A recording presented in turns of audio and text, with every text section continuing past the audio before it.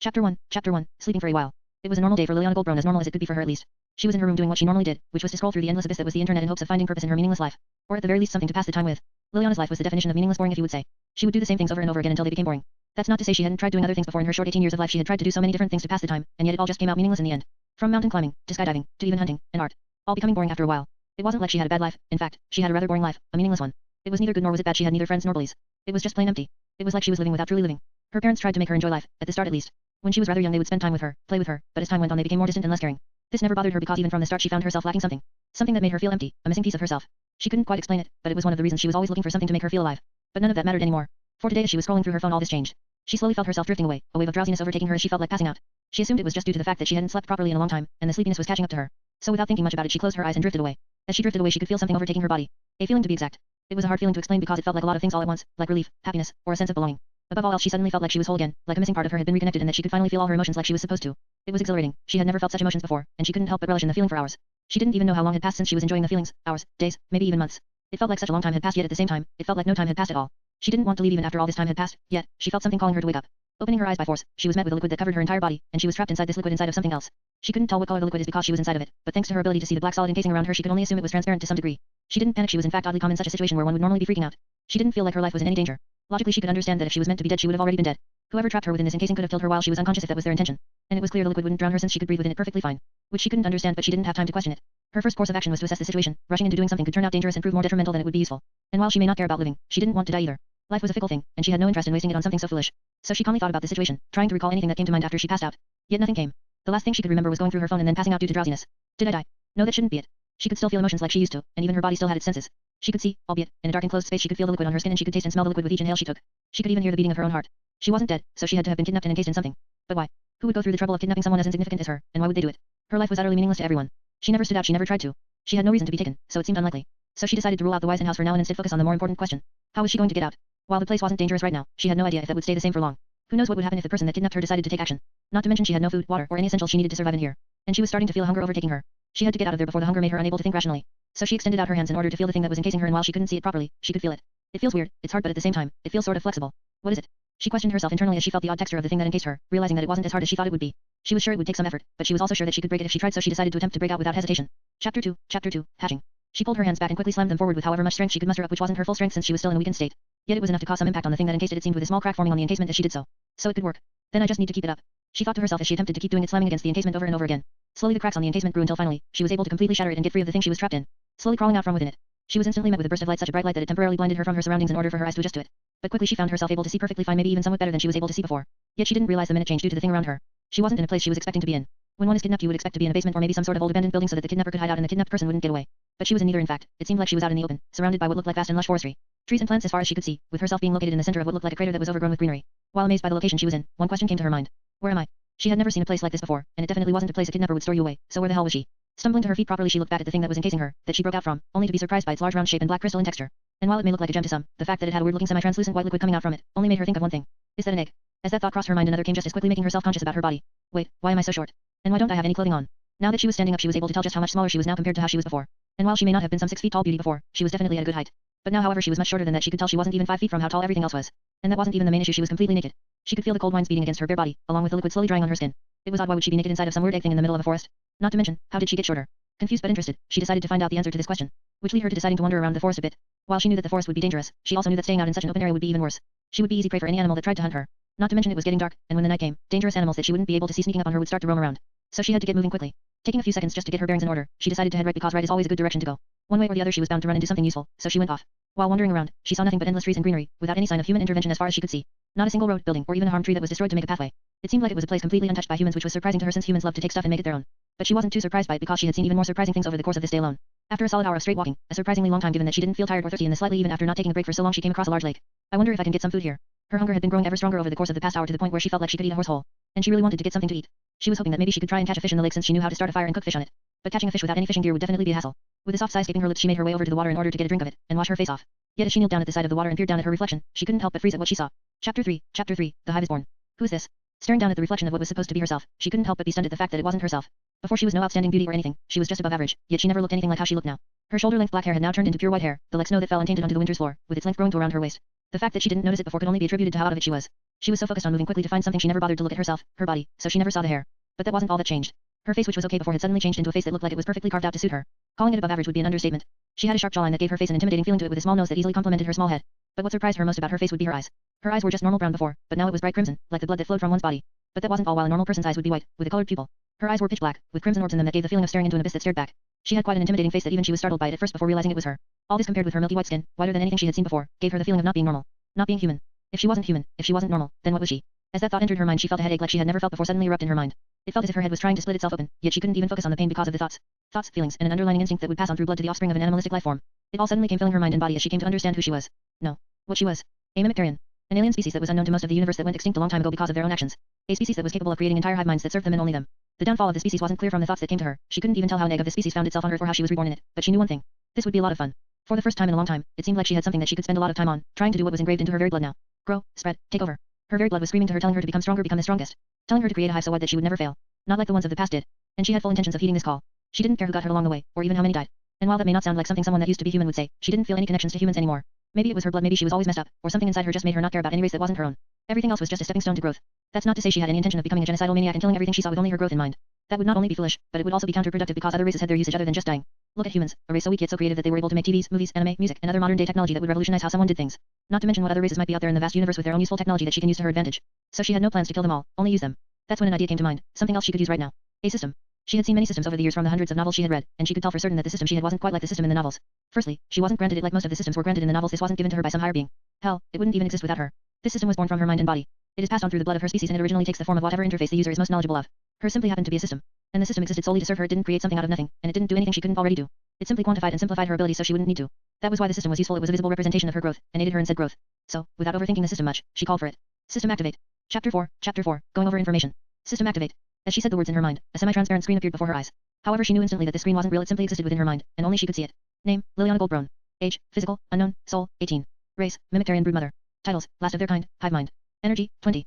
Strength, 15. Durability, 15. Agility, 20. Mental, 35. Free mass, 0. Skills. Hive mind. The user is a hive mind, a being that is connected to many other beings through an innate mental link.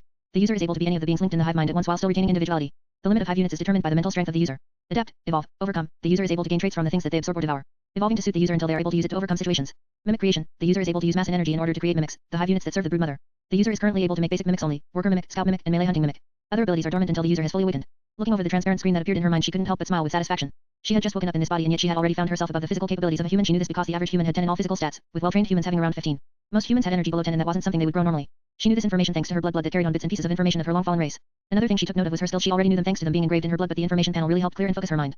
Adapt, evolve, overcome. The skill that made her species one of the most feared species by those that knew of it, and also the cause of her species' downfall. This ability allowed her to eat or absorb all forms of matter into her body in order to break it down and eventually gain traits linked to it. But not just gain traits, said traits were then evolved and made specifically to suit her body and needs, making it the perfect skill to become stronger with. However, there was a limitation. It took time and matter, lots of matter. Her body would need to break down and understand the information of the thing she eats before it could evolve a skill to suit her. This took her having to eat a lot of that thing for it to work. This was one of the reasons her species went extinct. They ate everything they came across until nothing was left to eat, dying due to their own starvation and foolishness. However, that wouldn't happen to her. Not only did she not have any other of her species to compete with and eat things, but she also had a consciousness that her species didn't have. Normally they acted on instincts, with little self-control. But thanks to her life as a human, she had that self-control they lacked. Meaning she would know when too much was in fact a problem. Moving on from that ability, she focused on perhaps the most important and main ability of her entire species. Mimic creation. Mimics are what the units that a broodmother could create were called due to the simple fact that they were able to mimic the appearance and traits of anything they adapted to. This granted them an edge in all terrains because they could simply adapt to fit it. That's not to say it was easy. Creating a mimic and changing their traits all took a combination of mass and energy, not to mention she herself needed to have the trait to grant it to a mimic. This meant she would need to absorb all forms of matter and energy in order to create members of her hive. With the stronger the unit being, the more of both it would cost her. This was one of the reasons her species conquered so much and eventually died out. Currently, however, she didn't have enough mass to create even the most basic of mimics, a worker mimic. Called workers because of their programmed instincts, they primarily gather resources and forage for food in order to feed the hive. They are so weak at the start that even normal people could kill them. Scouts were useful because they were quick, agile, and as the name would suggest, built for scouting. They were great at finding locations, or tracking prey, and when paired with a hunting unit, they were deadly. Hunting units, as the name suggests, were mimics that were primarily focused on fighting, be it melee like the basic ones, or even ranged like future ones. They fought animals, people, and all sorts of things for the hive. And these were just the basic units. She could make one because she lacked the power and knowledge to make more. But in theory, she could make units that can do anything she wanted as long as she had the right things. And she planned to do just that. For her goal to take shape, she would need to make a massive and powerful hive, one unrivaled by all else. What was her goal, you may ask? To conquer. It was a goal that came engraved in her blood, to evolve and conquer all that there is to conquer. And she had no reason to fight this goal because she knew it would be a lot of fun. So she had full intention of conquering everything she wanted to conquer. In the way that she wanted to do it, that is. This naturally didn't mean she was going to go and just kill everyone and everything. She had a plan to make. And the first step in doing that was to make hive members, so she needed to find some materials. Chapter 5, Eating Dirt. She decided she should make a few workers and maybe a scout while she was in the forest because it would be the best place to grow undetected by human life until she was ready to go out. The forest seemed like it lacked any form of human intervention. It had no signs of footsteps, no paths made, nothing that would give her a sign that humans were here. Meaning it was most likely inhabitants or untouched by humans, which was great. The animals in the forest wouldn't pose too much of a threat to her in her current stats, that is unless she came across either a pack of them or a strong animal. But seeing as she hadn't seen a single animal during her walk, she wasn't too worried. She actually hoped she would be attacked by something. Then she could devour it and take not only its mass, which she can use to make hive units or power herself up further, but also start learning their traits.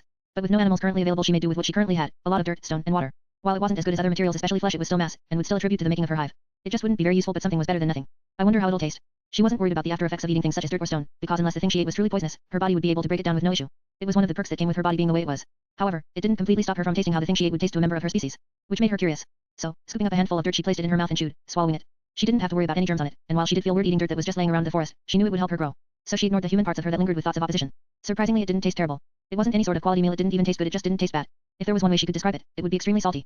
Like very salty. It tasted almost as if she was drinking seawater with how salty it was. Wrinkling her lips a little at the taste, since she didn't like overly salty things, she decided to wash it down with some water.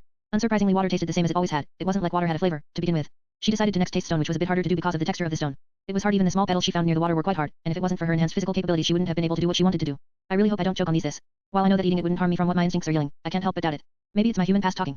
Ignoring her human common sense of not putting a stone in her mouth, she did it anyways, and bit down on it hard. It cracked instantly thanks to her strength and durability that was both above the level of a human, adding to the power her teeth had. The bits and pieces of it slipped down her throat as she swallowed it, hurting very slightly because of the rough texture it had going down her throat. Its taste was odd to say the least. It tastes somewhat like nothing, but had a taste of the same thing.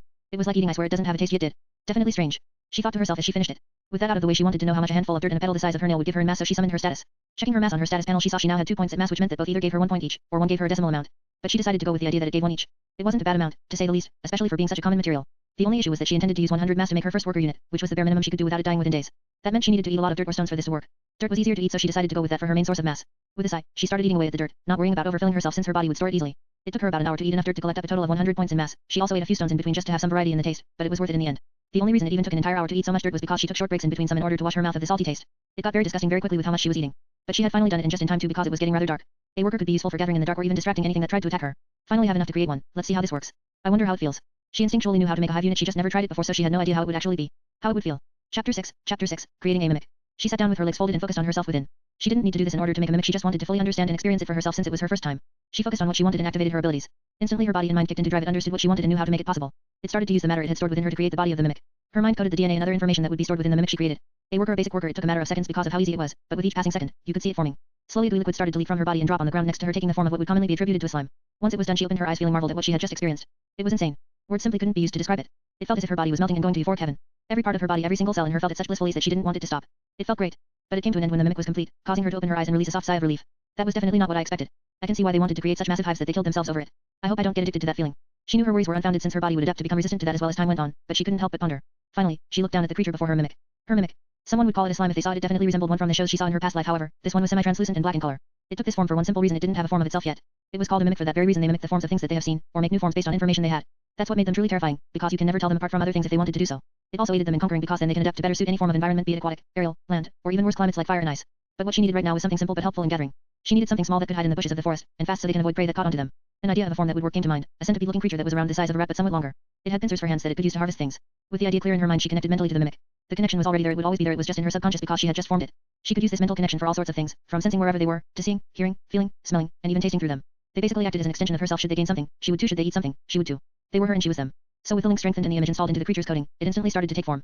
It broke down the stone and dirt around it to use as a body, taking mere minutes to take form because of how weak the material was. And when it was done, she was truly impressed. It looked exactly as she imagined it, just more refined. She couldn't help but smile at her first hive member. The first of many to come. Thoughts of the future were grand and all, but now wasn't the time to get distracted about a future that may never come if she acted foolishly, so she focused on the matter at hand. She sent her command to the hive member, but it was more like a will. It wasn't like she was commanding someone to do something in the sense of how humans did it, but rather it was like moving an extra body part. It was that easy. She ordered the mimic to go around the area using the bushes and tree line as a cover in order to harvest leaves, fruits, and other useful materials it might find. She also ordered it to keep hidden from anything that might threaten it, anything that moved. She ordered it to instantly run in a random direction if it was getting attacked. The reason she chose a random direction was so it didn't lure the creature back to her location, and she would never lose the mimics because she could sense them no matter how far apart they were. So, with the order in its coding, the creature started to harvest. It's really so amazing to look at. I can't help but marvel at it. Now, onto myself. What should it do? She didn't need to worry about collecting things to eat anymore because the mimic would do that, but she needed to start planning and executing those plans while she was here. Alright, let's take a rest for the night because it's rather late. First thing tomorrow I should explore the forest some more and see just how big it is. I need to see if humans had been to any other parts of the forest and it was just my part untouched, or if it's untouched in total. With an idea in mind for the next day, she decided it was time to take a rest. But sleeping on the ground would be too dangerous, so she decided to climb a tree. The tree would help her avoid being attacked by any creature that couldn't climb it, and it was also a good vantage point to get a wide view. While it was uncomfortable to lie down on, it was bearable, and she didn't care about comfort right now. So slowly, she fell asleep. Chapter 7, A long night. She was sleeping peacefully in the tree, well as peacefully as she could be sleeping in an uncomfortable position. That is when she suddenly heard a sound that woke her up from her sleeping position, shooting up in response. Shortly after the sound that woke her up came a shaking throughout the tree that almost caught her off guard and knocked her off from the branch she was on. But thankfully, she reacted quickly enough and grabbed onto the branch tightly, keeping herself in place. Quickly looking over the edge of the tree, she saw something barely moving around in the darkness of the light at the bottom of the tree. She could barely make it out due to how dark it was, and her eyes hadn't adapted to the darkness yet because it didn't experience it enough. But as the creature attempted to climb up the trunk of the tree, she got barely a glimpse of it, yet it was all she needed to know what it was. A large cat that was yellowish in color with black spots all over its body. So big in fact it was somewhat larger than her current small form. Yet she knew what it was thanks to all the animal documentaries that mentioned it as a prime hunter in the forest, a jaguar. A large wild cat that was known to hunt by blending in with the areas around them in order to sneak up on prey. They were also great climbers and enjoyed resting in trees apparently. God damn it. She said to herself in her mind with a sigh. She was annoyed naturally. She wasn't annoyed that she was attacked, she wasn't even annoyed that she was attacked by a rather strong predator, she was annoyed that she was woken up. Sleep was blissful. It allowed her to clear her mind and give in fully to the instincts that flowed with her blood, relishing in the feelings that it entailed. Being awoken was like being pulled from that bliss. It was annoying. But she had a target to take it out on, the big cat before her. While a jaguar was definitely not what she would hope to fight on her first night here, she would have to make do.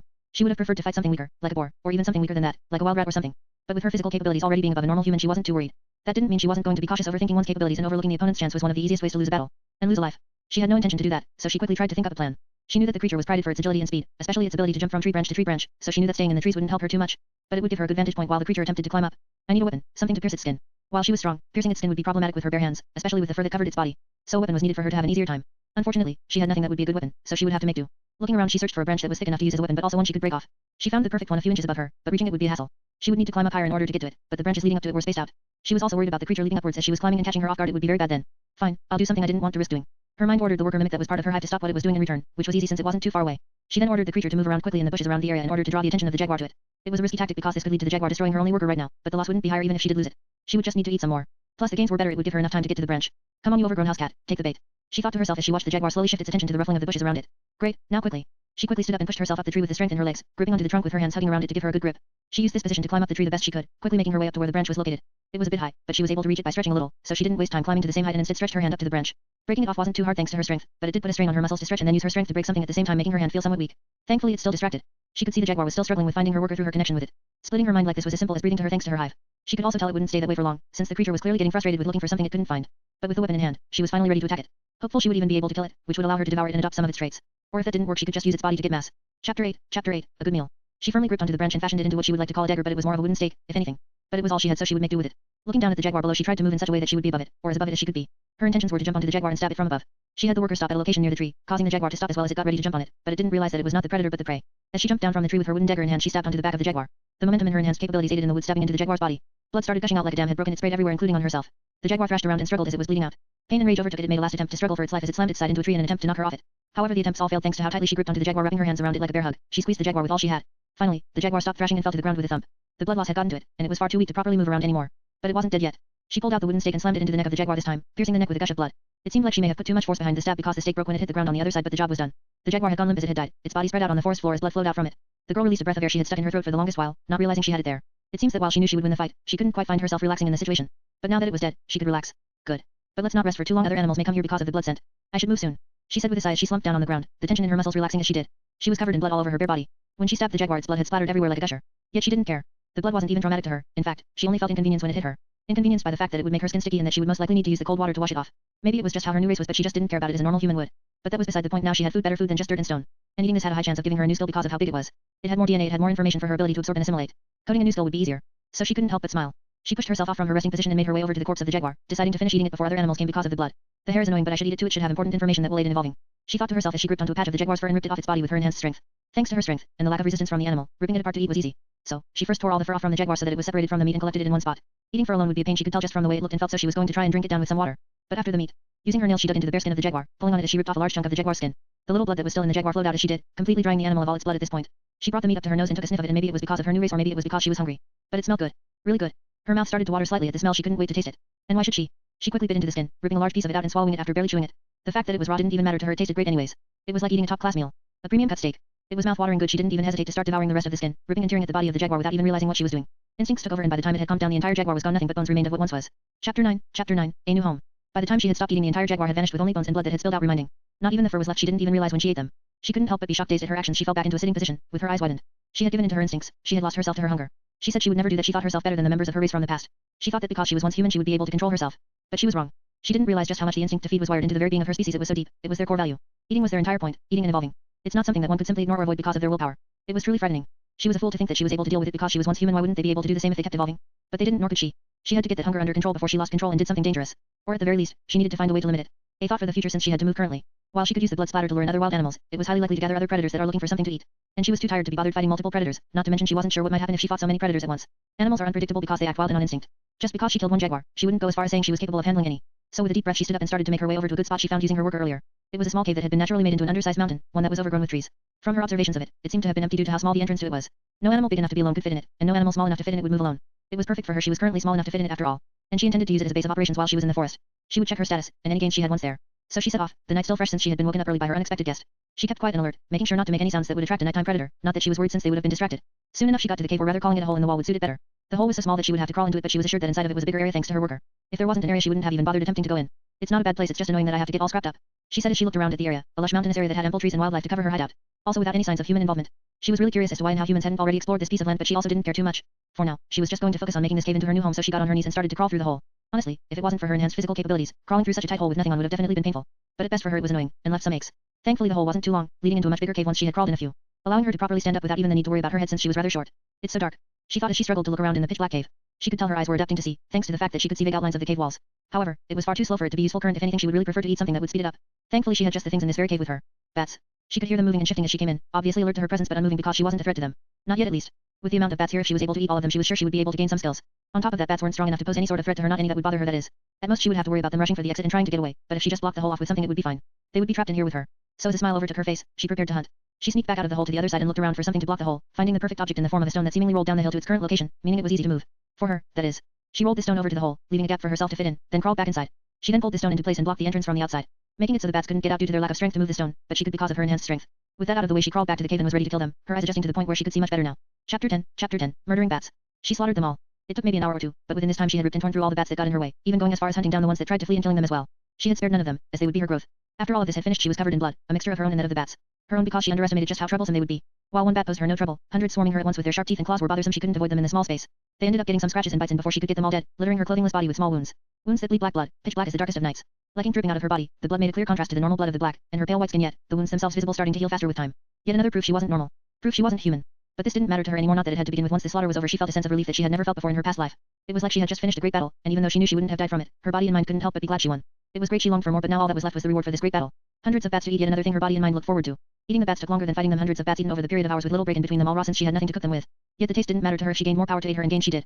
Getting multiple new skills from all the bats she had eaten, especially a very useful one for the situation she was currently in. Namely, night vision, which combined with her already adjusting eyes to allow her to see in the dark cave as if she was in bright daylight. Proving to be rather useful in seeing the layout of the cave, and finding out it was much larger than she had expected, with yet another part of the cave that was blocked by large rocks. Another skill she gained was echolocation, which was to be expected with how many bats she ate. The skill worked in a rather odd way, allowing her to produce a high-pitched sound that would bounce off objects that it hit and return to her. Once these sound waves returned, her brain would create a map of sorts of the area that it covered, which allowed her to see the things. See being used loosely because it wasn't sights but rather geographic mapping. So if she did it often enough, she would have a way to map a 20-meter rudder around her easily and catch anything trying to sneak up on her. Because currently, 20 meters was the max range of the sound. But she had ways to increase that as time went on and she got more powerful. Plus, it's not like she would forget the already mapped area once she moved to a new place. No, it would slowly fill in and create a large map for her to use as she pleased in her mind. The final skill she was able to decode so far from all the bats she ate was their ability to climb flat surfaces and hang upside down without issues, and while this wasn't very useful for her currently, it would be very useful for her hive. Speaking of hive, she currently had a ton of mass saved up from all the bats she finished eating, along with the animal from before. So if she wanted to she could make a ton of units for her hive, or she could use the mass to enhance her capabilities so that she could do stuff herself. What should I do? She thought to herself as she sat down and looked at her status screen, checking the number of mass points she had on it. 7,500. It was a lot, but it would burn out quickly once she started making hive units. Or she could spend it all on herself and become a lot more powerful than she currently is. Currently I think I'm already pretty strong. I don't think any animal in the forest will be able to hurt me, so I don't need to worry about my own strength currently. She wasn't wrong. As far as she knew she was the strongest creature in this forest, and being much stronger than the average human she also thought she would be fine outside with her current strength. But she didn't know the truth about that just yet. So instead I should focus on making the hive bigger. If I can make some workers and hunters then it would provide a steady stream of mass to make more. Deciding that going the mimic route would be wiser, she nodded her head and sat down, ready to create the greatest hive this planet has ever seen, that is to say, she was the only hive this planet has ever seen. Chapter 11, Leaving the cave. Time flew by without the patience to wait for anyone. The seasons changed and a new one took reign. Around 4 months, or so, had passed since she first arrived in this world and settled down in the cave, and throughout those months a lot had happened. The first major change is that her hive had grown a decent amount, with her using the mass she had collected to make 30 worker units all similar to the first one in form, and 10 hunter units that looked similar to a large cat with multiple whip-like tails in form. After making all of those she had a little over 1,000 mass points to use remaining, mainly because she decided to implement the climbing skill into the creation of some of the workers to test it out. With the skill working quite well, being especially useful for digging out a complicated cave system in all directions without the need to worry about slipping. With the remaining 1,000 she decided to spend 300 to make a scout unit that was capable of flight using the form of a bat which she had the DNA information from thanks to eating all the bats before. The reason it took so much even though a scout would only cost 150 mass at best, was because she gave it a capability she didn't already have herself, so the mass had to make up for the difference. But thanks to this one scout she was able to freely explore the forest around her without once leaving the cave throughout this entire 4-month period. Well, that would be a lie. She did leave occasionally to wash her body in the river because she was used to taking showers. However, now that she was a different race, her body didn't produce any waste, only using saved mass to create more. Thanks to that she had no need to do a lot of things a normal human would need to do, such as shower, unless dirted, or use the washroom. But she decided to shower anyways, as she preferred to do it over remaining filthy with dirt and blood. Maybe it was the little things that reminded her that she was once human, and made her different from the others of her species that existed. But that didn't matter, she would still do what they did if she had to or what she would need to do. I should finally leave this forest today. That's right, over the course of the 4 months, she found out that the forest she was located in was surrounded by plains, with multiple human settlements not too far from it. She sent out the scout to check out each of them, and found out from the signs that she was located rather close to New Mexico, a place she had never been to before, which meant she had a large area to explore. Plus she wanted to leave the forest and see if the world had changed much in her absence, especially since she now knew the universe was much larger than she thought, with alien species she never knew existed. It wouldn't be surprising if the world was much different than she once thought it was. Maybe so many things existed hidden from the common people that she was never truly aware of. She also wanted to get some proper clothing, because only wearing leaves and fur from the creatures she killed wasn't suitable, nor did she enjoy them. So today was the day she decided to finally leave the forest and head towards a place that was close by. She had made preparations for this day ahead of time, having her hive create tunnels underground that would lead her in and out of the forest easily. In the process, they created a large system of tunnels under the forest that could be used for transportation and moving without being seen, which aided in their hunting and gathering. Easily being able to travel to any end of the forest without once leaving the comfort of the cave system she was in. However, she never did leave, opting to focus on growing her hive over the collection of skills. Something inside of her told her that it was the preferred option. Her instincts. Now was the time for her to leave, heading towards the exit with 5 workers and 5 warriors following her in the dirt so that they wouldn't be seen. Digging, a skill she naturally learned due to their efforts in creating large tunnels under the forest. Thanks to these tunnels she was able to get to the edge of the forest without worry, heading out from it near what seemed like a dirt path. She decided to go towards a place that wasn't too far from here, for her at least, and see what it had to offer. So she started walking. Eventually, after a few days' time of which she lost track of because of how irrelevant it was to her new body, she found the town in the blurred distance. Approaching the town, she found that it wasn't overpopulated, which was good for her since a half-naked girl dressed in leaves and fur would definitely attract attention. The fact that it was night aided her as most of the people were either asleep or in their houses, unbothered by the outside world. But the few people that were walking around during the night glanced at her with a mixture of emotions, from curiosity to even confusion. Finally, she saw a sign as she approached the entrance, one that read Puente Antiguo. Puente Antiguo. Never heard of it. She wasn't very good with location since she never really traveled a lot outside of her area, that is, so she didn't know the name of a lot of places. But something about the place was familiar, the look that is, but she couldn't quite put her finger on what. It just felt like she had seen it somewhere before. Ignoring that, she walked into town and looked for the nearest newspapers. Her goal was obvious. She wanted to know the date and year and, hopefully, get an update on current events. What she found out when she finally got her hands on a newspaper, however, wasn't something she was expecting. 2008. Did I go back in time on top of being reborn in a new body? How interesting, maybe I can use this to my advantage. She thought as she decided to flip through the paper, seeing some oddly familiar names in them. Chapter 12, The Marvel Universe. As she flipped through the paper, she was shocked by what was in it. Stark Industries being in the paper once again for something that they did. She didn't even care to read what it was they did. It didn't matter. She was far too stunned by the fact that it was in the paper, to begin with. It didn't make any sense. Why would Stark Industries, a fictional business, be written about in the newspapers in some random town? Was it perhaps a fake newspaper? No, that didn't make any sense. Other newspapers had the same thing. Who would print so many fake newspapers just to throw them around here? Not to mention, they couldn't be promotional pieces. They had no logo on the paper, and they looked like real newspapers. Was this perhaps not the real world? Sure, it was a big leap of conclusion, but it would make sense. She had been reborn as an alien species that was extinct, regressed in time, and now she found herself in a world where the fictional Marvel company existed. Was she reincarnated? It made no sense, but nothing else would make sense. And it was something she had always thought about, wished from all the novels and books she had read about it. If it had really happened to her, she would love it. But was this reality, to begin with? The thought that this mightn't be real started to slip into her mind. The possibility of all this being fake or some sort of long dream was terrifying to her. She was finally starting to enjoy life. If it wasn't really, then what was there to enjoy? What if she woke up and none of this was actually happening? No, that didn't make sense. It felt way too real. It was real. But then it hit her. Why did it matter? So what if there was the possibility that this wasn't real? So what if this was merely a dream that she was having? As long as she could experience it, that was enough for her to have fun. Plus, what if it was real? What if this was her new reality, her new world? She knew so much, could do so much. She couldn't help but feel tingles of excitement through her body at the thought. The very thought made her blood boil. Her very mind was screaming at her to make the best of this, and use everything she knew to her advantage. And she would. From the date in the paper, the year being 2008, she can tell that Tony Stark hadn't become Iron Man yet. At least from what she remembered, she wasn't quite sure if the timeline was the same given how messed up the Marvel comic books were, but from the newspapers, she was sure she was right. Meaning she had quite some time to prepare for the events that were to come in the future, especially when the giant purple man decides to show up. She had no interest in being part of the 50% that vanished, nor did she have any interest in letting him erase 50% of her valid food sources. So she would have to be strong enough to deal with him once the time came to eat him. Along with everything else leading up to him. She dropped the newspaper where she got it and looked around. The streets were empty because of how dark it was, so she had no worries about others seeing her aside from the minor drunk or fool. And who would believe them if they went around saying anything about her? She decided to find some clothing before sorting out her thoughts because it would help her feel more at ease, but for that, she needed money or to steal it. Stealing it would be the best option for now since she had no money on her to buy it, but she needed money for her future plans, so she would have to find a way to make some. Meaning she would need to get money somehow anyways, and even more money in the future. She had means of getting money, but that would require her to have documentation to prove she existed, which she would have none of since she was born from an egg in a forest. Though she was sure that she would find a way to do that easily within the world of the MCU. Especially with all the illegal activities the world had going on in it. For now, she looked around for something to wear, walking down the streets of the town in search of clothing. Finding a store that displayed women's clothing in the window of its front. Unfortunately for her, they were all much too big for her current size, which was much smaller than the average teen. But of course, it would have clothing inside, so she decided to shatter the window and break inside. The window made some noise when it shattered, but it wasn't loud enough to wake anyone up, so she wasn't worried about drawing attention. Plus, if anyone heard it, she would deal with them. Chapter 13, Minor Inconvenience. Shattering the glass of the window, she stepped into the place without a care. She didn't think anyone would hear the muffled sound of glass breaking at this hour of the night. Nor did she care if they did. If people were to interpret her, they would simply be added to her list of food mass for her to grow further. Especially now that she knew this was the world of Marvel, a dangerous place filled with all sorts of beings and creatures that could end her currently. None of them, however, are currently near or in the town she was in, so she didn't have to worry about that yet. So she calmly looked around the inside of the store after she had entered it, browsing the clothing that were left out, for anything to wear. She didn't want anything that would restrict her movement, so dress was out of the picture. They were far too limiting with movement and would damage much easier in the environments she was used to. Good thing the store had jeans and tops she could wear. She picked out a simple pair of black jeans and a matching black top. Not only because the color suited her taste, but also because their darker shades made them blend in better with the environment. Something she needed as an apex predator. She quickly slipped into them, fitting her body somewhat loosely due to her small frame. But that made it easier to put them on. Once she was finished getting dressed, she turned to leave the store. However, as she was leaving, she heard the sound of something suddenly clicking behind her. A direction in which she noticed a door earlier, a door she thought merely led to a storage area for the store. Turning to the door, she saw a man that seemed to be somewhere in his late 50s standing at the frame holding what looked like a shotgun in his hands. No, it was definitely a shotgun. Even in the darkness of the store, she could see it very clearly due to her ability to see in the dark. He didn't even hesitate to pump the gun and point it at her, only hesitating to shoot because of the young look of the girl. Who are you? The man asked with a thick accent, of which she didn't know. Her eyes scanned the body of the man, trying to remember if he was anyone important in Marvel from what she could remember, only to draw a blank. This meant he was most likely no one and was merely a person in this world, a normal person. Granted that normal person had a gun. Suddenly an idea came to mind as she was observing him. Can she take a bullet? She knew that if she got shot in her head or heart she would die, but her body was much stronger than a normal human body. She just didn't know how much stronger. She also could heal much faster than a normal human and consuming mass even sped up that process, so now she was curious just how much she could take. She decided to test it out, opening her mouth to speak to the man. I don't know. She replied, her voice sounding somewhat hoarse and dry from how long it had been since she had last opened her mouth to speak. What do you mean you don't know? Why did you break in here? The old man asked once more, keeping a keen eye on the movement of the girl. He noticed every movement she took, so when she suddenly started moving towards him, he suddenly got very tense, aiming to gun at her properly and shouting. Don't move. He said once more, but she didn't listen. She kept moving closer to him with each step. The man got tenser. He didn't know what to do. On one hand, she looked like a mere child. On the other hand, she suddenly broke into his store in the middle of the night and is walking toward him. The darkness didn't help, it added to his fear, the glow in her eyes penetrating the darkness and sending a chill down his spine. He panicked, and he was about to pull the trigger, about to shoot the girl. But before he could do that, a pain erupted from his chest. It was the worst thing he had ever felt before in his entire life. The coldness suddenly overtook his body as it went limp. He tried to move, but he couldn't. He dropped the gun and his body followed shortly after, falling to the ground as he felt the warmness of his own blood pouring onto his cooling body. He was dying. He instantly understood that he could feel all his strength leaving his body and the world around him fading to darkness. He couldn't hold on much longer. He thought about his grandchildren. They were going to be left all alone with his death, no one left to take care of them. He couldn't bear with it, his final words muttering out as his life faded away. "Damn mutant," was all he could say, before his life vanished, leaving him dead on the floor.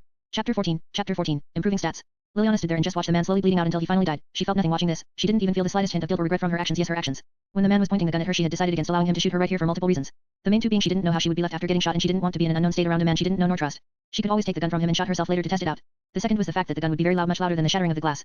That would attract the attention of all the people nearby and cause a hassle for her. She needed to stay off the radar for now, avoid shield and build her power.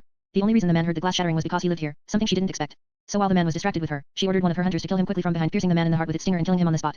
It was easy since they were always with her underground. She ordered them to eat the body of the man, but to leave the blood. That way when the store was found in the morning they would assume someone broke in, was caught and killed the man before fleeing with the body to cover it up. At least she hoped she didn't have time to come up with a better plan, as something the man had said was playing in her mind. Mutants. He definitely said mutants. She thought to herself as she went over the possibility of mutants existing alongside the others. That would mean this wasn't the MCU but some world that had both. She wasn't mad, she wasn't afraid, she was actually very happy. Mutant abilities were all genetic, and if she ate them she would gain their ability. This was perfect for her. A smile decorated her face as her mimics finished eating the body, giving her the mass and the DNA the body had stored in it, so she decided to check her status. Name, Liliana Goldbrone. Age, physical, unknown, soul, 18. Race, Mimictarian broodmother. Titles, last of their kind, hive mind. Energy, 20. Strength, 15. Durability, 15. Agility, 20. Mental, 35. Free mass, 1000. Skills. Hive mind. The user is a hive mind, a being that is connected to many other beings through an innate mental link. The user is able to be any of the beings linked in the hive mind at once while still retaining individuality. The limit of hive units is determined by the mental strength of the user. Adapt, evolve, overcome. The user is able to gain traits from the things that they absorb or devour, evolving to suit the user until they are able to use it to overcome situations. Mimic creation. The user is able to use mass and energy in order to create mimics, the hive units that serve the broodmother. The user is currently able to make basic mimics only, worker mimic, scout mimic, and melee hunting mimic. Night vision. The user is able to see even in the darkest of places, allowing their eyes to adapt to both light and dark easily. Bat capabilities. The user has the capabilities of a bat due to consuming a large number of bats. Other abilities are dormant until the user has fully awakened. If I'm forgetting anything, please comment. I'm kinda stupid. As she glanced through her status page, she realized that she had gained 300 mass from eating a normal old man, one that wasn't even that big to begin with. That was a lot for something she could do casually, and it was very tempting to just eat everyone in town in order to gain a ton of mass, but that would draw way too much attention to her. No, she had other things to do first. She decided to use the points she had and finally increase some of her stats. She could use mass to increase her stats, but as she grew the amount needed to increase them would keep raising as well. That was why it was easy to get strong in the beginning but grew harder the stronger they got for her species. She hummed to herself as she walked out of the store window, not paying attention too much. Instead she thought about what to pour her stats on. She decided to focus on her agility, durability, and mentality for now, as that would be very important for her species, being able to move quickly and take a lot of damage, while also being able to expand her hive massively. With that in mind, she poured all her points into these stats, until eventually, it changed. Energy, 20. Strength, 15. Durability, 30. Agility, 45. Mental, 60. Her new stats weren't bad at all, and she could feel how the mass was changing her body, how it worked. It was like a type of energy flowing through her entire body and enhancing certain parts of her body, changing those parts to be able to do what she wanted them to do. She could feel her mental capabilities expand even further, her connection with her entire hive growing even clearer, even the ones that were in the forest. She could control them from all the way here, and that's exactly what she did, ordering them to dig a tunnel to the outside of the town. Chapter 15, A new plan. The night was still young, so she had a lot of time to do things.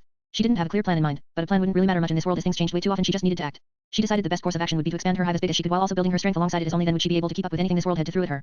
Expanding her hive was just an obvious action. She was a hive species after all, and without her hive what would be the point in her being what she is? Plus the hive brought a lot of advantages that would continue to show themselves as her hive grew bigger and her bloodline fully unlocked. With that idea in mind, she sent an order to her workers. She had them build a long and complex tunnel system connecting the nest under the forest to an area close to the town. This way she and her hive would have easy access to both places without being seen on the surface. She didn't want to build too close to the town just yet because she remembered it was an important part of Thor's first movie, being the place where he spent a lot of time. S.H.I.E.L.D. was in this movie, meaning they would have troops here during this time. And while she didn't know the current technology level of S.H.I.E.L.D., she didn't want to risk them having any sort of heat or underground sensory device that could expose her hive. At least until she developed a way to hide from such sensors. Thankfully she had until 2011 before they came here, as far as she could remember, as that was when Thor took place. These issues also raised another mistake she had been making all this time. Not eating enough. She had access to an entire forest, but instead of just eating everything she could eat in the forest, gaining as much of the DNA from the animals as she could, she had instead been moving slowly. She didn't know this wasn't her world, so she wasn't in a rush. She thought herself an apex predator, and that was why she didn't feel the need to improve faster. She was a fool, but not anymore. Now she would eat everything and anything she could in order to gain strength, and she would start that right now. She ordered her hunters, the ones still in the forest, to hunt down any small animals they could and to collect a multitude of things. Plants, flowers, herbs, insects, fishes, rabbits, snakes, anything that they were able to kill or collect, she ordered them to do so. She didn't care about causing a mass extinction of that type of animal in the forest because the forest was rather large, not to mention it was merely one small forest in the grand world that was Earth. It didn't matter even if she did. With that in mind, she wasn't actually going to head back just yet because she wanted to explore the town a bit more first, and it would take them a while to collect a lot of stuff. So with that in mind, she decided to roam the town during the night, looking for a place she could stay or something she could do. She didn't hate sleeping outside, she was already used to it at this point after all, but she wanted to adjust to sleeping inside once more since she would have to pretend to be human for a while, so that she could blend in. Then an idea came to mind. What if she went to the police station? It was a valid option. She could pretend to be a victim of human trafficking and go to the police station in a haggard look, getting their help. They would help her get a new identity along with blending it much better with humans. Her young looks would aid her since they would think she's nothing but a child, and any of the tests they run on her to try and find information on her could easily be faked since she could rearrange her DNA. Mimicking a human wouldn't be hard. She had already eaten one. It was risky though. She would be under constant observation the second she exposed herself to them, and while that wasn't an issue since she had the hive, it would limit her movement. No, she had time. She had a few years.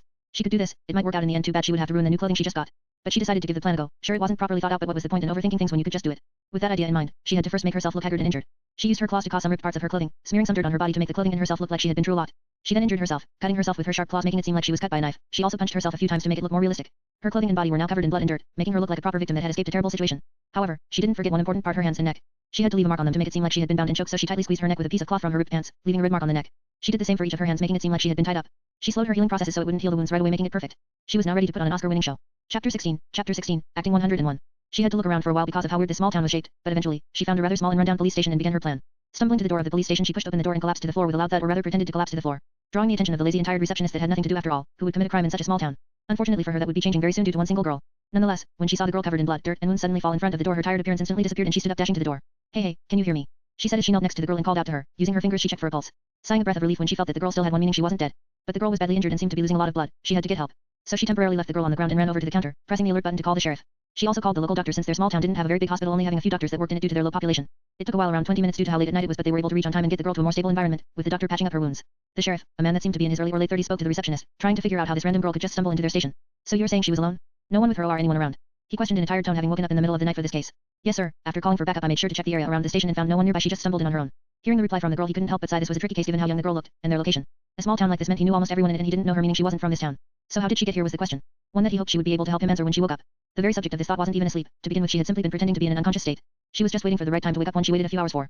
Finally deciding to open her eyes after a few hours of pretending to be asleep, she was met with a white ceiling and room around her. She slowly rose her body up on the bed, drawing the attention of one of the nurses that were meant to monitor her. They had the time to spare since they didn't have many patients in such a small place. Once they noticed she was awake, they went to alert the doctor and the sheriff, leaving the room after checking on her. It seems that I was able to fool them with the information I gained from consuming the man. She thought to herself as she sat on the bed waiting for the sheriff to reach. Her body wasn't even injured in the slightest to her, at least she just made it look so on the outside. So she felt no bother by it. The sheriff reached rather quickly since he had to be on call for this messy situation. If word was to spread that a young girl was found inside the station of such a small town, it would cause a lot of unnecessary drama and mess. Especially with the way the world was currently going, with all the mutants and such popping up out of nowhere. Entering the room the girl was in, his eyes met with hers, and for a split second, he swore he saw something different. The eyes of a creature waiting to devour him whole, not something a small child could have. Cold sweat built up on his back instantly at the sight, but soon he snapped out of it and realized it was just a normal child. Perhaps he was seeing things? Hello, I am the sheriff of this town. Can you understand me? He spoke easy to the girl, trying not to scare her since he didn't know the situation she had been in. The girl simply listened along without paying much attention in her mind. She nodded her head in response to him, choosing not to seem too open or friendly just yet since it would aid her plans to play as a victim of things. Good, she could understand him, the man thought to himself as he played into the palm of her hands and questioned further. Can you tell me your name? Or where you're from? His questions were simple, but they would help him find her identity hopefully. He had run her prints and looks through the system while she was out, but he found no matches in the database, making it quite hard to figure out who she was. Chapter 17, Acting 101-2. I don't remember. She finally decided to speak, her dry and rough voice working perfectly well to match her appearance of someone that had been through a terrible situation. Answering his question, she decided to go the amnesia route. It was the best route to go with since it helped avoid giving away the fact that she didn't have a past while still having her act however she wanted. Her reply left the man stumped. He was really hoping she would be able to give her a name at least because then they could find some relatives or something faster, but she couldn't. He didn't want to draw out this complicated case because he would cause his little town and himself to be involved in a mess. What can you remember? He asked, trying to get any sort of information from her. He hoped to at least understand how she stumbled into the station, let alone the town, since she wasn't from here. She had already come up with an idea of how she would get by his line of questions. While she was pretending to be asleep, she would just be as vague as she could be while still giving some roundabout hints. I don't remember much. Just a dark room, some men. She said as she gazed down, playing the part of a traumatized girl that was trying her best to remember the cause of her trauma, to begin with. They spoke differently, but I can't remember what they said. I ran away when they were taking me somewhere. I ran fast. She muttered as tears began to roll down her eyes. She was such a good actor, she even amazed herself. I remember just running, and running until I couldn't run anymore. She said as tears ran down her face like a broken waterfall, her words stopping as she was too focused on crying. It seemed her acting was so good it made even the man believe her who wouldn't after all. He couldn't help but pity her, stopping his line of questioning in order to let her rest. Get some rest, you don't have to force yourself. He said as he sighed and stood up, patting her on the head as he headed towards the door. He planned to try and sort out the information he had gained from her so far, then figure out how to deal with the girl tomorrow. She couldn't stay in the hospital forever after all. Once the man, she couldn't help but hide a smile under her hand as she laid back down and thought about what has happened so far. Things have been going smoothly so, and she just hoped it would keep going this way, otherwise she would have to take drastic measures. Her plan wasn't to stay in this small town, which was why she made it sound like she was being trafficked. Such a matter would be outside of the hands of a small town like this, and they would need to get a bigger station involved. Maybe even a bigger organization. When that happens, they would have to move her from this town to a place where she could be kept safe and be monitored in case anyone tried to find and silence her. Granted, no one was going to do that, but they didn't know that. Her only concern would be if a mutant with some sort of ability to reveal the truth were to be among the people that come, as they would possibly reveal the words she says is false, or even the way she looked is false. Yes, looked. Before stumbling into the station, she had obviously altered her looks a little, shortening her long hair and changing it to a dark color while also changing her eyes to a brownish hue. Doing this was easy with her ability to alter and even replicated atomic structure. She just slightest made some changes to her own. It was temporary though, as it wasn't her true form, but it would last much longer than she needed it to, so there wasn't anything to worry about. She just hoped no mutant showed up. But the likelihood of that wasn't very high, to begin with, so she didn't worry. Instead, she drifted off to sleep peacefully as she finally had a bed to lie down on. Unknown to her, after the man had left the hospital, he went and made a report on his work computer, a report which was picked up by the FBI as it sounded very similar to a case they were currently working on. And they decided to send some ground units to check out the situation and see if it was related or not. If it was, they would properly get involved and take action to secure the girl. Chapter 18, FBI agents. The following day, unknown individuals arrived in the small town of Puente Antiguo, stopping by the station in a black van. From it, two people stepped out. One was a male who seemed to be in his early 30s, while the other was a female that seemed similar in age. As they entered the police station, they naturally drew the attention of the receptionist as they were dressed in black suits, making them easily stand out from the casual wear of people in town. Not only that, they weren't from the town to begin with, which she noticed right away due to being familiar with almost everyone here. However, she did her job and waited for them to approach the desk. However, before she could speak and say anything, the male of the group did first. Morning, I'm Agent Miguel and this is Agent Free. We are FBI agents that have been sent to check out a recent report made about a girl believed to be connected to a trafficking case. As this is related to a case of our own, we would like to speak to the officer in charge here. His words were very direct and left no room for the woman to interject until he had finished. He even took out his badge and showed her their FBI credentials to prove he was in fact as he claimed. She didn't know how to reply, and it was a good thing she didn't need to, as when he finished speaking she told him to wait one moment and just called the sheriff to deal with this. It was his job after all. And with this, in less than 10 minutes the man had arrived at the station from his home, once again having to rush due to an incident at the station. Recently this has become far too common. But as he entered he noticed the two individuals sitting in the waiting area. Approaching them he greeted them. Hello, I am the sheriff of this town, and the one in charge of the girl's case. Please follow me to my office. He said, and as such, they moved from the lobby into the man's office, with all three of them taking a seat to speak. Miguel was the first to speak as he explained the situation to the man the best he could without giving away their case information. Recently the FBI has been following a case that has to do with the kidnapping and trafficking of young individuals, and we believe that this girl may be involved with the case. As such, we would like to speak to her to learn more. He wasn't asking for much, they simply needed to speak to the girl in order to have a basic understanding of what had happened to her. This way they could tell if this was in fact related to their case or not. I've already written all the girl was able to remember in the report. She currently can't remember much and I don't think she's in the right state to speak to people right now. The Sharif explained as he didn't feel right making a girl that had just been through such trauma speak to even more people related to it. Yet he couldn't be too direct about this either as they were FBI agents and he was a mere Sharif. There was a certain level of pressure from their power he couldn't overlook. There is no need to worry. We simply wish to speak to her in order to confirm if what she said is true. We have means of doing this that you do not. Spoke the female of the two after having not said anything this entire time. No matter how much the man tried to wiggle his way out of this situation, they kept pushing until eventually he had to just give in and bring them to the hospital where the girl stayed. The girl in question had been resting since the night before and had only just woken up. While she didn't need a lot of sleep, her body was still rather new currently and she had to rest every so often to rebuild lost energy. So when she woke up to the two people entering her room, two people she didn't know, she was confused. They introduced themselves as FBI agents to the girl and that instantly made her realize that her plan had gone off trail and something unexpected had happened. She didn't plan for the FBI to get involved, she didn't even plan for the government to care, but it seemed something outside of her expectations had happened. It was still fine though. She didn't have to worry too much as long as she stuck to her story. Everything would be alright. Please try to answer all of our questions truthfully. It would really help our investigation into this matter. Spoke the male as he took a seat to the side. However, it was the female that took the seat in front of her and was going to do all the questioning. She found this odd given the fact that the man had done all the speaking so far, but she paid it no mind. Firstly, what is your name? She thought about just telling them her real name since it wouldn't matter, but then she decided against it in case something happened later down the line. Instead, she decided to make up a name. Lily Garcia would be her fake name from now on. I can't remember my entire name, but I remember being called Lily often. This was true. She was often called Lily in her last life by friends, so she didn't even need to lie about this fact. Chapter 19. Questioning. The female nodded her head at the girl's reply and then asked another question. Where are you from? The girl pretended to be thinking for a second, as if deep in thought, before replying to the question. I can't remember, it's hazy. She said with a downcast look, her face portraying the false sense of loss that she wanted them to see. The female agent frowned her brows at this reply but didn't do much else. Instead, she moved on to other questions. Do you remember what happened? I can't remember, I just remember waking up in a room before escaping somehow. I can't remember how I did that, it's all so blurry and... She couldn't finish her sentence as she looked down and pretended to be sad after all. She was just a child, shedding a few tears would put the act together. Alright, there is no reason to cry. We are here to help figure this out with you, so just help us, okay?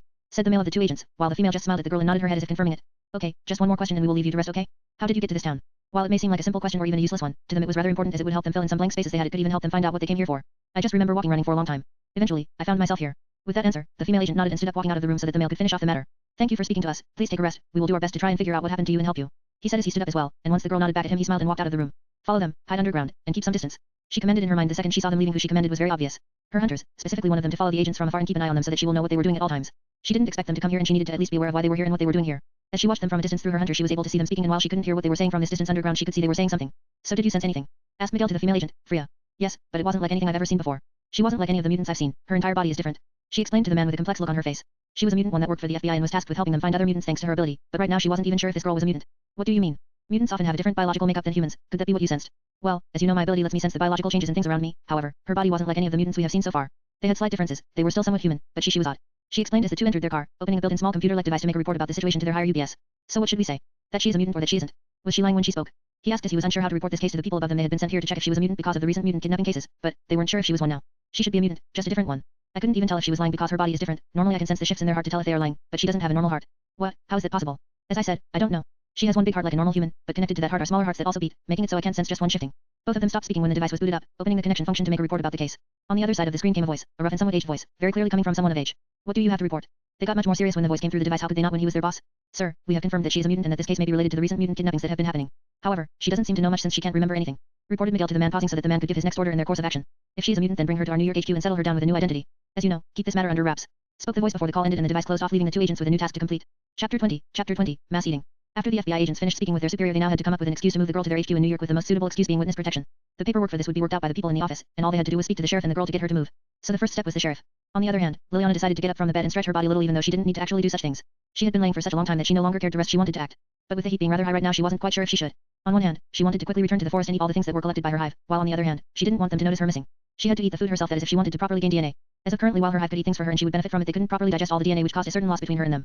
This loss was ignorable on bigger creatures that she had a lot of like a human, but it wasn't when the creature was smaller like insects or even plantation. She had to eat it herself to properly gain the DNA, or she had to have her hive eat large quantities which would be hard to collect and take time.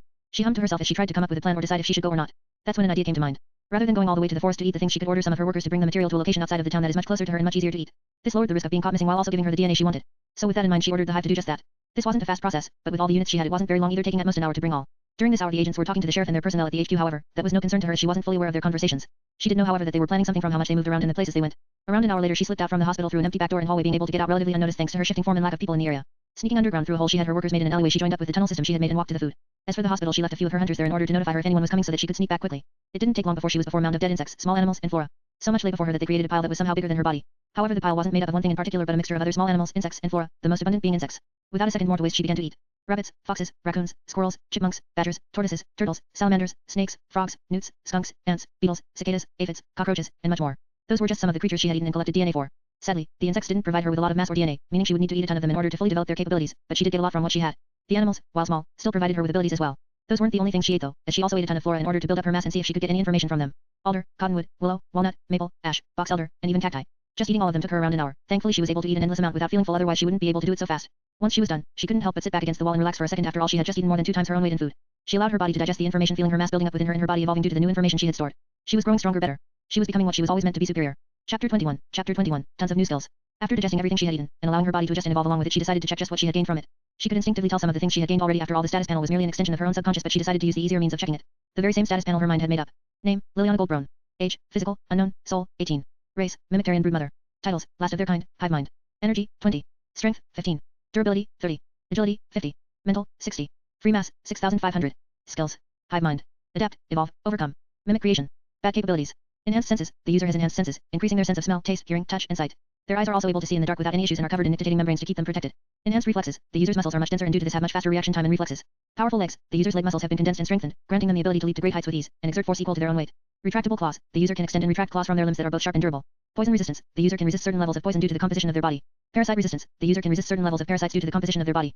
Illness resistance. The user can resist certain levels of illnesses and diseases due to the composition of their body. Accelerated perception. The user can temporarily enter a state of accelerated perception, in which everything around them seemingly slowed down to them, and their brain functions at a higher speed. Danger sensing. The user can sense incoming danger and threat within a certain range as long as it isn't concealed or hidden from them. Decelerated aging. The user has a much slower aging process than other creatures, taking a long time to get older. Hardening. The user can temporarily harden certain parts of their body to a level many times harder and denser than their own skin. Oxygen independence. The user does not need oxygen to survive. They also have extraordinary lung capabilities, able to store much more than they could have before. Regenerative healing factor. The user can heal their own wounds at a speed much faster than they previously could. Amphibian physiology. The user has all the capabilities of an amphibian, mutated to fit their body. Reptile physiology. The user has all the capabilities of a reptile, mutated to fit their body, including the poison of various common snakes. Other abilities are dormant until the user has fully awakened. In the future chapters I will be shortening these down to just physiology so they don't take up so much room and need less explaining. As for how strong they are, and weaknesses, I didn't set any hard limits because I like to scale things as the story goes. Hope you understand. Looking over her stats she could see just how much she had gained from eating all those things. However, she also didn't gain a lot of things either. Most of the insects didn't give her any skills due to the lack of DNA. The same could be said for the plants. This was most likely due to how little information just one part of them had, meaning she would need to eat a lot before she could gain their skills. But that was fine, she had already gained quite a lot, and with what she had now she didn't feel the need to worry. She was sure she could deal with weaker mutants at this level and maybe even some stronger ones if she played her cards right. She also noticed that gaining certain skills in DNA could help improve her stats, so that was something to look out for in the future. For now, she had to return to the hospital before they started looking for her, so she got up and left after cleaning her clothing up a bit. Good thing she wasn't stupid enough to eat it with on, otherwise, blood would have covered it. She took it off and put it aside eating naked, then just got dressed after cleaning her skin of the filth. Now, she had arrived back in the hospital room after sneaking back in. Her abilities made it much easier now than they did before, being able to partially blend parts of her body into the walls to hide from view. Thankfully she got back in time because shortly after returning she was visited by the 2 FBI agents that had news to tell her they were moving her. She didn't really have much choice in the matter, but they made it seem like it was for her own good, telling her they could keep her safe like this and such, which was an obvious excuse to just get her under their watch. They even provided her with a fake identity of her own. Mind you, did they this very quickly, so even she was quite surprised by their actions. She had a new name, Lily Garcia. They allowed her to keep the nickname Lily since it was a very common name, and tracing it would be very hard. But they also gave her a backstory. She was 15 years old and was currently moving in with her aunt and uncle since her parents had died in a car crash recently. She was homeschooled since young, and because of this she didn't have many friends or went out often. It was a very simple but good backstory since it explained why she suddenly moved to New York and even why she would act as strangely as she would. And while she put up a front of being unsure and somewhat resistant to it, in reality, she couldn't be happier. She had a fake identity and she didn't even have to do anything to get it. How easy could this be? Nonetheless, they gave her a day more to rest before taking her away to her new life. Chapter 22. Chapter 22. New home. The FBI agents, Miguel and Freya, came and collected the girl shortly after she had arrived, explaining the situation to her and telling her that they would be moving her to a location closer to their HQ in New York, Manhattan to be more exact. While this would put her under a closer watch as they would be monitoring her more often, she didn't mind because by moving to Manhattan she would be placed right in the middle of the Marvel storyline. And why wouldn't she get involved? She wasn't some fool that cared about protecting the timeline or keeping it intact or anything of the sort. She had no reason to, anyways. This world was already a mess, so it wasn't like she had a clear idea of the future, to begin with. No, being involved in the main events would net her more chances to get to the things she wants. More chances to grow stronger. In order to get to New York they had to take a plane, as driving would take far too long and the agents were on a deadline to get the girl. Getting a plane wasn't hard even without the proper documentation on them. They could easily deal with such small issues, so before the day had even ended they were on a plane to New York. Unfortunately, because they decided to travel by plane, the girl wasn't able to bring any of her Hive units with her and thus had to leave them behind in the forest. But because she had such a large amount of mass after eating all she had eaten, she didn't mind this issue. Plus she wasn't sure if S.H.I.E.L.D., or even just the FBI, would have means to locate her units if they came with her. She had to be extra careful to not be exposed since she didn't know all the things this world had, and it was clearly not just the MCU as it had mutants. Leaving them behind also wasn't an issue since she could sense them no matter how far away they were with her current mental strength, that is as long as they were on this planet. With her current mental strength, she could tell that if her units or herself went beyond the limits of a planet they would lose connection, leaving her units to go feral and turn aggressive until she returned. She ordered the remaining ones to stay in the forest and focus on making a deep underground nest, as it would be a good location to set up a base of operations on this planet if anything happened. Afterward, she decided to get some rest, or at least pretend to, so she wouldn't have to linger in awkward silence since the 2 agents that accomplished her on the flight didn't know the concept of small talk, it seemed. And like that almost 7 hours had gone by before they landed again. Their stop, Manhattan. Manhattan was a big place, and it was very busy with people constantly moving in and out of it. As they took a car to their location she couldn't help but marvel at the sights outside of her window. The place was so similar to her world, yet so different. The changes were ever so slight but noticeable. The drive wasn't long, and eventually, they reached Lower Manhattan, more specifically a small house within a gated community that had been prepared just for her stay. They didn't go to the FBI HQ, there wasn't a need to, they were just here to relocate the girl to a safe house and new identity before slowly learning about her and figuring out her mutant ability. As they assumed she was a mutant. At the house, she met with the people that were supposed to be playing her aunt and uncle, 2 undercover agents that were trained to play such roles and thus knew how to get into character easily. You must be Lily, how lovely to meet you, said the female of the 2 with a smile as she walked over and gave the girl a hug. Lily almost instinctively killed her but held herself back before she could. Lily, these are Roxy and Stefan Garcia, they will be your foster parents for the time being and into the foreseeable future. Don't worry, they will keep you protected, explained Miguel as he spoke to the girl, patting her back in a motion to walk into the large 2-story house. It was after all a gated community and such houses were quite nice. Paying no mind to the constant and annoying touching, she walked into the house and looked around with a curious gaze on her face. So this is where I will be spending a lot of my time for now, she thought to herself as she didn't find the place bad, at least it looked better than underground. Why don't you go upstairs and check out your room? We have some things prepared but we can get it decorated with things if you would like, spoke Roxy with a smile as she sent the girl upstairs, wishing to speak to the other agents alone for some time. The girl had no reason to refuse, as she could still hear them upstairs, so she did as she asked and left the first floor. Chapter 23. Chapter 23. New Hive units. As she left them downstairs to talk about their own matters, she entered a room on the 2nd floor that had her name on it like a nameplate one would have to indicate room ownership. The room was plain like the definition of average. If it wasn't for the misplaced furniture and clear attempts to make the room seem like a young girl's room, she would have suspected it to be something that came with the house. The size was pretty good. The house was rather big after all, with white walls that lacked any decoration to it. To the right side of the room was a large bed with gray sheets over it, both sides of the bed having a small desk. There was a desk on the other side of the room right next to a bookshelf that had decorative objects and even a few common books. Again, it was normal in every way. So she ignored the room and instead sat on the bed, focusing on the conversation they were having downstairs. We are leaving her in your care. We have to report back. I am not sure what they plan to do with her, but we can assume they are going to train her as a mutant to help them. Spoke Miguel to the two that were acting as her parents for this case. Is that why they made her age 15 even though she looked much longer than that? When I saw her even I could tell she's around 10 or 12 years old at the most. The one that replied was Roxy, the one that would be playing her mother in this act. Clearly understanding why the girl's false papers now had her at such an older age. It makes it easier for her to fit some of our programs without raising any eyebrows, and because she will come of age faster on papers it'll make turning her into an agent easier. Replied the male, Stefan with a nod of understanding. Anyways, we are going to head out now. Remember to keep an eye on her and to make sure nothing unexpected happens. With the recent mutant activities taking place all around, especially this group kidnapping mutants, we don't want anything happening. Understood. Both the agents replied at the same time as they nodded. They have been trained for this and knew better than to go against an order or to speak back. With that conversation over, Miguel and Fee left, leaving the two of them alone to sort things out. Hearing this entire conversation, the girl came to an understanding. It seems mutant activity has been on a raise lately, which made sense. If she remembered currently, this was around the time when a lot of mutants were born or growing into power. Even the X-Men came into being around this time. There were also the Morlocks, or whatever they were called, that lived under New York, with a large part of their group also living under Manhattan. They would be the perfect target for her because they are primarily made up of people that are weak without any very useful individually. If she could find them and pick them off one by one, she could gain herself some mutant abilities that she was sure she could fuse and make useful to herself. For that she didn't mind using some mass to produce new worker units here that would do the searching for her after all. She couldn't roam around as easily as before. With that idea in mind, she left her room and made her way downstairs. Along the way she bumped into her new caregivers and they had a short conversation. Hi, we know this is going to be a bit complicated for you to get used to, but we would like to make you feel as safe here as we can. This is your new home after all. So do not hesitate to ask for anything. Spoke Roxy with a warm smile on her face that might have fooled a normal child in her situation, but she knew there were other intentions behind such a smile. She didn't mind though and just smiled back, nodding her head as she spoke. Okay, can I go look around the area? She asked with a curious gaze, playing along with this act they wished to put on. Of course, but don't go too far from the house, okay? Naturally, they weren't going to keep her locked in the house the entire time. That would make her start to hate them or draw a distance from them, which they didn't want. But they also couldn't allow her to move around too freely right now with the group that was supposedly after her. As such, just around the house wasn't too bad. They had cameras around after all. She nodded her head and walked past Roxy as she headed out the back door into their backyard, a place covered with well-kept grass and even a tall tree casting a vast shade. As she walked out she glanced around, and thanks to her enhanced eyesight she could instantly spot the camera in a few semi-hidden corners around the house. She had even spotted a few well-placed ones inside. The cameras were annoying, but they didn't matter since she could make the workers even with them there. Walking over to the tall tree she sat down behind it, hiding from the camera slightly by pretending she was enjoying the shade. Placing her hand against the ground she used the mass in her body, willing it to her command and turning it into worker units. She used some of the new information she had gotten from eating so many animals to make them better than the ones from the past. Boring skills, sharp teeth, hard skin, and many more traits that would make digging around easier. It would cost her a lot of mass to do everything she wanted, but she had a lot so it wasn't a problem. The form she decided to make this time was similar to a worm, being around the size of a human body in thickness and around 4 feet in length. They had a large mouth at the front of their body with layers of sharp teeth in it. Being their main means of digging, the teeth were sharp enough to grind up stone with ease. Thankfully she made them take this form directly underground so they weren't seen by the camera. She made a total of 5 and just making them cost her around 3,000 mass after all. She had to give each the same capabilities. But it was worth it because the second she ordered them to start moving, their digging capabilities were revealed instantly, digging deep into the ground in a matter of seconds. Chapter 24, Finding the More Cave. Their digging speed was so fast that it even surprised her somewhat and she made them. But it was a pleasant surprise as it meant finding the mutants she was looking for much faster. With that out of the way, she sat there for a few more minutes, trying to avoid looking suspicious to the camera before she eventually grew bored and stood up, walking back inside. Inside her caregivers were doing their own things, but when they saw her they stopped and called her over. Lily, please come for a second, we need to talk to you. Well, it seemed they had something to speak to her about. She didn't pay any mind to it and walked over to the living room where they were sitting. Her eyes gazed across the two of them as they sat beside each other, looking over at her. At times like these you would think they were just a normal couple of parents that wished to speak to their child. But they weren't. Lily, please have a seat. Roxy said with a soft smile as she motioned towards the other couch. She did as they asked and took a seat, very curious as to where this was going as she had just arrived there. They couldn't already be making their move, could they? No, that would be foolish unless they were desperate. Lily, we know you have been through a lot, and while we would like you to experience the same things normal kids your age would, we can't do that right now due to the situation. A situation that didn't actually exist and that she made up with this thought in her mind. She listened to what Roxy was saying. As such, we think it would be best for you to be homeschooled. So that's how they were going to do it. She thought in her mind with an inner chuckle. She obviously knew what they were planning. They were going to use this chance to indoctrinate their own ideas into her mind. After all, they wanted a useful mutant soldier and starting to train her from a young age would be the best thing they could do. She decided to play along since getting some knowledge about this world wouldn't be too bad, and if she rejected the idea they might find other means to push it. So, with a fake look of reluctance on her face, she agreed. Okay. Was all she said, which made them quite pleased. Good, don't worry, we will give you this week to settle down and lessons will start next week. Also, I'm sure you want some things of your own to decorate your room and clothing, so why don't we go shopping tomorrow? That would be convenient as it would allow her to get a layout of the areas above ground since her worms couldn't do so. As such, she nodded her head once more. Okay. The caregivers didn't do much about her antisocial behavior as it was expected from a girl in her situation in reality. She just didn't feel the need to speak too much. With that out of the way, they allowed her to return to her room. As she returned to her room, she focused on the actions of her workers so far, having already dug very far in all directions. They had split up because that would cast the widest net to find what she was looking for. And it seemed she had came upon just that, with one of her worms having found what seemed like a large underground tunnel system. Not some small tunnel system made by animals or a subway of the sort. No, it was a large system of tunnels that seemed to be from a long time ago. Maybe it had been here for ages, but it showed little sign of being old. In fact, it seemed to be kept well. This was just what she was looking for. She knew the Morlocks lived under the city and would often move around using the tunnel systems under the city, so how could such a big system go unfound by her workers if they just dig around a lot? The speed at which she found it was unexpected, but it made things so much easier. She just had one problem now: finding and eating Morlocks. If she wasn't worried that the information in their bodies would go to waste and she wouldn't gain the mutant ability, she would have just had her workers deal with it, but the Morlocks were already weak mutants. If she didn't eat them herself, she wouldn't gain anything useful aside from mass and a little bit of their information. But she wanted much more than just a little. She wanted everything they had to offer. Their deaths in body would be her growth, so she needed to find a way to get out of there. What if I make a worker that looks like me? It wasn't impossible, but it would take quite a bit of mass to do so, and she didn't have that much mass right now. She was quite disappointed that she no longer gained mass from just eating dirt and stone, but it seemed that the stronger her body became, the less mass certain things would give her. That was understandable. After all, once you became dense, less dense things affected you less. She had two options right now before her. Spend a large portion of her mass she currently had to make a unit that looked like her, or use the mass to improve herself and wait for a chance to come in the future where she could slip out undetected.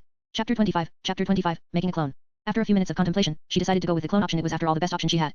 While using the mass right now to physically improve her body would help her get stronger in the short term, having a clone would grant her more freedom and benefit her in the long term. With a clone, she could sneak out more often eating things while she was out to make up that loss of mass and gain even more. Plus this way the likelihood of her finding her targets to eat was much higher. Not to mention, some things she wanted to try and get her hands on required a time-sensitive operation as such she couldn't risk delaying it too much. Plus she didn't feel the need to overly focus on improving her physical attributes currently. Her mental attribute was perfectly high enough that she saw no need to improve them further currently. Her physique was already on par with people like Captain America and other super soldiers based on her physical limits alone. When she included the capabilities she evolved from animals, it would surpass them. At least that was her assumption from her understanding. Since she hadn't met them yet she couldn't fully tell. So with the decision to make a clone made, she stood up from her bed and walked over to the shower. It was the only room she found that didn't have any cameras. Even her room had a small hidden camera in it that she picked up on earlier. In the shower, she focused her mind on what she wanted to create, a hunter unit that took her form. It was something she hadn't done before, as not only did it need to perfectly replicate her looks currently, but it also had to have a certain level of intelligence to pretend to be her. The black slime-like material leaked out from her body and slowly took her shape. The bones, flesh, and skin slowly formed before her eyes until finally it was finished. It was like looking into a mirror. It looked just like her current form. She was amazed by how perfectly crafted it was, even though she was the one that made it herself. In total, she had poured all her remaining mass into the creation of this clone, and even then it wasn't as perfect as she had hoped. While physically it looked just like her, she was unable to implant it with the level of intelligence she had wanted, only being able to give it basic capabilities. That is unless she directly controlled it, which she could do easily. Raising her hand, the clone raised the same hand along with her. She was testing out how controlling it would work since this was the first time she had done something like this. It felt odd. It felt like how moving her own body would feel, yet different. It was like playing a game on the same screen but on split screen mode. She could control both at the same time, but with her current mental level it wouldn't be as smooth as she had hoped. But that was fine. The Hive was her and she was the Hive. Eventually, she would be able to control the entire Hive as if they were an extension of her body. No. They were an extension of her body, they were her. Moving those useless thoughts out of her mind, she gave the basic order for the clone to go and pretend to be asleep, which it did, walking out of the shower and heading into bed. As for her, she decided to use this chance to sneak out of the house and explore the city for a bit since she had the chance, and being new here she was rather curious. Sneaking out wasn't actually as hard as one may think even with all the cameras around. She used her newly developed abilities to alter her body to blend in with her environment. Camouflage, an ability she had gotten from the numerous reptiles she had eaten. Combined with her ability to alter her body structure to an extent, she lowered her body temperature to mimic the environment and simply snuck past the camera. Free from the house, she easily left the house and entered the city, heading in a random direction without much of a plan since this was just a trip out of curiosity rather than something she had done with a certain plan in mind. Though she was sure she could easily find something interesting to do in Lower Manhattan if she decided to do so, she could already smell it. Gunpowder lingering in the area. Chapter 26, the first of the Morlocks. It was quite easy walking through the city without being noticed or standing out due to once again altering her body somewhat to blend in. She had to either way. The city had a lot of cameras and she didn't want to take the risk of showing up on any of them and causing issues.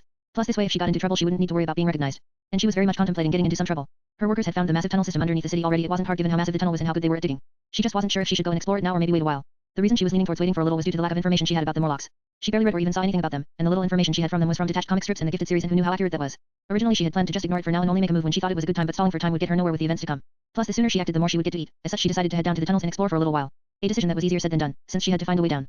Thankfully after a few minutes of searching around using the combined help from her workers and herself, she was able to find a sewer opening that led to a location near the tunnels. After which she just broke her way through using her enhanced digging capabilities, getting into the tunnel in a matter of seconds. So this is the alley. She spoke aloud to herself in a soft voice as she looked around the massive tunnel. It was over 50 feet tall and wide enough to fit a train with ease. She wondered how something like this remained down here without being noticed by the general public for as long as it has, but she knew that it was the work of other powers. Maybe the mutants kept it hidden using their abilities, or maybe even the government was involved. Shield did like to stick their nose into anything that had the potential to be useful. Hydra as well. This place is so empty. Although the place was big and very long with no end inside, the room inside of it wasn't filled with anything. Stone, dust, and humidity were just being collected in such a long and barely used tunnel. As she walked through she could see a few signs of people having been down here. Litter, burn marks, and even some rags of clothing, all signs of the Morlocks or other people having been here at some point in time. As she walked further her enhanced hearing soon picked up on something, the echoing of the tunnel not aiding them to hide from her ears. Yes, them, for she heard the sound of voices speaking aloud to each other. Multiple people from the sound of it, 3 maybe 4. It was hard to tell because of the echoing of the tunnels, but she tried her best to figure it out given her capabilities. She tried using echolocation to get a proper feel for them, but because of how the tunnel caused sounds to repeatedly bounce off the walls and echoed a lot, it was hard to form a proper mental image. It was fuzzy, but she could tell their rough outlines. From the look of it, 2 of them were tall and 2 of them were short. Maybe 2 children and 2 adults. From the sounds of their voices, 2 seemed to be male and 2 female, at least from what she could hear. They were most likely mutants. After all, she doubt anyone but the mutants from the Morlock group would be down here, so this was the perfect time to test out something. Would eating a mutant give her their abilities? She wasn't sure. Because while mutants were biological matter and their abilities came from a biological factor in their body, she wasn't sure if that factor could be replicated if she ate them. She knew that in the future she would be able to gain abilities from even non-biological things as long as her bloodline grows, but that was still far away. Giving it a try wouldn't be too hard, plus it would allow her to test her fighting capabilities against weak mutants, so she decided to eat them. Why not after all? Using her camouflage she altered her body and clothing to blend into the area around her. Climbing up the wall using the abilities she had gotten from lizards, she hid above the tunnel and waited for them to come. Slowly the voices got louder until they were within sight and she could see them properly. She was right. There were only 4 of them amongst the group. One looked like a short female, but it was hard to tell because she didn't really look human. She looked more like a fish person with gills and blue scaly skin. She had long pink hair which was quite odd looking on her blue scaly skin. The 2 males seemed to be the tall ones. One had a face that seemed burnt and mutilated, and his skin had weird burn marks on it as well and was covered in wrappings. The other's body was covered in a thin layer of fur and had a long face that protruded from his body like a horse. His hair was also very long and quite luscious black. The last one amongst them was surprising. It was a normal looking girl. She had short blonde hair and blue eyes like you would expect from a classic Barbie girl, not something you would expect from the Morlock groups. She definitely didn't expect it, but food was food. Chapter 27, a mess. For now, she decided to wait and watch. They may be weak, but they were still mutants and she didn't know what they could do. She wanted to at least wait for an optimal time before making a move. However, it seemed like her chance wasn't going to come, because as she hid there watching them, one of the males came to a stop and spoke. Wait, I smell something. It was the man that was covered in fur. It seems like he had some sort of mutant ability that allowed him to have an enhanced sense of smell. His smell was good enough to pick up even her body odor. It made sense since she wasn't currently doing anything to mask her scent. What is it? Asked the other male of the group as they all came to a stop, their bodies seemingly tensing as they heard the man's words. They were weak, and they knew it. Why else would they willingly choose to hide in the sewers away from anyone else if they weren't weak? Well, that and because they all looked abnormal compared to normal humans. I don't know, it smells like a person. He said as he sniffed around the air trying to pinpoint her location. It was hard due to where she was hiding, but her existence had already been exposed. Hiding any longer would be pointless. Now that they knew someone was here, they would stay on guard and make it much easier to catch them off guard. She decided to reveal herself. At least then she had a chance to catch them off guard by pretending to be a mutant.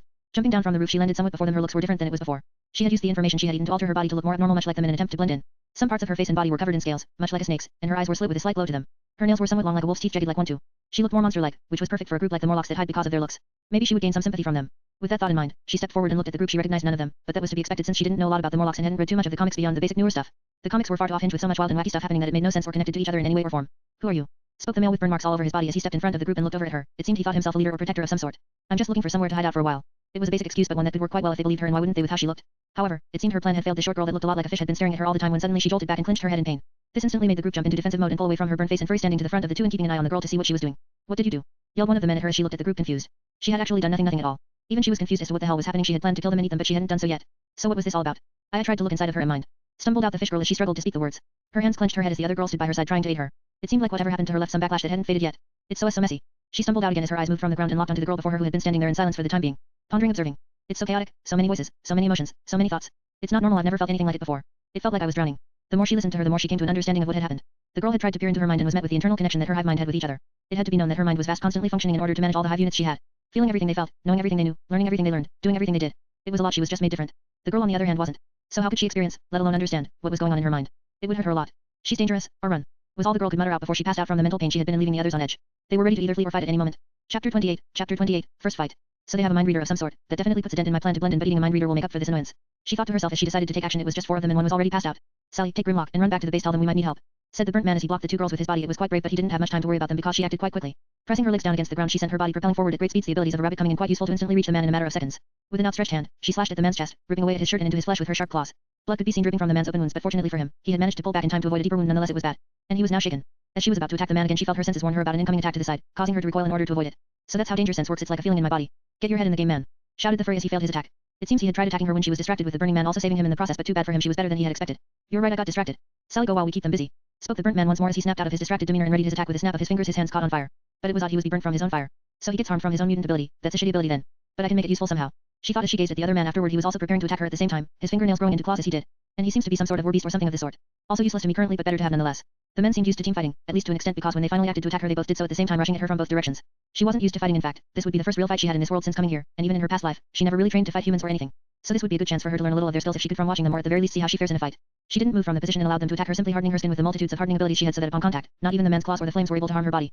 Quite durable. She hummed to herself in pleasure at how durable her abilities made her, not only against physical attacks but also against elemental ones like fire. What the hell? Exclaimed the furry as his claw simply bounced off her body. He was about to run back, but he didn't get the chance. Her hand shot out and grabbed him by the neck, holding him in place. Let him go, yelled the fireman as he went to attack her once more, but she simply spun her body around and kicked him away with her foot. Doing all this while still holding onto the furry wasn't hard thanks to her enhanced strength that could crack even boulders. I would like to do this longer, but it seems 2 rats have gotten away, she said as she glanced in the distance where the 2 girls could be seen fleeing, or rather one of them could be seen dragging the other girl away. Without wasting any time she dug her claws into the man's neck, a burst of blood splatting on her as she did as the man started to bleed out at a rapid rate. He started to thrash around even more violently than he was doing before, attempting to get out of her grip, but it was already too late. He was dying, and the other man would follow him soon. She waited for him to stop thrashing, losing too much blood to keep fighting, before dropping him on the ground and making her way over to the fireman. It seems she had kicked him much harder than she had thought. Controlling her strength wasn't easy when she didn't know how much she could use, or how weak the things she was hitting were. She had accidentally broken quite a few of his ribs and left him unable to move properly, but he wasn't willing to die so easily. You bastard. How dare you? He yelled with pure anger and hatred in his voice as he watched his friend dying before his eyes, the killer now walking towards him covered in blood without a care in her face. His body burst into flames as he yelled his words, his entire body. The flames were so hot it caused all his clothing to burn away from his body, and even the heat caused ripples in the air.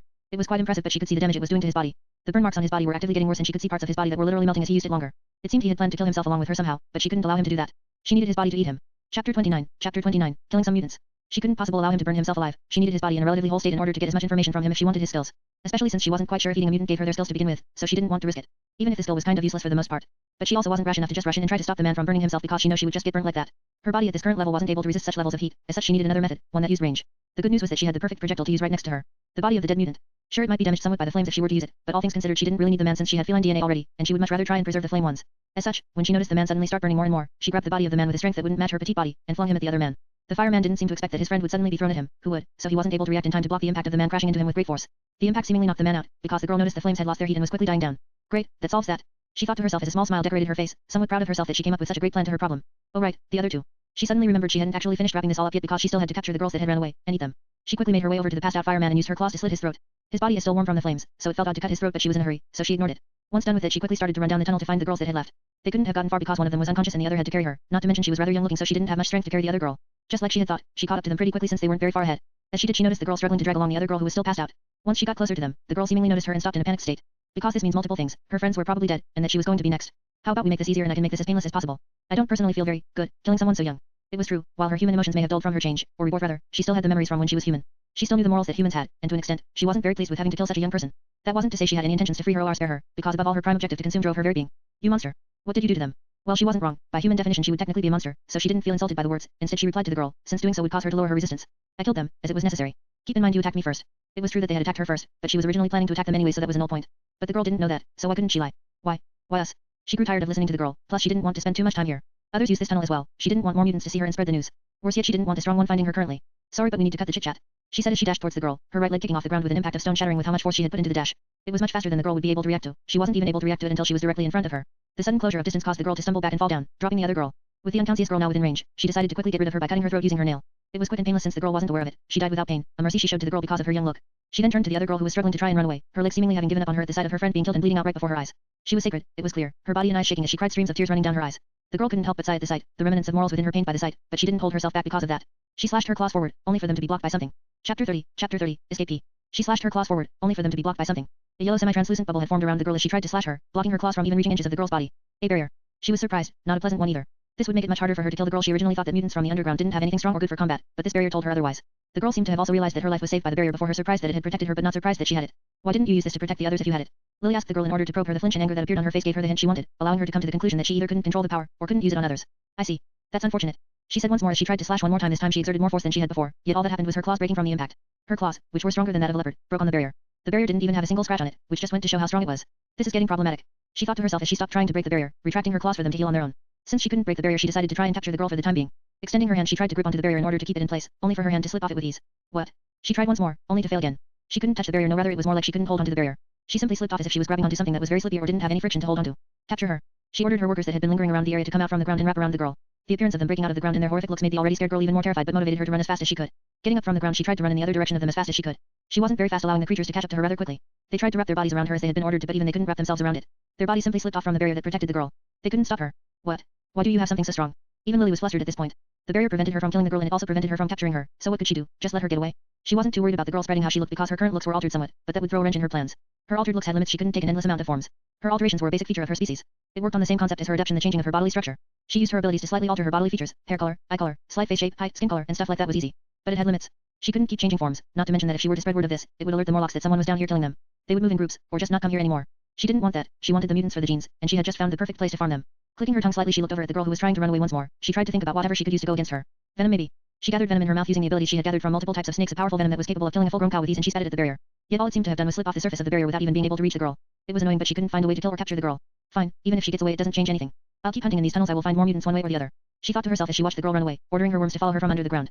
While allowing the girl to get away may mess with her plans, nothing was ever set in stone, and she could easily alter her plans to change with the shifting of the winds. Being flexible was what made her species superior. As for what she would do, she decided to just head back home for now and figure out the rest of it as it happens. There was little one could do when one lacked information, so her first plan was to set up an information network to know everything happening within the city. Chapter 31, Eating the prizes. She watched the girl run away in the distance with little plan to stop her. Since killing her wasn't very easy, she didn't want to put in too much effort on such an idea when she could use her instead. She ordered her drones to follow the girl from under the ground so that this way she could find where the main Morlock hideout is and attack it when she had enough information on it. For now, she decided to leave the tunnel, but first, she had to go and collect her prize for this battle. 3 bodies. She picked up the dead girl and carried her back to the other location so she could eat all of them at once, stopping only once she had reached the fireman and catman that had died. Deep down it felt slightly odd to be eating a person herself since before she had her minions do it, but she knew it wasn't possible to avoid it forever. And while her lingering past emotions made it feel weird, she ultimately didn't care enough to limit her growth and evolution over something so foolish. As such, she decided to eat the catman first, since he would be the closest to what she had eaten so far. She ripped his body apart and took big bites out of it, trying her best not to spill as much blood as she possibly could as she didn't know how much information she needed before she gained the abilities of the man. Quickly the man's body vanished from before her and she could feel the changes going on within her body. Her very core was shifting to accommodate and understand the information she had just eaten. It worked. She wasn't sure. It felt like it worked. It felt different, but she wasn't sure what exactly she felt. She decided to open the system panel and look at the abilities to see if she had gained anything new. And to her pleasant information, she had. Word Cat X gene, the user has the abilities of a large feline even in their normal form, having capabilities such as enhanced hearing, sight, smell, taste, and even touch, along with things such as enhanced balance, tough skin, enhanced speed, enhanced stamina, and common capabilities of a large feline. The user is also able to temporarily enter a state of overdrive, growing fur, and cat-like features in order to boost all their feline capabilities. It was an interesting ability she had gained, and while it ultimately didn't add much more to her than she already had, it did clarify a few thoughts she had in mind. So I can take the abilities of mutants, that makes this much better. With the amount of mutants in this world, if I eat most of them I would be able to evolve further. Another interesting thing she noticed was that the ability was marked as X gene rather than just Word Cat, which meant that it was able to differentiate between similar abilities and that something made the X gene different from normal. With that out of the way, she decided to eat the other man. He felt a bit odd to eat since his skin and flesh were rather burnt from his own ability, but it did make him taste better since he was technically cooked. Quickly she finished eating him without wasting any parts, not even blood, and once she was done she could feel the changes happening in her body much more than the one before. It was clear that the information from this mutant was working a lot better than the Word Cat's. It also seemed to be changing the most within her, so she waited a few minutes till it had properly adapted. Once she was able to tell it had finished, she checked her system panel. Combustion X gene, the user is able to produce flames from their body in the form of bursts of combustions. However, the heat of the flames will also affect the user, making them able to be burnt by it just as much as others. Due to the way this works, the user's body has adapted slight fire resistance. Well, that was around what she expected when she had seen the man's burnt skin. It was definitely an ability that hurt the user which made it lacking enough to fit in with the Morlocks. One thing that was a welcome deduction however was her body's attempt to adapt to the ability by gaining fire resistance, at least to an extent. It just goes to show how much her species were able to adapt, even when the adaptation wasn't something they had information for. Let's test it. She decided to test it out, and it came like second nature to her. It was as easy as breathing to her, after all, it was literally a part of her now, so she could do it without even needing to think. Suddenly a small flame burst forth from her fingertip. It was small but hot enough to rival that of a candle flame, and while she was able to resist the heat for a while she eventually started to feel the burn. It gave her an idea of both her current flame capabilities, and her current fire resistance, but that was all for the time being, as the ability would improve the more her body improved. Finally, she decided to move on to the one she had been waiting to eat for a while, the one she had the most interest in eating, the girl. Her ability seemed more in the realm of superhuman, it was after all the ability to read minds, so she wanted it a lot, but she also wasn't sure if she would get it. That's why she took her time to eat the body very safely, not spilling or wasting a single part or drop. Eventually, she had finished eating the body, and changes began to happen in her body. Her mind shook as she felt it pulsating like never before. It was so violent she felt her ears ringing as she clenched her head.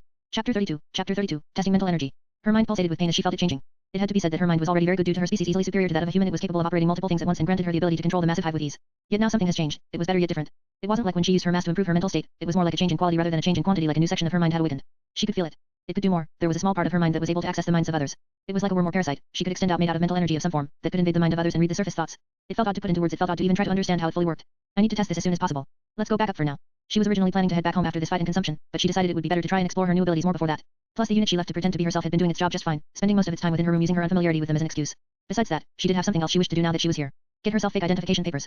While she did have an identity now thanks to the agents, it was an identity that would always be monitored by them, as such it would be greatly limiting to do things she would need to in the future. She used it to get here, now she'll use her freedom here to get an identity to mess around with. This was one of the hot spots of the world. How hard would it be? So she moved on, exiting the tunnel the same way she came in. She had to hide in the alleyway because she had blood on parts of her clothing. But that was fine since she could now test out the new ability on the people that walked the streets. She hid in the alleyway and extended the mental energy outward into the mind of one of the passersby. It felt odd as it pierced their minds and entered their outer thoughts. It felt as if part of herself was entering inside of them and she could hear what they were thinking as if they were saying it to her. I wonder what I should eat for dinner tonight. The thoughts went on to ramble about food and what they should eat for dinner, but she stopped paying attention to it. Instead, she tried to extend another mental connection to see if she could hold up multiple at a time. This new employee is going to get on my nerves. It was a success. She was able to enter the mind of another person, but there was a slight strain from trying to maintain both at the same time, and the thoughts overlapped, making them hard to tell apart. It was interesting because she could enter multiple at once, but it was loud and messy. It must have been why the girl fainted when she was trying to read her mind. Due to the hive mind, she was constantly having other voices in her head. But this was nothing to her. She was already used to this. That's why she tried to extend it further. She wanted to test her limits. As she did, she was able to push another piece of her mental energy into the minds of a passerby, but she felt something odd. The mental energy was blocked by some sort of resistance from the person's mind. She couldn't enter the mind of the person at all. It left her confused and curious. Was it perhaps due to how thin she had tried to spread it? She retracted all the mental energy she had sent out before to the others, and now purely focused on the mind of the person that had resisted her before, yet nothing changed.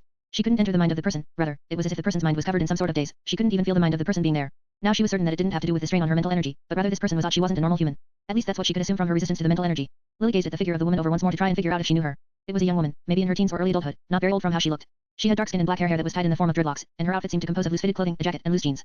She couldn't remember anyone like that from her Marvel knowledge, but that is to say, she had very limited Marvel knowledge when it came to the comics, so the woman could very well be one such character. Now she was debating whether she should follow her and find out more, fuel her curiosity, or if she should leave it before she got into a mess. Chapter 33. Chapter 33. The Professor. As much as her instincts told her to leave, her rational mind pleading with her to not follow the lady that could resist her mind reading, it was overpowered by the curiosity that bubbled to the top. She wanted to know who the lady was, how she could resist her mind reading. She was sure the lady was a character from the Marvel comics, but she didn't know who. She had very limited information about the comics. She just hoped that it wasn't someone that was stronger than her or could sense her. Although she wasn't too worried about the second part, at least, as if she could sense her or read her mind, she would have already noticed the girl the second she tried to enter her mind. But she didn't. Or maybe she did notice her but didn't act because she didn't see the need to. That sort of unknown made her want to seek the known. So she followed her. Naturally, she kept a distance from her. She stayed at least a few people away from the girl at all times, sticking mainly to the alleyway or the very edge of the sidewalks. She tried to avoid drawing attention to herself because her clothing had bloodstains on it, and thanks to her small size, she was able to avoid much attention in the busy city. Time passed and the girl just walked around, looking side to side, stopping in some alleyways and searching them. Her movements were odd, to say the least. It was as if she was looking for someone but she couldn't find them. Lily even got a bit worried she would catch her the first few times she suddenly looked around, playing it off as if she was looking at items in the shops nearby. Eventually, the lady stopped looking and walked down an empty alleyway, stopping within it. Lily had to stop quite by the street because attempting to follow her down the alleyway would expose her. It had no place for her to hide, but it didn't matter. It all the things she had devoured and altered herself with, she had senses that were far superior to that of a normal human. She could hear for miles. That included the alleyway the lady went down. She listened closely to what the lady was saying, tuning out everything else around her in the process so that she could focus on what she was saying only. There is no one here. She spoke on what Lily could only assume was a communication device of some sort, with the person on the other end replying to her shortly. Are you sure? This fight happened around that location. It should be rather noticeable. Hearing the voice, Lily frowned her brow slightly. While it was a bit altered due to the capabilities of the device, she was aware of who it was. Xavier, also known as Professor X.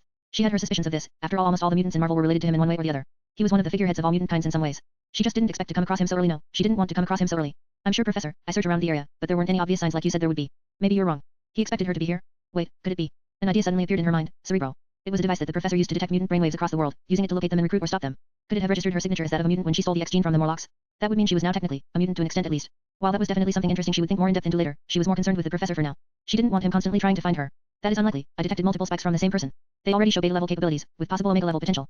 Interesting. He's not wrong, but it's not exactly right either. Lily always found the way mutant capabilities were ranked to be rather stupid, but she didn't care too much since she had no interest in using their rankings. She would simply base powers on their usefulness to her, and their danger to her. Alright, I'll search a bit more before returning. If I can't find anything we may need to send more people to search. Okay Lisa, best of luck. Spoke the professor before the conversation came to an end and the lady hung up the device.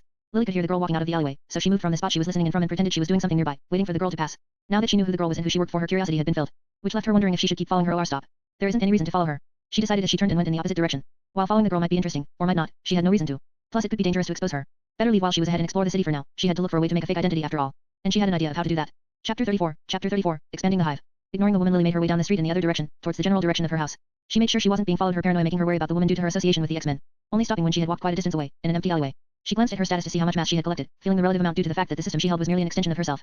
500. It was a lot more than when she ate a normal human, and that was from eating 3 mutants. 3 weak mutants to boot. Could it be mutants offer more mass depending on how strong they are?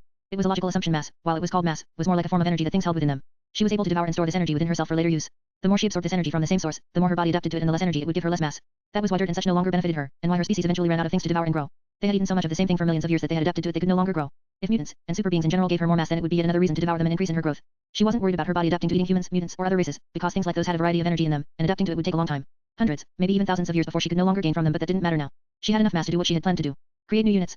The units she had in mind for her hive this time were rather simple, a small yet capable flying unit that she could use to scout a wide area without it being seen. It wouldn't take much mass, and she didn't need to put a lot of different capabilities into them, so she could create a bunch and cover a wide area, maybe even the entire city if she was lucky. She got to work in the empty alleyway, the black liquid dripping from her body as they took the form of the small fly-like creatures made out of flesh and covered in hundreds of tiny eyes. Each one was around the size of half a fingernail, maybe even smaller. They were so small that they could easily be overlooked as normal flies unless you used something to look at them closely or had special abilities. Thousands, that was how much she made. Each one didn't even take a single point of mass to make. For each mass she used she could make 5, and as such she was able to make over 2,500 after spending all the points she had. All 500. That wasn't all. She wanted them to be useful scouts, so she gave each of them some alterations to make them better. Enhanced senses, eyes that could see in the dark, eyes that could see heat, and generally good eyes. They were the perfect scouts in a city such as this. They could cover miles at a time, seeing and transferring all the knowledge back to her. Once she had finished making all, she told them to split up and spread out, cover the widest area they could without interfering with each other, and they did. Miles were covered, the sewers, the rooftops, the buildings, alleyways, streets, and even parks. They made sure to spread out the best they could and scout everything they could. All the information that was sent to the hive mind was disorienting at first, but her mental capabilities had since improved. She could sort through them and get a good layout of what each was doing. Most were normal, people doing things, eating, sleeping, gaming, working, reading, people doing things you would expect them to do, even some things you wouldn't like seeing people do. But she also saw some other things, things hidden in the darkness of the city. Crimes, robberies, break-ins, assaults, drug deals, and even murder. So many things were happening, so many things to observe. She was even able to locate some figures she remembered from the Marvel series and comics using the scouts, minor figures, ones she could watch from a distance without them noticing the bugs. But that wasn't a matter for now. Her main concern was currently finding someone she could use to make a fake ID for her so that she didn't have to hold off on acting for a long period of time. She needed a fake ID to get some of her business plans in motion, at least the plans that required money. And while she could rob a bank and get a ton of money, that would make things complicated and she didn't like complicated. So she planned to invest, and do dark market dealings to get a foothold in the world, then she will start her own companies and earn from them. But ID comes first. Thankfully after searching for a while, she found a man that seemed like he was the right fit, selling fake IDs to people as a side hustle while he was at college. It wasn't hard to find him, she had scouts covering at least half the city at this point in time, and more will be made soon enough as long as she ate. Chapter 35, Visiting the ID Maker. Once she had located the man, she decided to go to him right away. There was no point in wasting time, so she quickly made her way over to him. He was about an hour away from where she was, and since it was already late evening, he wasn't attending college classes but instead doing his side hustle, making fake IDs to sell. He mainly sold them to underage kids trying to use them to sneak into places they shouldn't be, buy things they shouldn't buy, or the such, but he also sold them to criminals. From observing him for a while, she couldn't exactly tell how he did it, but he seemed pretty skilled in making IDs that worked well enough. She quickly made her way over to him, using the alleyways and side streets she ran to test her enhanced speed, moving much faster than any average human could. Usually, it would take a human an hour to cover the distance she had covered in 20 minutes. That was simply how much faster she was than a normal person. And she planned to keep improving that. Regardless, she had reached the man that was selling fake IDs, his apartment that was. He lived in a shared apartment building himself, only having a small room that could barely fit himself, let alone multiple people in it. The average college student's living station, one could say. Using her thermal vision and enhanced eyes, she could see that he was the only one in his room, so she climbed up the side of the building and went in through the window with ease. She didn't mind him seeing her face. He needed to anyways to make the ID, plus this wasn't her natural form, so she could easily give up this form if anything went wrong. Forcing his window open and entering his room, she startled the man, causing him to stand up and grab the closest thing he could to use as a weapon, a lamp. "Who are you?" he said in a loud and threatening voice. At least he tried to make it sound threatening, but to her, it just sounded panicked. Now that she could see him closely, she realized he looked pretty young, around 20 or 21 at most. He wasn't some handsome guy or anything, but he wasn't ugly. Average would be the best way to describe him. He had short and messy brown hair, and his skin was slightly brown as well, so it matched pretty well. He wore black glasses that were now messy on his face because of his panicked stand-up. His clothing was an old, tattered gray shirt and dirty sweatpants with multiple stains on them, which she would only hope was from food or snacks. "Don't panic, I'm not here to hurt you. If you listen, that is," was something she left out, and it was better left unsaid. His panic was understandable. She had just climbed into his window that was on the 4th floor. "I hear you make fake IDs. I'm just here to get one made. I need it as soon as possible. That's why I entered the way I did. I apologize for surprising you." She held her hands up slightly to show she wasn't armed with anything and tried to be as pleasant as possible so that she wouldn't come off as threatening. She didn't want him running away or making noise. Plus, who would think a short and unarmed girl could be dangerous? Well, they would be wrong, but that's beside the point. "Where did you hear that?" replied the man as he lowered his guard, seeing that she didn't have any weapons, but he didn't drop his lamp just yet. She could notice his eyes glancing her over a few times, examining her body for weapons or anything that might be dangerous to him. He seemed used to dealing with criminals. Maybe this wasn't the first time he was held up. "That's the word on the street, is it not? I'm trying to get the best fake ID I can, and I heard you're the best around. Can you help me with it? I'll naturally pay." She couldn't give away how she actually got this information, so she just made a story up, adding in the best edit because it might fuel his ego enough that he would drop his guard entirely and give in. As for paying, she did plan to pay for it. She didn't intend to kill the man after he made it cause he could come in handy in the future, and it wasn't good to kill everyone she came across just because she could. She planned to get the money from robbing some criminals around the streets. She wasn't below doing that if it benefited her. "Maybe, that depends on how much you're willing to pay for the best," he said as he slowly lowered the lamp and placed it down, yet his eyes never moved away from her in case she suddenly made a move. "I can pay any price you call as long as you make something that can be used to fool most verification systems, and I mean banks as well." She replied only for the man to raise an eyebrow at her request. He was used to making fake IDs. However, the ones he usually made for criminals didn't go beyond being used to trick cops or the like. Rarely would he work with something so big. "I can do that, but it'll cost you a lot," he said that as he got into his business mode. He liked money. Chapter 36, a few days later. She spoke to the man briefly and concluded that it would take a few days, at most 2 weeks, before he could get her the ID she wanted.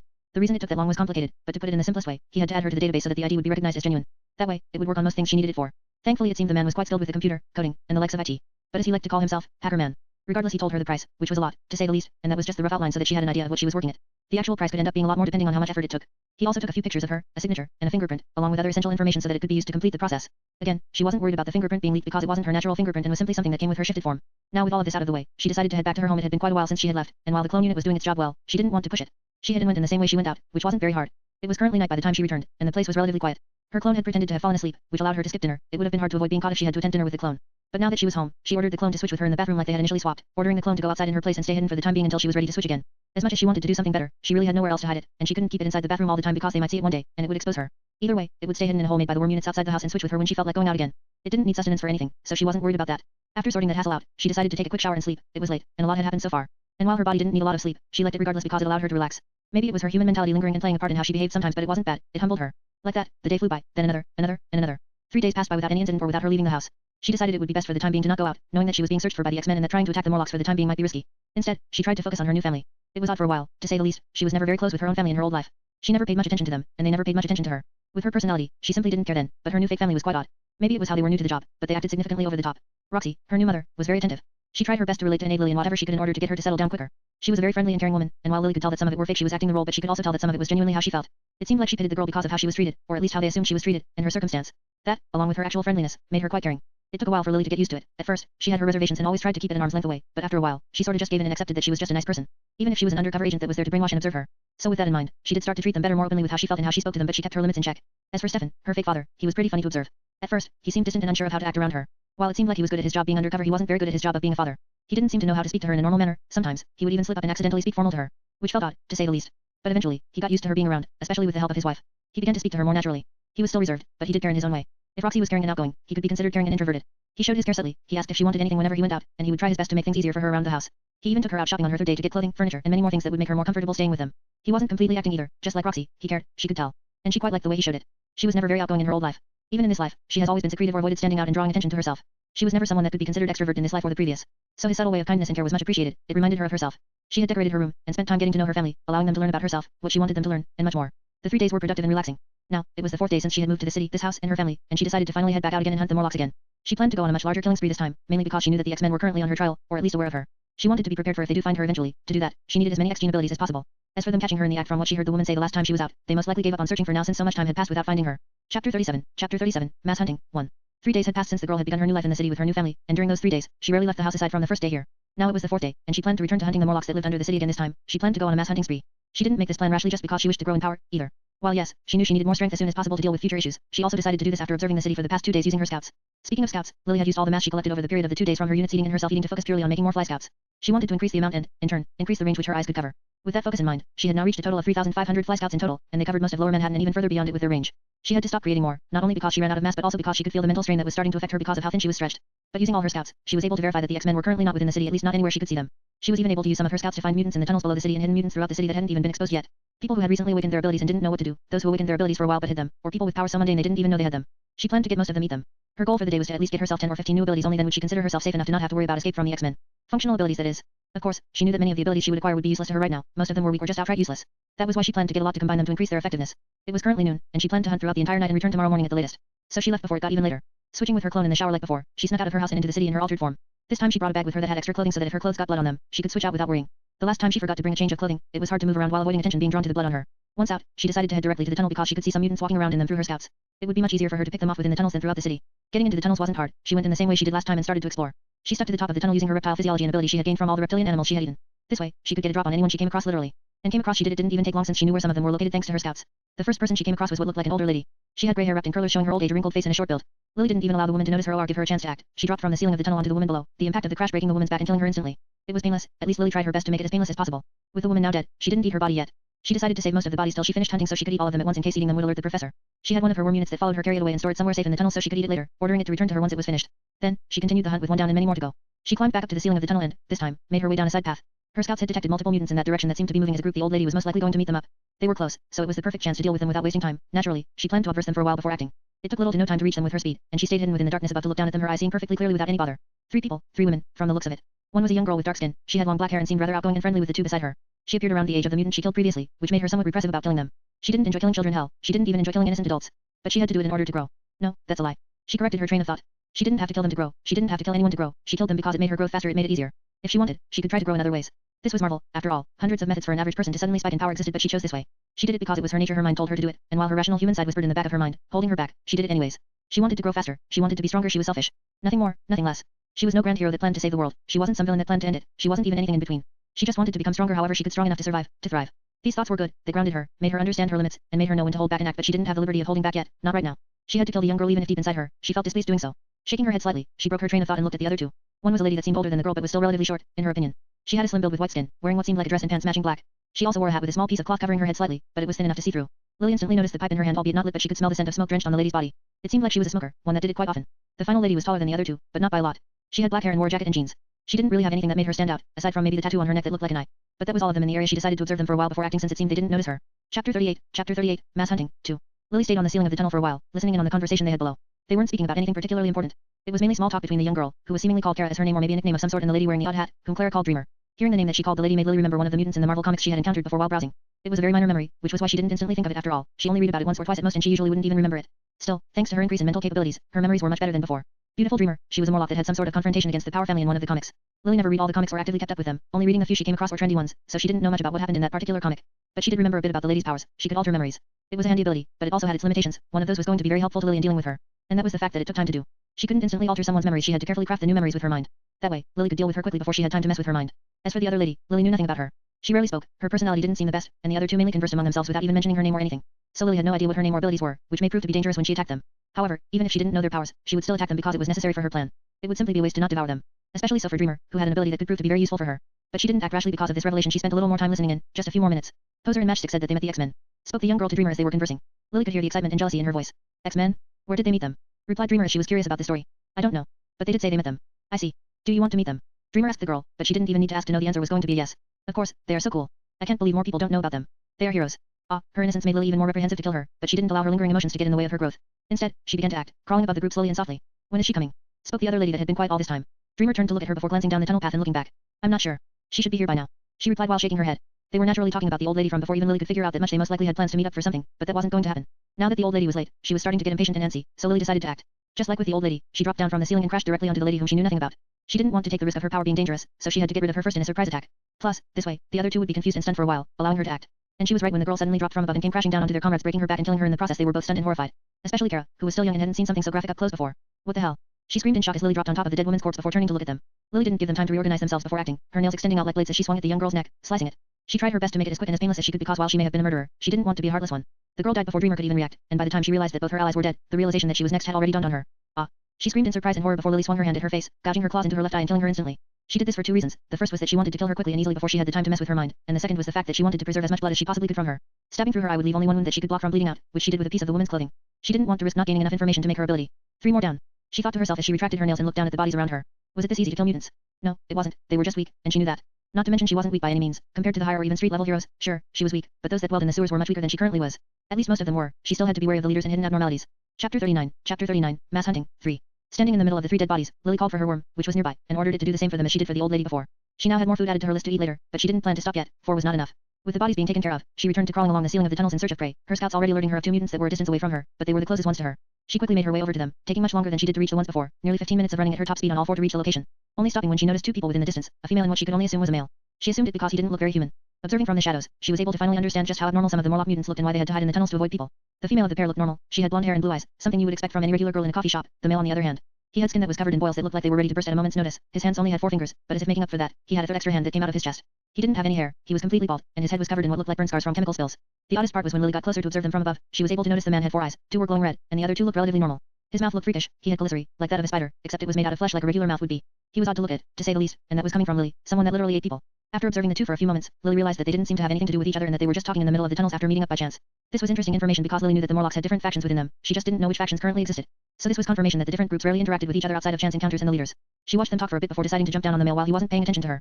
She decided to go for him because his mutation clearly had something to do with his physical body, and she didn't want to take the risk that he might be able to counter her if she instead focused on the girl. However, it seemed like she had guessed wrong this time because while killing the man was straightforward and confused the girl for a second, she quickly reacted. A blast of energy came crashing into Lily. She didn't have time to avoid the impact from the blast because of how close the girl was, but she was able to lessen the damage she took by blocking it with her arms. Surprisingly, it wasn't very powerful. It couldn't break any of her bones or even injure her, but it was strong enough to push her back and away from the girl. Although it didn't push her very far, merely a few feet away. Who are you? Yelled the girl with an angry yet panicked voice, her hands held out before, ready to defend against anything Lily would try to do. I'm just passing through, he looked like a threat, so I acted without thinking. Lily replied to the girl as she backed up slightly, showing that she wasn't trying to be hostile. Naturally, that didn't work. The girl was still on guard against her and simply spat back with her own words. So you attacked before speaking? And now you try to play innocent. Well, it was a fun conversation, but Lily really didn't need to have it. The only reason she didn't do anything yet was because she was wary of the blast the girl did. She wasn't sure if she could make it stronger, which made her wary of acting. But the girl's focus and guard towards her did lower her attention to the area around her, specifically below her. I'm not very innocent. I'm sorry. Lily said as the worm burst out from below the girl and bit her leg off, causing the girl to fall to the ground in pain, screams bursting out of her as if they were trying to get free. Acting quickly, Lily dashed forward and sliced the girl's head off, killing her in the process, but the girl had been quite loud in the tunnels with her piercing scream. Thankful it only had one person nearby, and they were quite a distance away. That was far too messy. I didn't expect her to be able to do something like that. I really do wish I had a way to tell what abilities they had. She said to herself as she looked down at the mess around her. With a soft sigh, she ordered her worm to deal with them, herself quickly jumping back to the ceiling to move from this area in case the yelling drew attention. Chapter 40, Mass Hunting, 4. She crawled along the ceiling and made her way over to the next closest target, a male that was alone in the tunnel, and he was relatively close by, so he most likely was able to hear the echoes of the scream. She got to him quickly, less than it took to get to the previous two, only to be met with the hulking body of the man. To say he was big would be an understatement compared to everyone she had seen so far. He was much bigger than then, standing at easily over 7 feet in height with a body that seemed to have been made out of muscles. He wore torn-up jeans and a ripped jacket without sleeves that he seemingly ripped off himself to make room for his large arms, which looked like they would be able to cover her entire head with his palms. His head was bald, and his body had scars in some places, showing that he wasn't a stranger to being injured or even combat, and the fact that he was training seemed to prove just that. But despite his appearance, she couldn't see any apparent mutation on him like the body of the other Morlocks. He didn't seem to have anything extra growing out of him, which meant that he was most likely a mutant that had to do with his physical capabilities. Lily wouldn't have bothered risking it and fighting the man if it wasn't for that fact. Still, she wanted a mutation that would boost her physical capabilities. While she was strong, she was nowhere near the physical capabilities of some heroes such as Captain America or even Spider-Man, let alone powerhouses like Hulk, Abomination, Thor, and many others that could fight well with their bodies. Her strength and physical capabilities came from the animals she had eaten, but even those had a limit to how much they could physically make her stronger. She would naturally still struggle or even lose when it came to super soldiers or other means. That was why she wanted a mutation that would give her the physical capabilities to keep up with them, and she found one. She just didn't know how potent it was and if it would pose a risk to even attempt fighting him yet.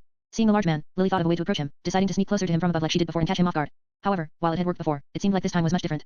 The man spun around and flung what looked like a weight used for lifting at her. However, thanks to her keen senses and the fact that she was paying attention to him, she was able to quickly dodge it by jumping down.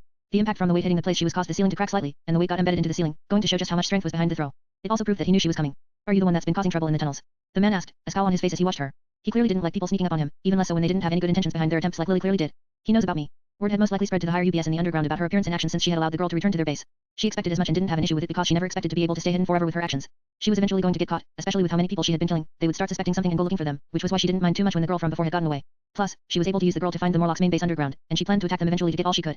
I suppose I am, she replied, keeping her voice low and responding in a casual tone. She tried her best to have the man lower his guard, but it wasn't working. He was clearly trained and experienced enough to not allow that to happen. He even moved into a fighting stance similar to that of a boxer. This was a bad idea. For the first time in a while, Lily actually regretted her actions. Her rashness for power made her act before fully knowing the capabilities of her enemy, and now she was in trouble. He was clearly very strong. Lily wasn't under the impression that she would be able to match him with her body when it came to physical capabilities, so she would have to play dirty. What group do you belong to?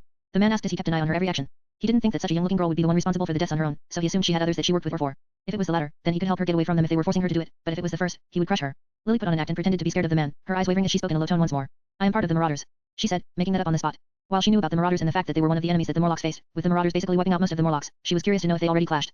Either way, it was just an excuse. She wanted to use it to see if he would react to it, giving her an idea about how long this timeline was because it seemed different from the MCU. And seeing as he didn't have any noticeable reaction to the name, she could only assume he didn't know much about it just yet, which means this was most likely before the Marauders became a thing or exposed themselves. This was good information, and it was something Lily wanted to make use of for herself. The Marauders. The man said as his eyebrows rose, his interest slightly piqued. Lily saw this as a good sign and tried to take the chance to attack the man. Chapter 41, Mass Hunting, 5. She dashed forward with her claws drawn out and went for a direct slash in the direction of the man's chest since she wasn't tall enough to reach his face.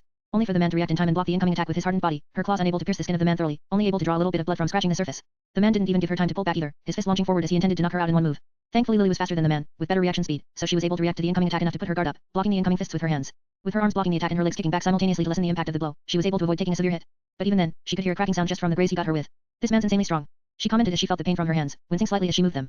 The man had just barely landed his attack on her, yet she could feel that he had slightly broken her bone, multiple even.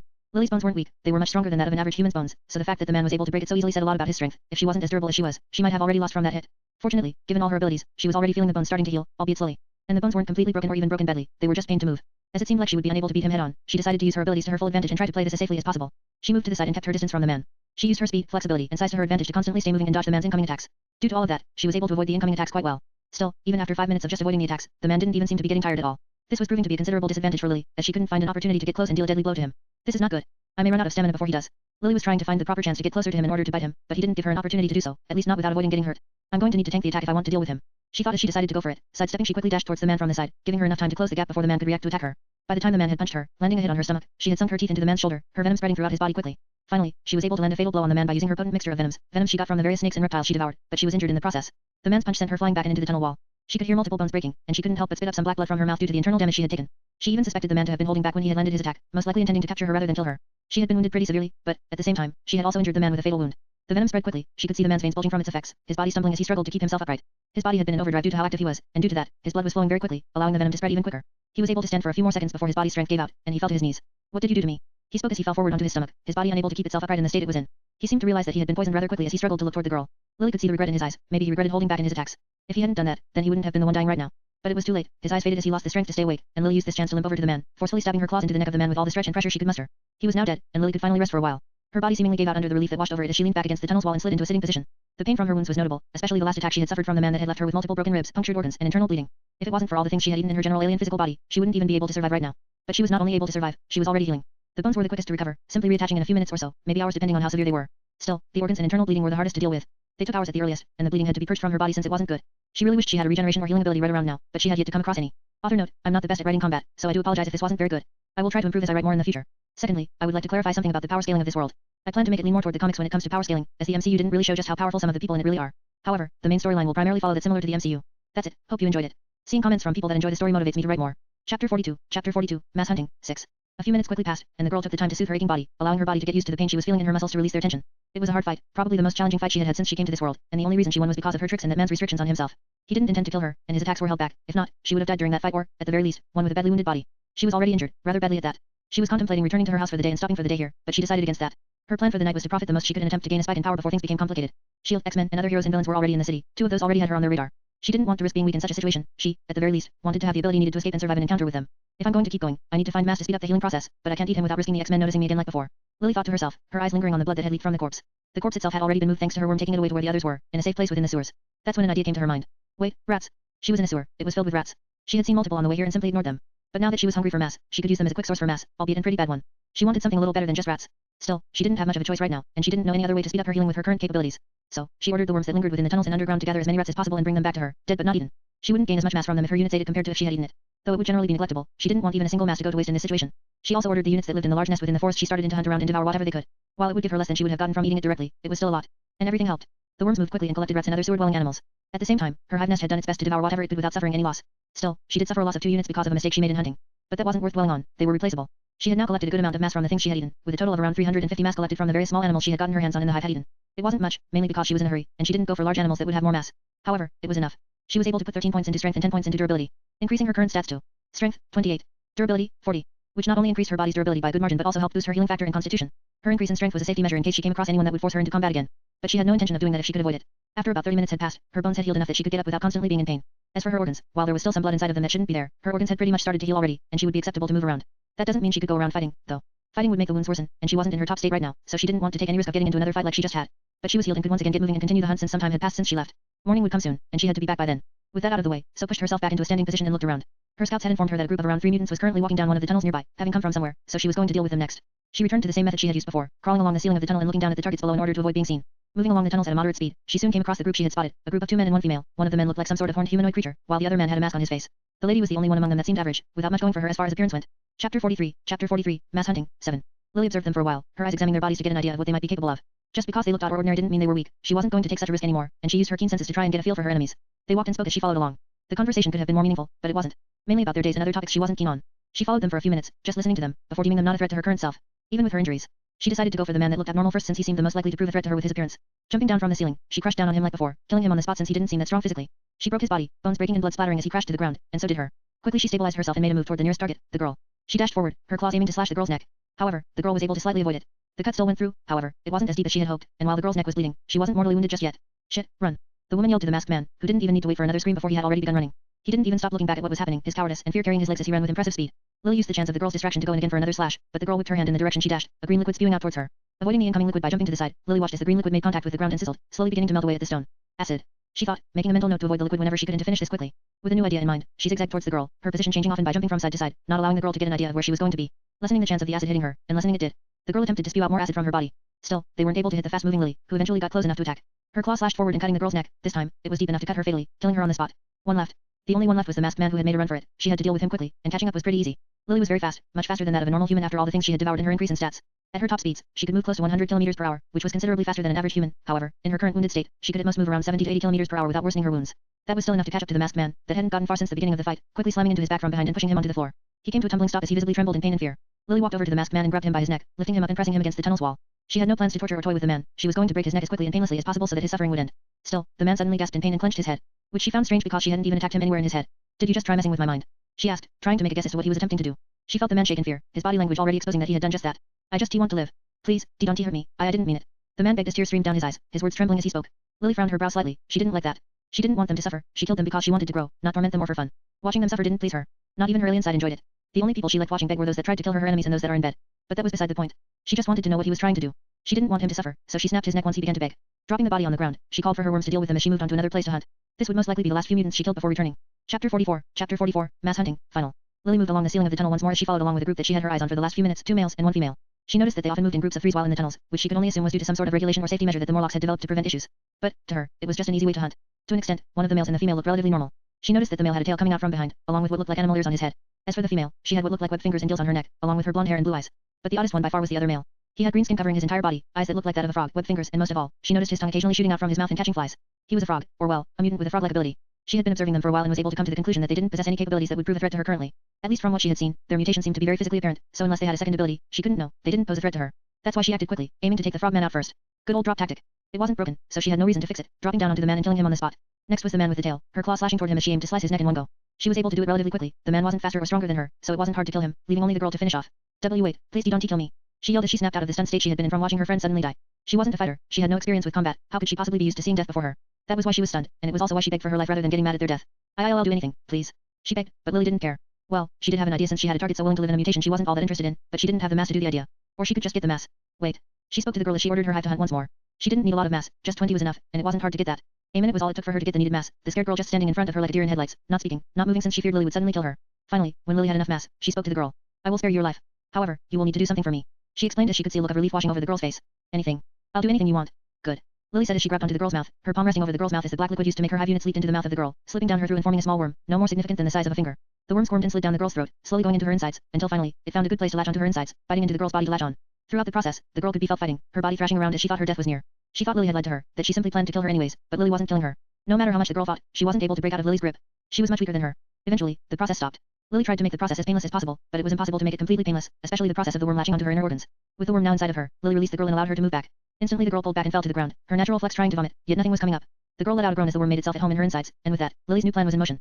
What Lily had just done was create a small hive unit that would use the body of the girl as its host, hearing what she heard and sensing everything around her. If Lily so wished, she could order the worm at any time to kill the girl by eating her organs from the inside out. It was a simple scout unit, but it was very good at what it did. What is your name? Now that the girl was basically forced to do whatever Lily told her to do, it was useful to know her name for the future, so she asked. The girl took a second to realize what was going on before replying. Olivia, my name is Olivia. Good, now Olivia, your task is to return to your base and tell them exactly what happened here. However, you will tell them it was done by a group of 3 people who called themselves Marauders. I don't care how to explain your survival, but do not mess up. Lily's plan was simply to sow inner discord within the Morlock and mutant groups and allow herself to feast on any of the lingering leftovers. She could also use this to throw them off her trail. Do not speak a word about me. I will be listening. Her secondary reason for allowing the girl to live was to be able to directly get involved with the workings of the Morlocks through a person in their group. While the flies and worms allowed her to scout them, she couldn't interact with them just yet, but she could with this girl. Now go. She said as the girl quickly got up and began scurrying off, fearing Lily would change her mind. With that finished, Lily decided to end the hunt here. She was getting tired, and the night was coming to an end. She decided it was time to eat her rewards and return home. Chapter 45, Eating and Growing, 1. She made her way over to the area where her worm had stored the bodies, a large cavern she had the worms create under the tunnels. It was isolated, with the only ways in and out being the tunnels made by the worms. She planned to use this area in the future as her hive nest in New York, but for now, it was just a place to keep the bodies. Upon reaching the cave, she looked over all the bodies she had collected during this mass hunt. A total of 12 bodies lay before her. 12 innocent lives she had taken for her own selfish growth. She wasn't proud of it, but she would do it again without hesitation.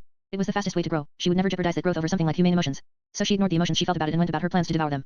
First thing first, she didn't plan to eat them herself. In fact, she planned to have one of her worms eat one of the mutants to see just how much of their X gene she got. She initially didn't do this because she was more focused on benefiting the most from the situation rather than testing the waters. But she had enough mutants now to test the waters with, especially so since she had a few mutants that were useless to her. Namely, the mutant that looked like a frog. She had devoured multiple different types of frogs while in the forest, and due to this, she had a large portion of their capabilities, meaning this man would ultimately not be useful to her. So she decided to use his body as the test subject for her experiment, ordering the worm to eat it. The worm rose from the ground and grabbed the man in its mouth, its rows of teeth grinding the body apart and devouring it in chunks. Blood, flesh, skin, bone, hair, everything that could be devoured from the man was devoured, and the only thing left when the worm spat him out was the clothing he wore and the parts not edible. Once the worm had finished eating it, she could feel the rush of mass and information from the hive mind, new coding being stored within her body at a rapid rate, as her adaptation kicked into overdrive, attempting to break it down and understand it. Not just to understand but to alter it to fit her needs. She realized that eating the mutant through the worm gave her fractured pieces of the coding needed to make the X gene. This made it so her body had to take time in order to try and piece it together and fill in any missing gaps. It would generally be a waste of time and effort if it was used on a single body. Still, she knew this could be useful later on when she started devouring on a mass scale. A planetary scale. For now, unless necessary, she wouldn't use her hive units to devour superpowered beings or beings with coding she wanted whole. The mass she got from him was also not a lot, but it could also be to other factors. With that test out of the way, she began to eat the ones she was least interested in first, saving the best for last. The second one she ate was the man with the tail and ears. Devouring him quickly, she could feel very minor changes happening within her. His X gene was very similar to other abilities she had. Even the X gene she got from the word cat dude before was somewhat similar to it, so the adaptation happened rather quickly. She could feel the new power within her. It wasn't much. She had capabilities similar to that of a dog, and if she wished, she could transform into a semi-dog form, growing ears and a tail like the man had in order to boost her dog capabilities. The power wasn't of much use to her currently, but she was sure that she could find uses for it eventually. She moved on to eating the other man, that had an odd body, the one that looked like he had burned skin with boils all over. She had her reservation about eating something that looked so odd, but her inside didn't hesitate at all. Devouring the body whole, she suddenly felt a burst of energy and mass within her. She fell to her knees as her hand gripped the ground, cracking it, as she felt her body breaking apart from the inside out. Calling it painful would be an understatement. It felt like her entire body was being ripped apart and pieced together again. She could feel her body trying to replicate the X gene from the man, but at the same time, it was trying to adapt the X gene to fit her body. Radiation. That was what she felt. She could just tell it was radiation. She didn't know how, she just could. The man was soaked in it. He was basically filled to the brim with radiation, and if she hadn't killed him as early as she did, he probably would have died in a few months or years at most. He was a walking radiation bomb, and she had just eaten all that. Her body tried to deal with the radiation the best she could, adapting and evolving at rapid rates. Her skin was starting to burn, and boils began to appear on it, but in the next second, they vanished and returned to her normal skin. The X gene from the man was the only thing saving her body at this point. It had the information needed to adapt a way to not only lessen but grant her a certain level of immunity to the radiation within her. Ah! She yelled as she slammed her hand on the ground, cracking it from the impact of her strength, her eyes dripping blood from the pain. Suddenly her skin shattered like a layer of glass, and under it was a new layer of skin without a single blister. Once that had happened, she released a sigh of relief, her body falling on the ground without an ounce of pain in it anymore, just tired muscles. Her body had finally adapted to the radiation. It fixed the X gene to fit her body, rather than how the X gene was trying to change her body to fit it. Her body had evolved, shedding the old skin and starting anew. All the injuries she had previously was healed, and she no longer had any pain. She felt good. She felt better. Chapter 46, Chapter 46, Eating and Growing, Final. She rested for a few seconds, allowing her mind to get used to the evolution of her body before she finally stood up and returned to eating. The following mutant on her list to eat was the man that had the horns and odd skin. Eating him was easy, what came next was the odd part. Usually, when she devoured a mutant, her body would replicate their X gene and alter it to fit her needs. However, this time it was more like her body was devouring the entire coding from the man, purging the X gene, and isolating a very diluted coding from within the man.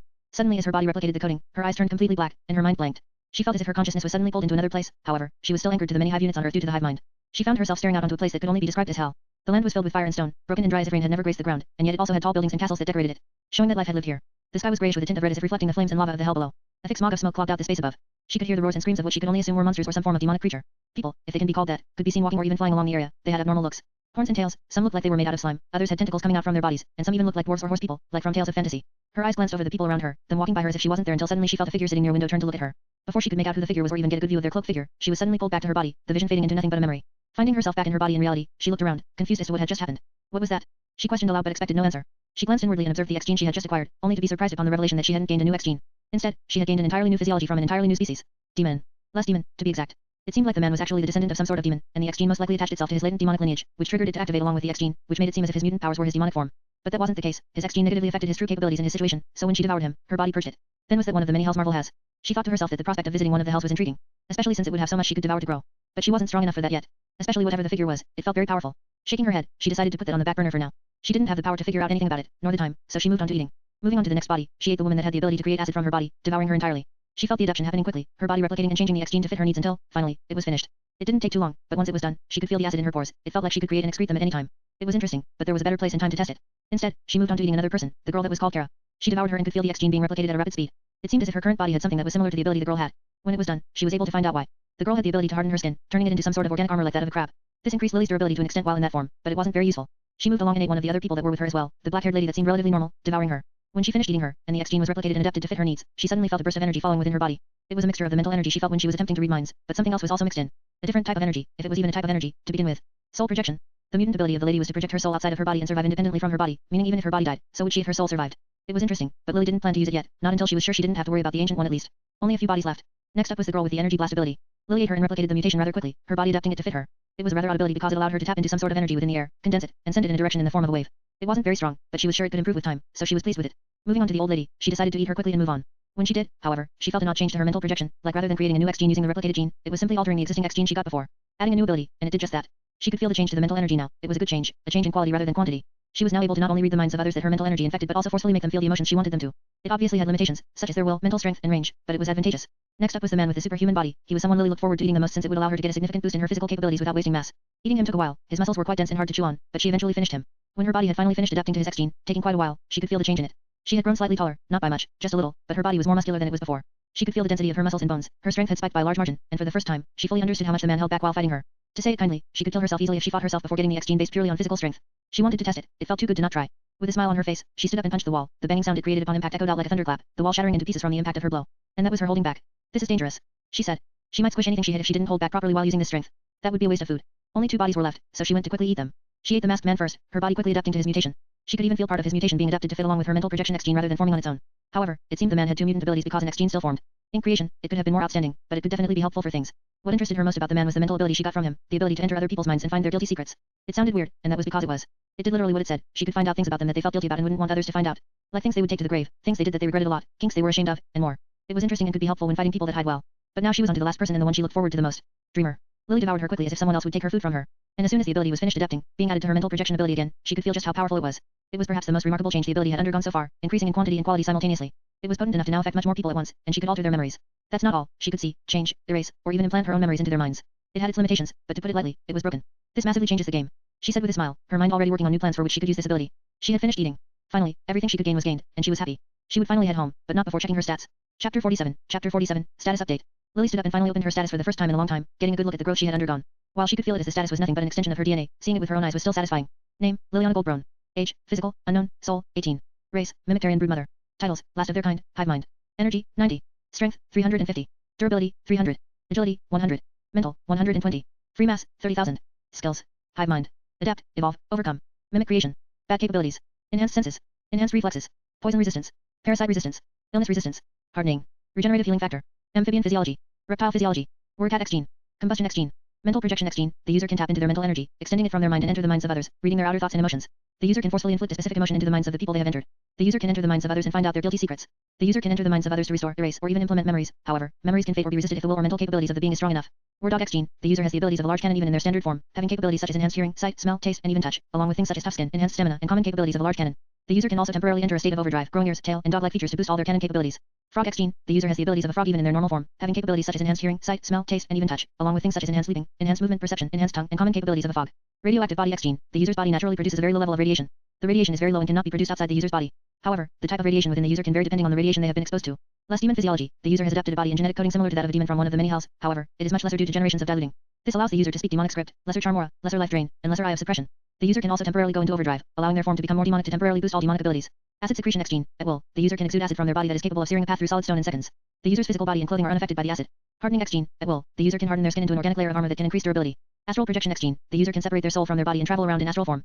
The user can change the appearance of their projection to seemingly anything they want. Their strength and capabilities of the astral form are equal to their mental and energy strength. Energy condensing X Gene. The user can absorb and condense energy within the area around them, able to shoot that condensed energy out in a direction around them. Superhuman body X Gene. The user has the body of a superhuman, granting them a significant increase in strength, durability, stamina, and senses. Ink manipulation X Gene. The user can create and control a type of non-toxic black ink. Other abilities are dormant until the user has fully awakened. Glancing over her expansive status information, Lily couldn't help but be amazed at the sudden spike in power she had. The first thing she noticed was the massive increase in her stats, with her strength and durability reaching numbers over 300. That sudden and exponential increase could only be attributed to the superhuman mutation she had gotten from the man. As for her other stats, they didn't fall behind either. All of her stats aside from energy had reached 100 or above, with the increase in her speed being attributed to a mixture of different mutants, primarily the War Dog, less demon body, and superhuman capabilities. As for her mental attribute, it was boosted due to her sudden increase in mental-related mutations and all the mutations she gained that fused together to make them better. As for her lowest stat of all, energy, it had increased quite a bit but not as significant as the others because her mutations didn't have much to do with energy. Aside from the energy blast mutation, and maybe even the radiation one. But that was completely fine, she could keep growing it in the future. Something else her eyes fell on was the massive amount of mass she had collected. Over 30,000 mass had been collected from all the mutants she devoured. A large chunk of that mass came from the man with the radiation power. Radiation gives a lot of mass. It was a theory she had to test out eventually. Still, she didn't have any easily accessible source of radiation she could just casually eat, so it would be on hold for now. Finally, she glanced over the abilities she had gained, and she was delighted with them. Due to these new abilities, she would have to change some of the plans she was currently working on. Some would make her plans more accessible, and some even opened up new paths for her to work with that she didn't have before. Ideas, lots of them flooded her mind. But for now, it was time to head home and get some rest. Chapter 48, going to meet Shield. After having eaten and properly absorbed everything she could, she decided it was finally time to head back home. However, not before changing, that is. She quickly changed out of the clothing she had into the spare clothing she brought in order to get rid of the bloodstains that covered them. She wanted to avoid being noticed while returning, after all. Once finished, she headed home. The trip was quick and uneventful, it was very late into the night, and even the busy city was currently less active because of that. Eventually, she reached home, deciding to take a shower before heading to bed. Laying in bed, she drifted off to a temporary rest, her mind still working in the many units she had all over the place. For now, she decided not to use any of the mass she had gained. Her current stats were okay, especially since she had just received a significant boost in them, and she had yet to properly get used to it, not to mention she didn't like wasting mass on stats. As for making more Hive units, she was worried about increasing the number of large Hive units because she knew multiple groups and individuals existed in or around New York that could possibly detect them, which was why she started at a low number of worms. As for more fly scouts, she didn't need much more, and she didn't want to waste any mass on more since they worked just fine. So, for now, she would save her mass until she deemed the time suitable or needed to. And with those thoughts in mind, she fell asleep. Waking up the next day, she didn't have much to do. She lounged around at home, spent time with her new family, and even spoke to them a bit more. She planned to not do much for a while, as through her fly scouts, she was able to detect multiple X-Men looking throughout the city for her due to the numerous spikes in power she had. At first, she couldn't tell who they were because they were all in regular clothing. None of them seemed to be famous characters she knew of, but after hearing them speak to each other and the professor on the device, she was able to figure it out. Also, apparently, her ranking had spiked to the higher side of the alpha level mutants, so they were very keen on finding her. But they weren't able to find her in her house, so she didn't have to worry about them for now. And just like that, another day went by without her doing much. However, the following day, February 1st, 2008, the day diary of a wimpy kid, Roderick Rules was officially published in the Marvel world. She was set down and told something by her adoptive parents. Lily dear, there is someone that would really like to meet you. Would you like to meet him? Asked her mother, who had taken up the habit of referring to her as dear, which she didn't mind. He's someone that works for our boss. He won't hurt you and will be able to help you. Spoke her father, only for him to receive a glare from her mother as if he wasn't supposed to say that. Lily sat on the couch listening to them. She pretended to be thinking about their question when in reality, she was thinking about another matter altogether. Shield had finally decided to make a move. It made sense. They took her in under the assumption that she was a mutant. They wanted to train her, brainwash her, and get her to work for them. Obviously, they had to make a move as soon as possible before she grew too old or too stable. To them, her fake age was 15, and mentally they assumed she was very susceptible to brainwashing because of the trauma she had been through. But that was just what she wanted them to think. Okay, if you say it's safe. She replied, making her mother smile and nod her head. Of course, get ready as soon as possible, and we can meet him. Think of it as a road trip. She nodded to her mother's request and got up, heading to get changed in some of the clothing they had brought her, leaving her parents to get ready as well. They wanted the meeting to happen as soon as possible, so she was very interested in knowing what exactly they planned to do with her. She wasn't as worried as before about meeting them because, currently, she had the capabilities needed to escape from them without worry. She wanted to make the most of the chance she was getting, as Shield had a lot of information, technology, and even people she wanted to get her hands on. So, becoming an agent, albeit temporarily, would work out for her. Once she was dressed, wearing long black jeans and a black long sleeve hoodie, she headed down to meet her parents because she liked dressing in comfortable clothing. Both of them wore much more formal clothing, a black suit. She was definitely underdressed, but they didn't seem to mind. Her father even smiled once he saw it, for whatever reason. All right, let's go. Spoke her mother as they headed out of the house and hopped into the car, heading to the next big thing. Chapter 49, Agent Phil. The car trip took around 25 minutes before they finally arrived at their destination. 219 West 47th Street, New York City. It was the headquarters of Shield while in New York and was currently the place where she was going to meet someone important. The car stopped at the parking lot, and they got out, with Lily glancing over at the building before her. It was a tall multi-store building with lots of dark tinted glass to the front and dark grayish walls made out of metal, stone, and maybe other materials she didn't know. It was impressive, to say the least, and this was just the part that the public was able to see. Her worms hadn't come in this direction before, and for good reason. She knew that this building had multiple layers underground that were used for things that couldn't be shown on the top. And today, she would most likely be visiting one of those floors. Impressive, right? Asked her father as he noticed her eyes lingering on the building. And he was right, it was very impressive to her. Not only the building but also the technology within it and the hundreds of workers currently working there. Yes, it's very big. She commented as he nodded his head and walked forward, the girl following behind her parents. They entered through the front door of the building, her parents showing their badges to the systems, and they were allowed entry. The security was going to stop them upon noticing Lily's entrance without a badge, but they stopped upon receiving an order from their comms. So many cameras, and who knows what else. Lily commented in her mind as her eyes looked around the place throughout the walk. To anyone else, it would seem like a young girl that was curious about the place she was being taken to, but in reality, Lily was forming a mental map of the place using her capabilities, also pinpointing all the cameras her eyes could see, including the tiny hidden ones that her enhanced eyesight could pick up on. They led her to an elevator that took her up rather than down, only to stop on the fourth floor of the building. Stepping out of it, they walked down the corridor until they approached a door. Lily, inside is the mister that would like to meet you. He won't hurt you, so be sure to answer his questions honestly, okay? Her mother said as they stopped in front of the door, only getting a nod as Lily replied. Pushing open the door, they stepped inside. In the room that looked like an office was only one person, one man. He wore a dark suit, much like her parents, along with his short dark brown hair and brown eyes. He looked like a relatively average person. But Lily knew who he was right away. Agent Carlson, full name Philip J. Phil Carlson. The man was looking out the windows when they arrived in the office, but he turned around and smiled upon hearing them enter. His smile made his aged face look like that of a kind man. But Lily knew that Agent Carlson was a very well-trained professional in many fields. Sir, we have brought her like we have been asked, spoke her father as they entered the room, motioning for Lily to walk forward a little to present herself. Lily played the part of a somewhat shy and scared girl that had just met someone new and slowly stepped forward slightly. Phil's eyes glanced at her shortly before returning to the two agents, and he thanked them for their work. Thank you for your work, agents. From now on, I just have some questions to ask her before we move on to anything else. Yes, sir. They both replied, with Phil then turning towards Lily and speaking. Nice to meet you, Lily. It's a very lovely name. My name is Phil Carlson, but you can call me Uncle Phil if you like. He spoke in a kind voice as he lowered himself to match her height, the smile that painted his face not moving. Uncle Phil. Lily replied, causing the man to smile wider and nod. Then he spoke. Great, now we're no longer strangers, right? Why don't you have a seat with me? There is a lot I would like to ask you, he said, standing up as he moved over to the table and chairs, pulling one out for her to take a seat on. Lily nodded and moved over to the chair, taking a seat as Phil sat opposite her. As for her parents, they stood at the door and waited for the conversation to be over, being trained to do so. First, I would like to know, how are you enjoying your life so far in New York? He started with simple questions, getting to know her and allowing her to feel more at ease around him so she would be more open to complex questions. Lily knew that. It's fun, they take really good care of me. That's good to hear, so you enjoy spending time with them both. He replied, causing Lily to nod her head, playing a part. Of course, they are both very nice and caring, even if sometimes they don't know how to show it. The last part caused Phil to chuckle slightly, his eyes glancing over to her father before looking back to her. That's good to hear, what about you? How have you been settling down? He asked with a somewhat worried tone. Lily stopped for a second for good old dramatic flair before speaking again. It was hard at first, not knowing anyone or anything properly, but it's much better now. Much easier. She still had to play the part of someone who had lost her memories, so she couldn't say too much about those. Ah, have your memories still not returned? Finally, he was leading into the questions he really wanted to know. They haven't, but... She trailed off, not finishing her sentence as she wanted to lead him into asking it. But what? But recently, I've been having weird dreams. Now she would reveal a bit of information to make them less suspicious of her past. Can you tell me about the dreams? They come in flashes, but, sometimes I see people grabbing me or what looks like an old house with others chained up in. She pretended to look down, scared and unsure of what she remembered. But so far, nothing she said was actually real. Those were dreams she had, just not in this life, and they weren't memories but dreams she had because of shows she watched. She was just using them to make a fake narrative for them. I see, that's okay. You don't need to force yourself to remember something you don't want to, you're safe here. He reassured her with a smile on his face, standing up as he spoke once more. I would like to run some tests on you to see if you're physically and mentally okay, maybe even see if we can help you regain some of your lost memories if that's okay with you. That was a blatant lie, they just wanted to test if she was a mutant like they had suspected and maybe even try and figure out what mutant capabilities she had. But she was expecting this, she already knew which of her abilities she would reveal to them while making the others temporarily go dormant. Okay. She said with a hesitant nod before getting up and following along. Chapter 50, running some tests. They made their way over to the elevator, all four of them, and upon entering, Phil pressed a button that revealed an entirely new pad. Scanning his finger on the pad, a screen appeared that allowed him to select more floors, from which he picked floor B2, and the elevator began to move down. It went down all the way back down to the base floor, then began going down further, down 2 floors in total. From what Lily could assume, they were now underground, on basement floor 2. Here we are, Phil said as the door opened, revealing another hallway. This time, it was completely white and lined with many cameras. They walked down the hallway for a while, passing a few doors along the way until they eventually came across a door labeled Lab Number 4 at the top. Entering the door, they were met by a large white and grey room that seemed much like a waiting room with desks, chairs, and much more. It also possessed screens that showed what looked like multiple other rooms, each filled with different machines and devices. Upon entering the room, a man in a lab coat, or what looked like it, greeted them. Sir, we have everything ready, he said as he approached Phil. Phil nodded at him and then spoke to Lily, introducing the man. This nice man is a doctor that works here. He, along with some of his colleagues, will be the ones that will run some tests on you, okay? Don't worry, your parents and I will be here waiting. Lily nodded and followed the man into one of the rooms, showing a little bit of hesitation to go along with her act. Walking into the room, she could see multiple other doctors in it, along with what looked like a large X-ray machine, one that was used to do full body scans on people. Please change into these, it will make things much easier, explained a female doctor that approached her, handing her a gown commonly worn in hospitals. Lily took it from the lady, and she quickly got changed after being shown to a dressing room to the side. While changing, she made sure to temporarily alter her body to look as human as she possibly could, aside from her multiple hearts, which were already exposed. She also temporarily made it so some of the X genes she had gotten were put into a dormant state, rendering them inactive until she once again activated them. This was easy since they were adapted to fit her body and her needs. Turning something on and off within her body was something that was naturally a needed feature. Once she was finished changing, she returned to the room with the other doctors, who then directed her to sit on the machine's tray. Before we begin, we just need a few samples from you, blood, hair, and saliva. The lady explained what they needed to do while her coworkers took out what they needed to do it, and Lily simply nodded. She didn't mind them doing this because her current DNA wasn't her natural one, it was the one she altered to fit her needs. And even if they somehow got her current DNA, it would die outside of her body if she so ordered it to, as it was nothing but an extension of herself, and she had complete control over herself. Not to mention, her DNA was constantly changing with how much her body could adapt and grow, so it wouldn't stay the same. They began with the blood test, however, as they attempted to inject her with the needle bent as it could not penetrate her durable skin. This was due to the first ability she planned to reveal, her superhuman mutation. It would be the hardest mutation to hide, and it was also the most beneficial mutation to reveal, as it showed her body was capable of taking on tasks that no ordinary girl her age would, which increased the likelihood that she would be of use to SHIELD and thus made it more likely she would have an easier time gaining the access she wanted. She said as she looked at the doctor's stunned and confused face. Snapping out of it quickly, the doctor placed the needle down and moved away, speaking to his coworker. Lily could hear him telling them to go on and take her other samples, saliva and hair while he went and told Phil about the situation. After he left the room, the other doctors did just that, taking a sample of her saliva using a swab tool, and a strand of her hair, that was rather hard to cut off. While this was happening, however, Lily focused on what was being said outside the door, which she could hear thanks to her improved senses. Sir, I have a situation to report. The doctor said as he approached Phil, not outright speaking the report as the other two agents were still outside.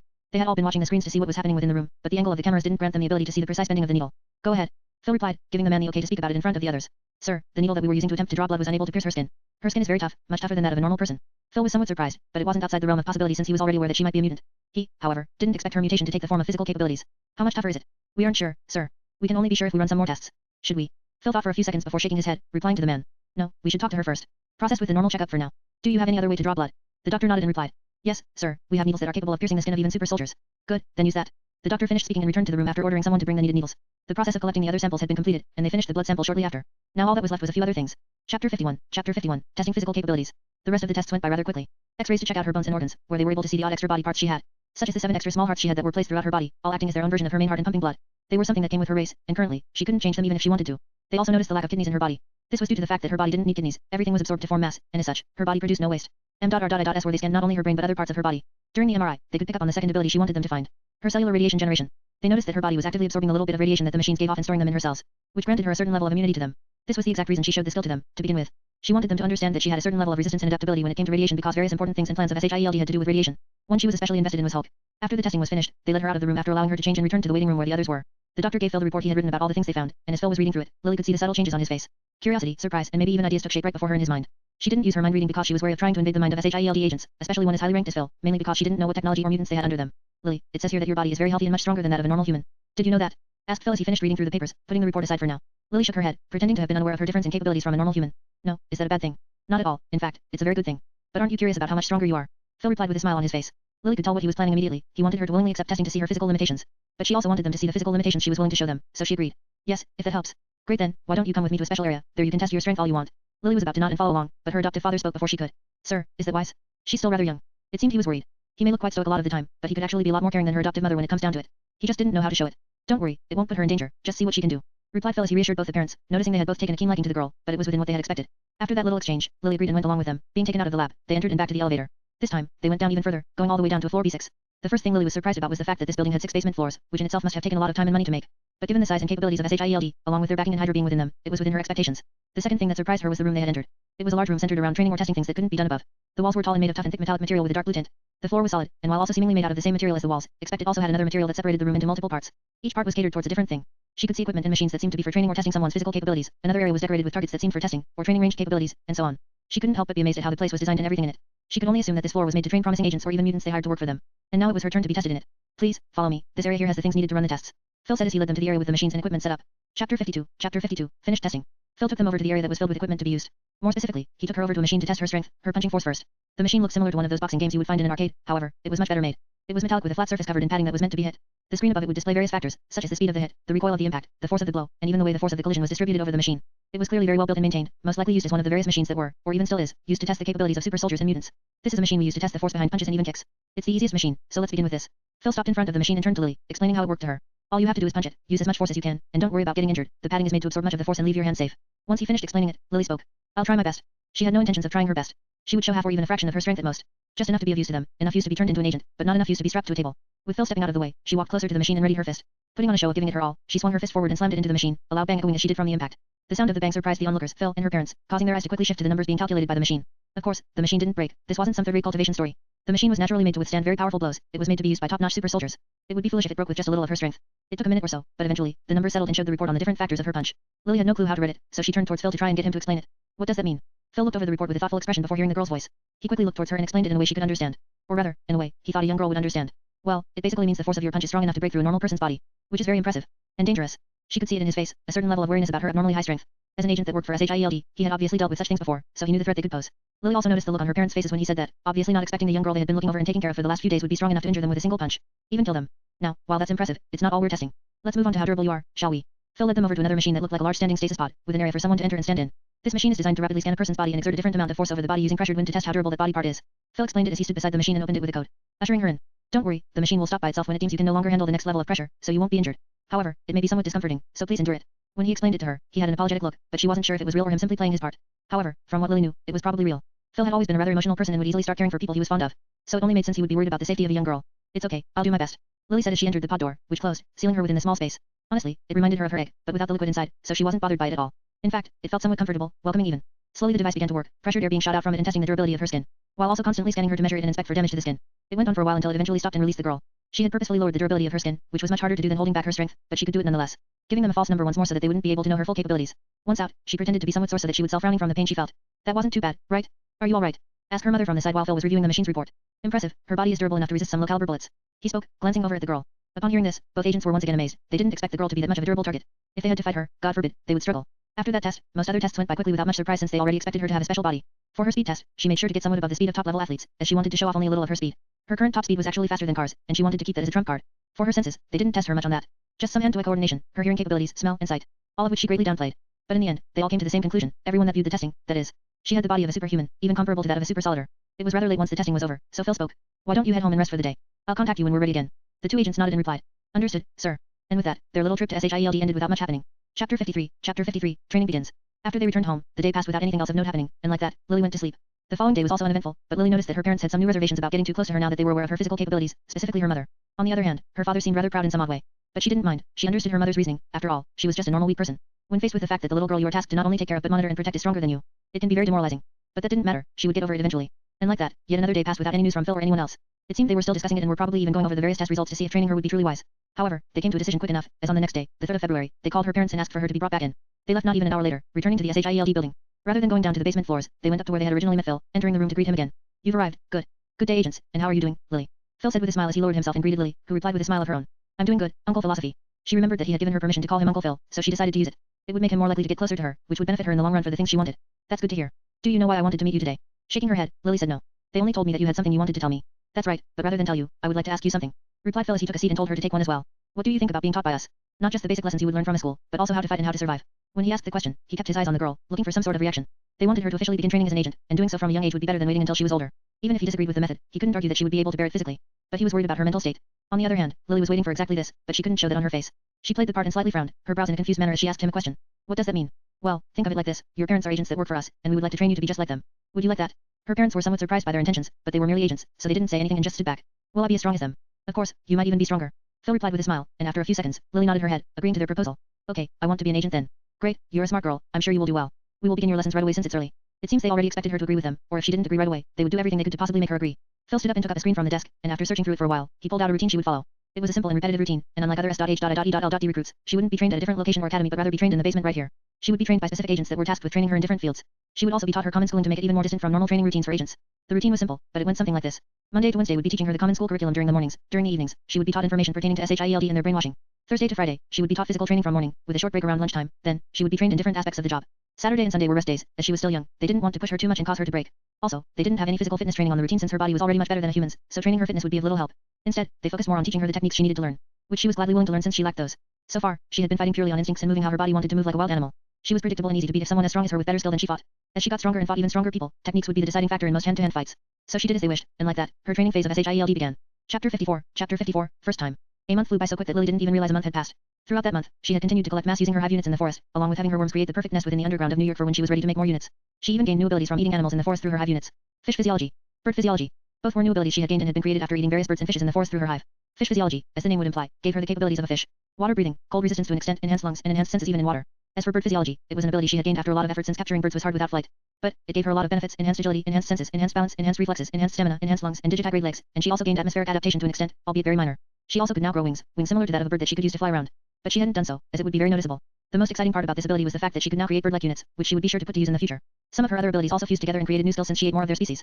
Namely, canine physiology, feline physiology, which were self-explanatory, so she didn't bother with them too much. Aside from the gains from her Hive, she also made a lot of progress under training with SHIELD. The agents that were tasked with training her did a great job. From them, she was able to learn many things, not just basic knowledge but knowledge that only government personnel would be able to know easily. One thing to note, however, was that she only met Phil a little throughout the month as he had other work to do. Still, they also got somewhat closer as he brought her gifts whenever he visited. For her basic schooling, she did very well. They originally began teaching her from grade 6 education, stuff a middle schooler would learn, but they quickly realized that she was much smarter than she looked. It didn't even take a week before they finished the entire middle school curriculum and moved on to high school. The high school curriculum was somewhat harder, but thanks to her enhanced mental capabilities and learning speed, she was able to finish the entire thing in a little under 2 weeks, and they had already begun teaching her college-level information. Aside from basic schooling, they also taught her SHIELD-related information, such as about mutants, super soldiers, inhumans, foreign languages, weapons, and other information she would need to know in order to be a proper agent. As for her physical training, she learned a mixture of different types of fighting styles, from MMA to Krav Maga, Systema, Ken, and even Judo, because it would suit her size and strength. They were challenging to learn for someone that had no form of professional training in them, but thanks to her body being able to keep up with the training and her mind being able to pick up on details quickly, she was able to learn the basics of them in the month. Calling her a master would be impossible. She couldn't even take down her own teachers in them without using her brute strength, but that was enough since she had the brute force to complement them. Naturally, she planned to learn more, but training had to stop for the time being because someone wanted to meet her. Someone important. An agent led her up the elevator as soon as she had arrived for the day, and they went up to the 5th floor of the building this time. Upon reaching a door on the 5th floor, the agent knocked, not entering until the door was unlocked from the inside and they were permitted to enter. The second Lily entered the room, her eye fell on the head of the man before her, a clean bald head without a single hair on it. Right away, she knew who it was. Nick Fury.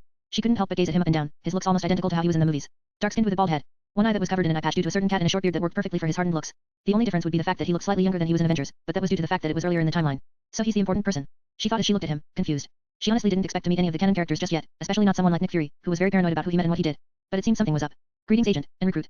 He gave the agent a nod, who left the room and closed the door behind him, leaving just Lily and Fury in the room. Agent Coulson has told me much about you. My name is Nick Fury, and I am here to assign to you your first mission. It seemed he was trying his best not to be as brash as he normally is because of her age, which she found quite odd since she wasn't used to this way of Fury's speech. But I'm still a recruit, sir. Lily replied, unsure why exactly they were already planning to rush her onto the field when it hadn't even been a month since her training started.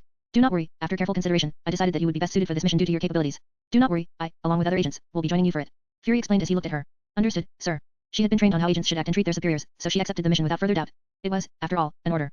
Plus, this went along with what she wanted, so she had no reason to deny it. Good, follow me to the briefing room, we will begin immediately. Chapter 55, Search for Bruce Banner. Fury led the girl from the room she had greeted him into a briefing room, yet another room that was on the same floor. Upon entering the room, the first thing she did was glance around it, scanning for possible threats or things that could be used if something happened. This was not only her instincts at play but also the training she received from the agents amplifying it, making her more refined in the way she worked. Her movements were purposeful. The room was largely metallic looking in nature, with screens decorating most of the walls, computers with people working on them on the lower levels, and the main level containing a large table that was used to brief agents, with multiple screens on it in front of it to explain the missions. As she glanced over at the table, her eyes fell on the two people already sitting there, one male and one female. The male had blonde hair, hazel eyes, and a rather muscular build, but he didn't look like anything special. He even had the buzz cut. The female also had blonde hair, but unlike the man, she had blue eyes, a slim build, and rather average curves. She wasn't very outstanding, but she could be called pretty. As Lily and Fury approached the table, he spoke. Agent Peterson and Agent Johnson, this is Agent Lily. You three will be the main operatives for this mission. Lily greeted them with a slight nod, taking notes of their names for the time being. The male was called Peterson, while the female was Johnson. They both greeted her, but she could see they were surprised by her youthful look. However, they didn't say anything about it as they were properly trained agents of SHIELD. After everyone took a seat, Fury pulled up a screen, showing a person that Lily was very familiar with. How could she not be? He was a major player within the MCU. Bruce Banner. He looked much younger than he did in Avengers, but that was once again because of the timeline. His looks were almost identical to his actor's appearance, with minor differences. He had short black hair, dark brown eyes, and a face that was slightly leaner than how it was in the films. He also had his glasses on in the picture. Dr. Robert Bruce Banner. Fury said as he introduced the man they were all looking at, causing Lily to shift her attention toward paying attention to him. Former professor at Culver University and a researcher that worked on a secret government project that ended in failure. Or so we assumed. He clicked a button and shifted the screens around them to show images and reports about Bruce all around the stats, with some even having images of him in his Hulk form, but they were far too blurry. Reports have it that he succeeded in the project and has been used on himself. However, due to the fact that he's on the run, we have no way of confirming it. I see, so this mission is the one where they went looking for Bruce Banner. She had vague information about the first time SHIELD actually went looking for Bruce, but she didn't know much about it since she had never read those comics, and it wasn't mentioned in the movies. She didn't know when it happened, so she was pleased that it happened when she was an agent. We have recently pinpointed the location he has been staying at for the last few days. Our mission today is to investigate him and deem if he is a threat or someone to bring in. After he finished explaining the mission in more detail, giving each of them their assignment and temporary fake identities, he ordered them to move out so they could make it as quickly as possible. While on an aircraft to the location, Lily thought over the plan. The male and female agents would act as a couple on vacation, and she would pretend to be their kid. They would stay in the area while Fury, who would also be undercover, would approach Bruce and try to feel him out by speaking to him. They would get involved if he deemed anything out of place or necessary. It was a simple plan, but it was the best they could come up with their limited information. They literally had no information about what happened after the project suddenly failed, so they had no information about his capabilities. They made the best out of what they had. Eventually, they arrived at the location, landing the aircraft outside the range of the city to avoid being spotted, and used a car to drive to the location he was last seen. It was around noon by now, and from the agents that were tasked to monitor him from a distance, he was currently in a bar. They arrived at the front of the building, a rundown place that was made out of stone and wood. It wasn't very fancy or even well built, which was to be expected from a small bar in a small place outside the major cities. Kirby's was the name on the board of the bar either because it was owned by Kirby or because the name of the place was Kirby's. But they didn't pay much attention to that. Instead, they began their act.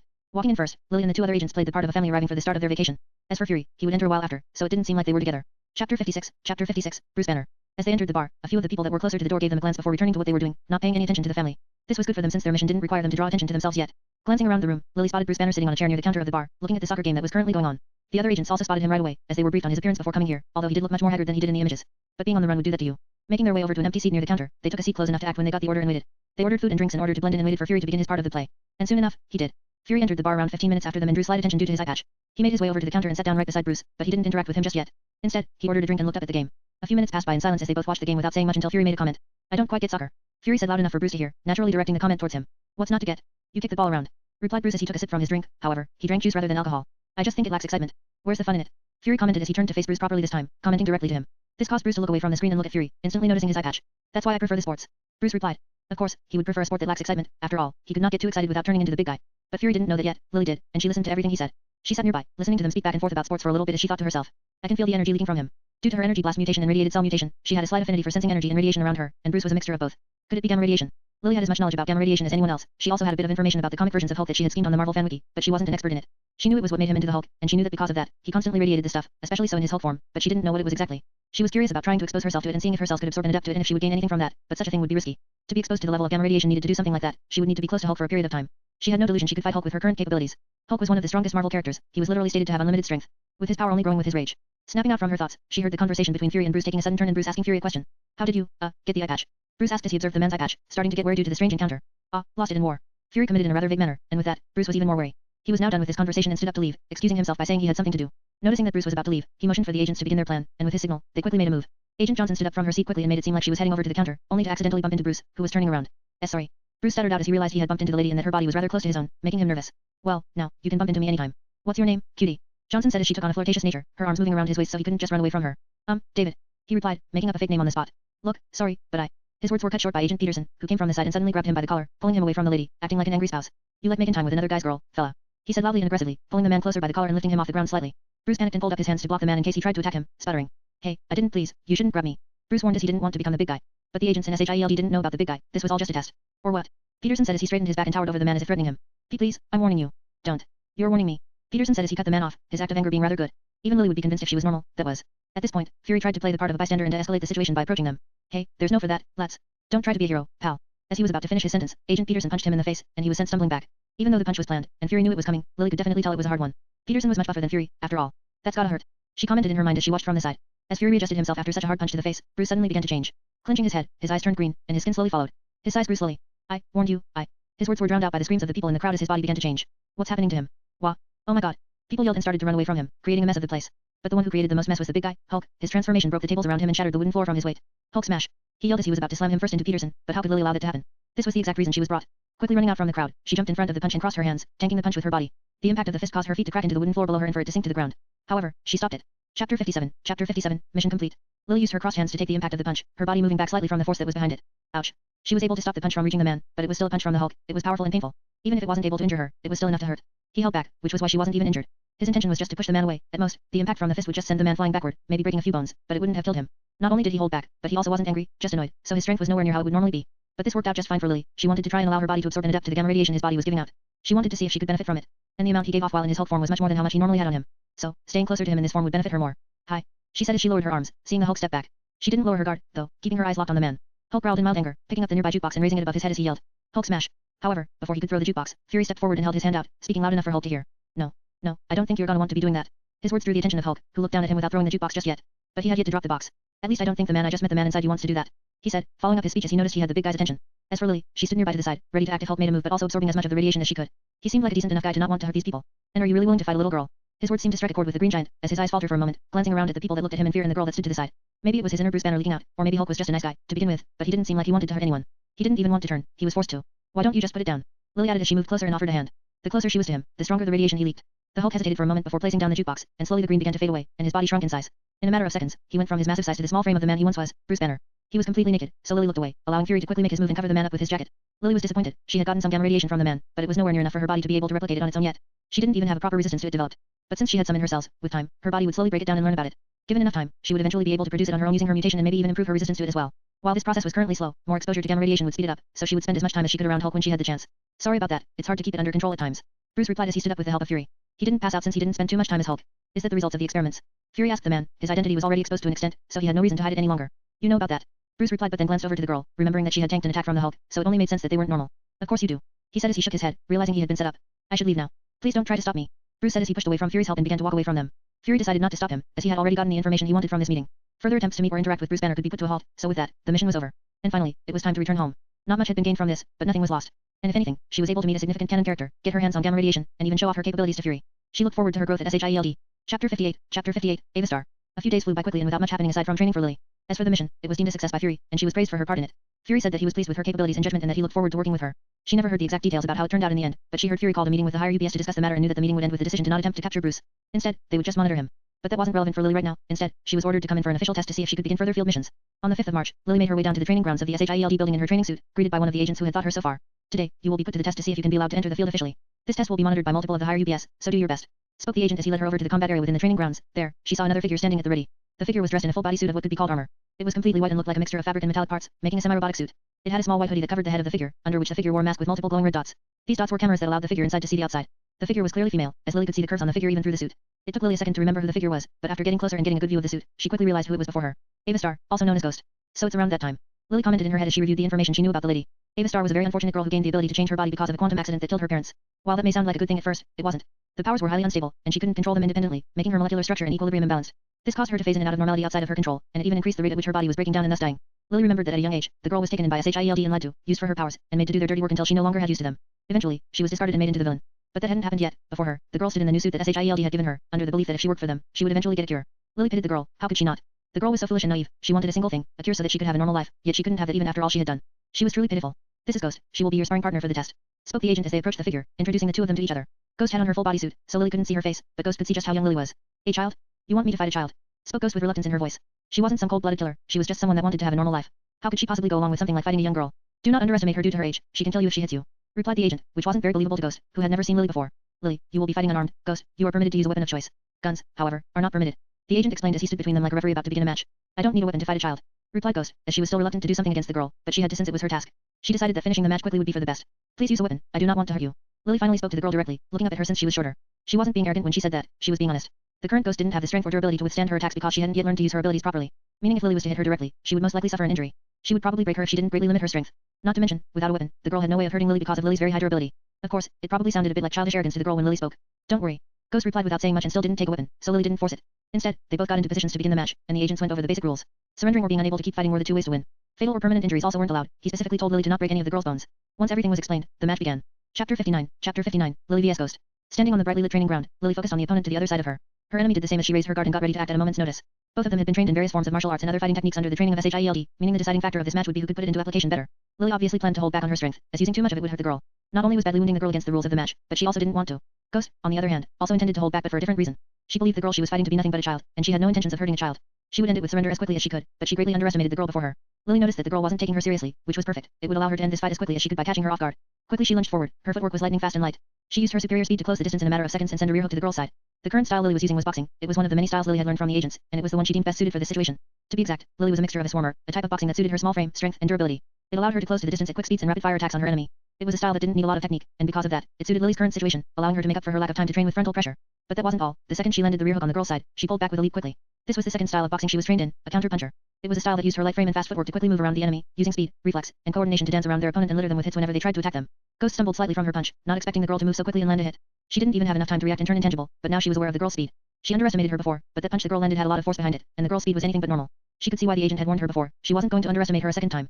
Ghost's eyes tracked Lily under the suit as she moved into a better position to fight. She positioned her right leg forward and left slightly back, ready to attack at any time. Ghost was primarily trained in styles that had to do with her legs, such as kickboxing, Muay Thai, and even Taekwondo. She was able to combine them and create a style that would suit her needs in any given situation, so she just had to go with the flow. Lily moved around the girl with her fast footwork. Her feet didn't stay on the ground for any more than a few seconds before she jumped to another location, circling the girl like a predator to a prey. Once behind the girl, Lily made her move and quickly dashed towards her to close the distance, using a jab directly to her back. However, Ghost was ready for it this time, as her body suddenly blurred and went intangible, the punch going through her body and coming out the other side. Lily quickly reacted to her failure and retrieved her hand, aiming to jump back and return to her safe distance. Seizing the chance given to her, Ghost made her body stable again and quickly spun her body around. Her leg curved into a roundhouse kick that came slamming into the side of Lily's head. However, Lily was able to block it with her arms by quickly pulling her guard up. Lily could tank the hit due to her increase in durability, but allowing herself to get hit in the head and possibly limit her vision wouldn't be wise. However, it seems that Ghost was expecting that as she made another move the second the kick failed to deal damage. Pulling her leg back, she switched to her other leg, sending a low kick to the girl's knee, aiming to destabilize her body. Lily wasn't that weak, though, as her durability was enough to take the hit without falling. However, she did lose her balance as she was forced to take a step back to stabilize herself. Both girls were playing it rather safe while also throwing quick attacks at their opponents, drawing out the fight for quite a while. The deciding factor would most likely be whoever could land the cleanest hit on the other and bring them down. But for Lily, that was going to be hard, as the girl was able to turn intangible at will. With a surge of power, Lily retaliated. She absorbed the ambient energy around her and sent it toward the girl, who had turned intangible again to avoid being touched. Ghost was taken aback by the sudden blast of energy coming toward her, but she assumed that her intangibility would help her in avoiding it. Unfortunately for her, she was wrong, as even in her intangible form, the blast of energy made contact with her body and sent her flying backward and onto the floor. That was something completely new to the girl, as she had never been hit before while in that form. It felt odd. She didn't hate it. The agent was also surprised because this wasn't a recorded ability that Lily had. Of course, it wouldn't be, as she hadn't revealed it yet. She was waiting for the right time to reveal her third and final ability for the time to the agents. The energy blast. She chose this ability because it wasn't very powerful, but it had multiple uses, which could aid her in her plans with Hild. The only thing that wasn't in her plans was using it this early and using it against Ghost, but she didn't have much of a choice since the girl kept turning intangible. But it went well. The girl was sent backward and was disoriented by the blast. Lily quickly closed the distance between the two and pressed her body against the girl's body, pinning her down. Just surrender, she said as she bent her arm back in an arm lock position. However, Ghost wasn't willing to surrender just yet. Turning herself intangible once more, she phased through the girl and got away from the lock. Appearing behind Lily, she counterattacked. Wrapping her arms around the girl's back and gripping onto her clothing, using her own weight against her to flip the girl over and slam her onto the floor, a common tactic in judo. She pinned Lily instead, changing the situation in an instant. I could say the same to you. It was a good move. It might have even worked if it was on anyone but Lily. But the girl seemed to have underestimated her once more, underestimated her strength, that is. Lily used her brute force to push the girl up, literally lifting her off the ground on her back and breaking out of the locked position. But she didn't stop there. In a display of raw power, she gripped onto the arms of the girl and flipped her forward, slamming her onto the ground with the intention of straight up knocking her out. But Ghost's intangibility once again proved to be her saving grace. Once more, as she dissipated into the intangible form, she slipped out of Lily's grip and freed herself. Stumbling to find a foot. Her ability is problematic. Lily thought to herself as she had to find a way to adapt her strategy. While she could do a lot of damage to the girl and was faster than her, she couldn't land a proper hit because of the girl's ability. Her blast was able to hit her, but her blast wasn't nearly strong enough to knock the girl out. What if? Lily suddenly had an interesting thought about how she could counter the girl's ability. Her energy mutation allowed her body to absorb and store ambient energy in her, and she could condense it and send it out in the form of a blast. But what if she didn't send it out? What if she just condensed it on her body parts? Lily felt the energy flowing into her body as she used the ability, mixing with the energy within her. She felt the flow, controlling it as she condensed it, but instead of having it flow out of her, she condensed it around her hands. A very faint glow covered a layer of her hands as she felt the energy condensed properly, and her body adapted to make the X gene better as she did it. Her body working with her mind to improve. This all happened in a matter of seconds, and Ghost was readying her next attack. As Ghost moved forward with his sidekick, Lily blocked the incoming blow with her hand on guard and closed the gap. Now that she had a way to hit the girl, she planned to swarm her. She aimed a series of powerful strikes at Ghost's stomach, aiming to pepper her with light and fast attacks. Ghost used her intangibility once more, attempting to phase through the attack, but to her surprise, the punch landed, followed by another, and more. She was rained with light gut punches even in her intangible form. She didn't have time to react, and she was too stunned to even think properly. Lily's punches were light. To her, to Ghost, it could be considered getting hit by a fully grown adult rapidly in the same location. A groan escaped her lips as she quickly registered what was happening. Ghost, recognizing the danger, shifted her tactics. Instead of trying to phase through the attacks, she jumped back, trying to increase the distance between the two of them. But Lily wasn't going to let her do that. Lily stepped forward quickly and sent out a jab, landing the blow directly on Ghost's face and causing her to stumble back. She had lost her composure and wasn't able to react properly now that her advantage had been taken from her. She was messing up more and more. The battle was coming to an end. Lily pinned the girl down onto the ground and wrapped her legs around her waist and arms around her neck. Like a serpent, she bound the girl in place, not allowing her to move. This time she couldn't even phase out of her grip. The battle moved to a halt as Lily spoke into the girl's ear, her face right behind the girl's head since they were in a wrapped position on the ground. Just give up already. Recognizing her winning advantage, Ghost tried to make a move, but she failed. Her strength simply couldn't match that of the girl's. She couldn't break free from the bind or fight back. Her muscles tensed as she realized she had lost, and all the tension was released with a sigh. Relaxing her muscles, Ghost spoke loud enough for the agent to hear. I surrender. Ghost knew that her loss was imminent the second the girl could touch her, but she wasn't mad. After all, the fight was just a test, and her life wasn't on the line. And on the bright side, she finally met someone who could interact with her in her phase form. It wasn't bad. Releasing the girl, Lily laid back on the mat of the training ground and released a breath of air, finally finished with this test from SHIELD. It was fun. She enjoyed putting her techniques into practice and seeing how much she had improved since coming here. It showed her that joining SHIELD wasn't a bad idea after all. Good job, you two. Especially you, Lily, you passed the test. Though Lily emerged victorious in their clash, both combatants showcased their formidable skills, leaving a lasting impression on all who witnessed their extraordinary battle. Chapter 60, test over. Lily sat on the ground as she took a short break after winning the spar. Ava sat nearby without speaking. As Lily was resting, the agent that brought her here approached her and spoke. There are some questions I would like you to answer truthfully. Lily already knew what he was going to ask. It was about the energy blast ability she showed. He most likely wanted to know what it was, how long she had it, and things along that line. She had no reason to refuse, nor was she really in a situation where she could refuse, so she nodded her head. First, I would like to know what exactly that blast of energy was. The agent asked, and Lily replied by shrugging her shoulders. I don't know, I just felt like I would be able to do something like it, so I did. It was a part lie, part true, as she didn't know what it was, but she also did know she could do something like it. The agent wasn't happy with the answer, but he couldn't really do anything about it. Writing what she said down on his board, he asked another question. How long have you been able to do it? I've never done it before just now. Lily replied as the agent marked it down. What Lily was going for was basically that she had awakened a new mutation, or rather a new strand of her mutation, while in the situation she was in. This was completely normal. As far as people were aware, the people that researched mutants, that is, mutations tend to appear when the person is put into a stressful or stimulating situation. That tends to cause the mutation to become more apparent. Before that, it is almost undetectable. Lily was using the excuse of being in a stimulating situation, the fight, to explain why she had another mutant ability. And while it would be somewhat attention-grabbing that she had 3 different mutant abilities, it wasn't impossible. Mutants exist that have multiple abilities, 2 were uncommon, 3 were very rare, and in some special cases, mutants even had a lot of different ones. So while it would be rare to have 3 mutant abilities, it wasn't rare to the point of her ending up on a Hydra research table. Not to mention, one of those abilities was rather weak and showed little to no signs of having a use for them. Her radiation cells. Plus, if it comes down to it, she could explain all her mutations to actually be linked together as one and that her powers are just a byproduct of that one mutant ability. Something like energy manipulation. Alright, that's enough for now. I'm sure the doctors would like to run some tests on you again to learn more about this new ability. Please be on standby for that. Lily nodded her head, and the man left to report this matter to those above him while leaving Lily to her own. Lily didn't try reading the man's mind for the same reason she avoided reading anyone's mind that worked for SHIELD. She didn't know what they had. If she tried reading someone's mind and they had a device to detect it, an ability, or anything that could expose her, it would be bad. Not to mention, around this time, Skrulls were all over SHIELD and the government. And certain Skrulls had abilities that had to do with the mind. Not to mention mutants, Inhumans, and other superpowered beings that might be working for or with SHIELD. Lily was no fool to think that this was the same organization as it was in the movies, especially so since she saw little to nothing about them in the movies. My name is Ava Star. I realized we never properly got to introduce ourselves. It's nice to meet you. Lily was brought out of her thoughts as she heard the voice coming from beside her. Turning around, she saw the girl had already taken off the suit and was in her normal clothing. My name's Lily. It's nice to meet you too. Lily said as she smiled, extending out her hand. She purposefully did this, coating her hand in energy so that she could interact with the girl. It doesn't hurt to get to know some people around here. Lily had no reason to not get close to the girl. Not only did she pity the girl because of her tragic life in the movies, but she also had no benefit from devouring her because she already had other plans on how to gain a more stable version of her ability. Not to mention, she couldn't devour her now even if she wanted to because SHIELD was constantly monitoring Ghost, even more than they did her. Plus, making connections she could use as a cover was always useful. And she was pretty good looking. Not that her looks are the reason I'm being nice or anything. Lily would never allow her emotions to overpower her rationality. However, in this situation, both simply lined up with not needing to kill the girl. So she could just be nice. Oh. The girl looked down at Lily's outstretched hand, not used to it since her accident. Slowly she extended out her own hand and shook Lily's hand, pleasantly surprised that she was able to do so. A small smile decorated her lips as she found herself finally able to touch someone properly since her accident. Let's get along from now on. Lily added as she shook the girl's hand. Chapter 61, talking to Ava. After retracting her hand, Lily observed the girl, Ava, whose gaze lingered on her own palm. Ava appeared pleasantly surprised that she could make direct physical contact without her own abilities interfering. Are you one of those people? Ava asked with some reservation in her voice. She hesitated to use the term mutant due to its derogatory connotations towards individuals with the X gene. However, Lily didn't mind. She wasn't a mutant, to begin with, so she had no opinion toward the word itself. That would be a different story for people that used it offensively or threatened her using it. But that wasn't the case here. A mutant? Yes, that is what I've been told. Lily replied, noting Ava's nod of understanding. A few seconds of awkward silence took over the room as neither Lily knew what to say to the girl nor did the girl know how to talk to Lily. They were both rather antisocial individuals, so conversing amongst themselves was difficult. It was nice meeting you. Lily finally said as she broke the silence, following up quickly with another sentence. I should probably head back since there isn't any training scheduled for today. Ava nodded once more, but Lily could see the subtle hint of reluctance within her eyes. She didn't want the conversation she was having with someone such as Lily to end just yet. Lily decided to interact with her a little longer to get to know the girl more since they would be working for the same people for some time. If you don't mind me asking, how did you develop your abilities? Lily asked the girl. She already knew the story of how she gained her abilities from the movies, but she wanted to be told from the source itself. This would justify her knowing about it in the world. Plus, the chance always existed that it would be different from how it was in the movies or details that were left out. Ava's expression turned melancholy momentarily, a look of longing or remembrance lingering in her eyes as she looked down at the floor. It's a long story that happened a long time ago. She replied. You don't have to tell me if you don't want to. Sorry for asking. Lily replied when she noticed the emotions that appeared from the girl when she asked. No, it's fine, it's just hard to remember. It happened when I was a child. My parents were researchers on some projects. My father and mother tried to complete it, but an accident happened that killed them and injured me. As she told her story more and more, Lily could see that the girls were reliving the day of the accident within her mind. It must have been such a clear memory, seeing both your parents die before you, unable to save them. Being changed forever, only to live in constant pain without anyone or anything to help you. That was how I ended up like this. She added at the end. I'm sorry you had to go through something like that. It must have been tough on you. Lily commented after the girl had finished speaking. She didn't know what else could be said about such a story. What about you? When did you notice you had your abilities? I only recently learned about them, or what they were, because of the agents. Before, I didn't think much about it. I'm still trying to learn how to control and make the most of it. Lily replied, giving a rather vague story as it was very much just a lie. I see, that's good. You already have impressive control over it, from what I've seen. I wish I had such control or maybe less chaotic ability. Lily knew that the girl would rather have no ability than the ability she had now, but not everything worked out the way you wanted it in this world. Some things are just meant to be. Lily offered an encouraging smile and spoke. Powers come in all forms, and it's important to remember that they make you unique. Feel free to reach out if you ever need someone to talk to or train with. Ava's face lit up with gratitude at the words of the girl. She felt somewhat ashamed having to be cheered up by someone younger than her. Shaking her head as she returned to her normal look. Thank you, Lily. I'll keep that in mind. Stay safe on your way back. Lily nodded in appreciation. You too, Ava. Take care. With their brief encounter coming to an end, Lily and Ava went their separate ways. Lily returned home to await notification of what was to come, while Ava went on to train some more since she had a new motivation. Behind the scenes, outside of the knowledge of either of them, multiple figures in SHIELD were discussing the matter that unfolded that very day. Watching over the screen where the scenes of them both fighting played out, a discussion could be heard over the communications, multiple older people voicing their opinions, others shutting it down, and some remaining out speaking. A few people discussing matters that could affect thousands, all behind locked doors. When the meeting had concluded, new orders were given to Lily. She received a notice the following day that she had been cleared to receive field missions, and to make matters more interesting, she was assigned to a team alongside Ava to do special assignments from SHIELD. What exactly that meant? It meant they would be doing the dirty work that SHIELD wanted done. Things that normal agents couldn't do. It also meant that they would now be disposable units that SHIELD would use as they please and throw away in the end. But Lily had no intentions of being someone that was used one-sidedly and thrown away when they no longer used her. She would benefit from this as much as she could. Chapter 62, Side Mission 1. A few days had passed since Lily had received the notice that she would be allowed to do field missions, and throughout those days, her training didn't stop. The only difference was now she was training alongside Ava so that both of them could get used to working as a team. At first, it was difficult, as they both had their own styles of doing things, with Ava being more focused on stealth and quickness using her phasing, while Lily had to use her strength and durability to tank things more openly. But once they got the hang of things, they made up for each other's lacking side quite well. And finally, they had been assigned their first mission together, along with two other agents that were there purely for support. Both of them had been on a test mission before to see how they would act on the field. For Lily, it was the mission with Fury. For Ava, it was a scouting mission. However, this was their first mission as a team together, so hints of excitement were mingled with nervousness as they both prepared themselves for the mission. They meticulously reviewed the details of their mission and discussed how they should best go about the approach to ensure that they finished it within a timely manner without revealing to the public their operation, as well as maximize their teamwork. The objective of the mission was to either capture or eliminate a young man by the name of Isaac Cooper. Once a promising college student, Isaac's life had taken a fateful turn when a car accident due to the reckless driving of a drunkard triggered the awakening of his mutant abilities, making him a mutant. It was the aftermath of this event that plunged him into a downward spiral. He was unable to attend his classes due to the injuries, which resulted in his grades dropping. His college friends rarely visited him due to their own needs, and his family was already long gone. His already jaded personality grew even more antagonized as time went on. Simmering in his self-hatred, he found another direction to point that hate towards.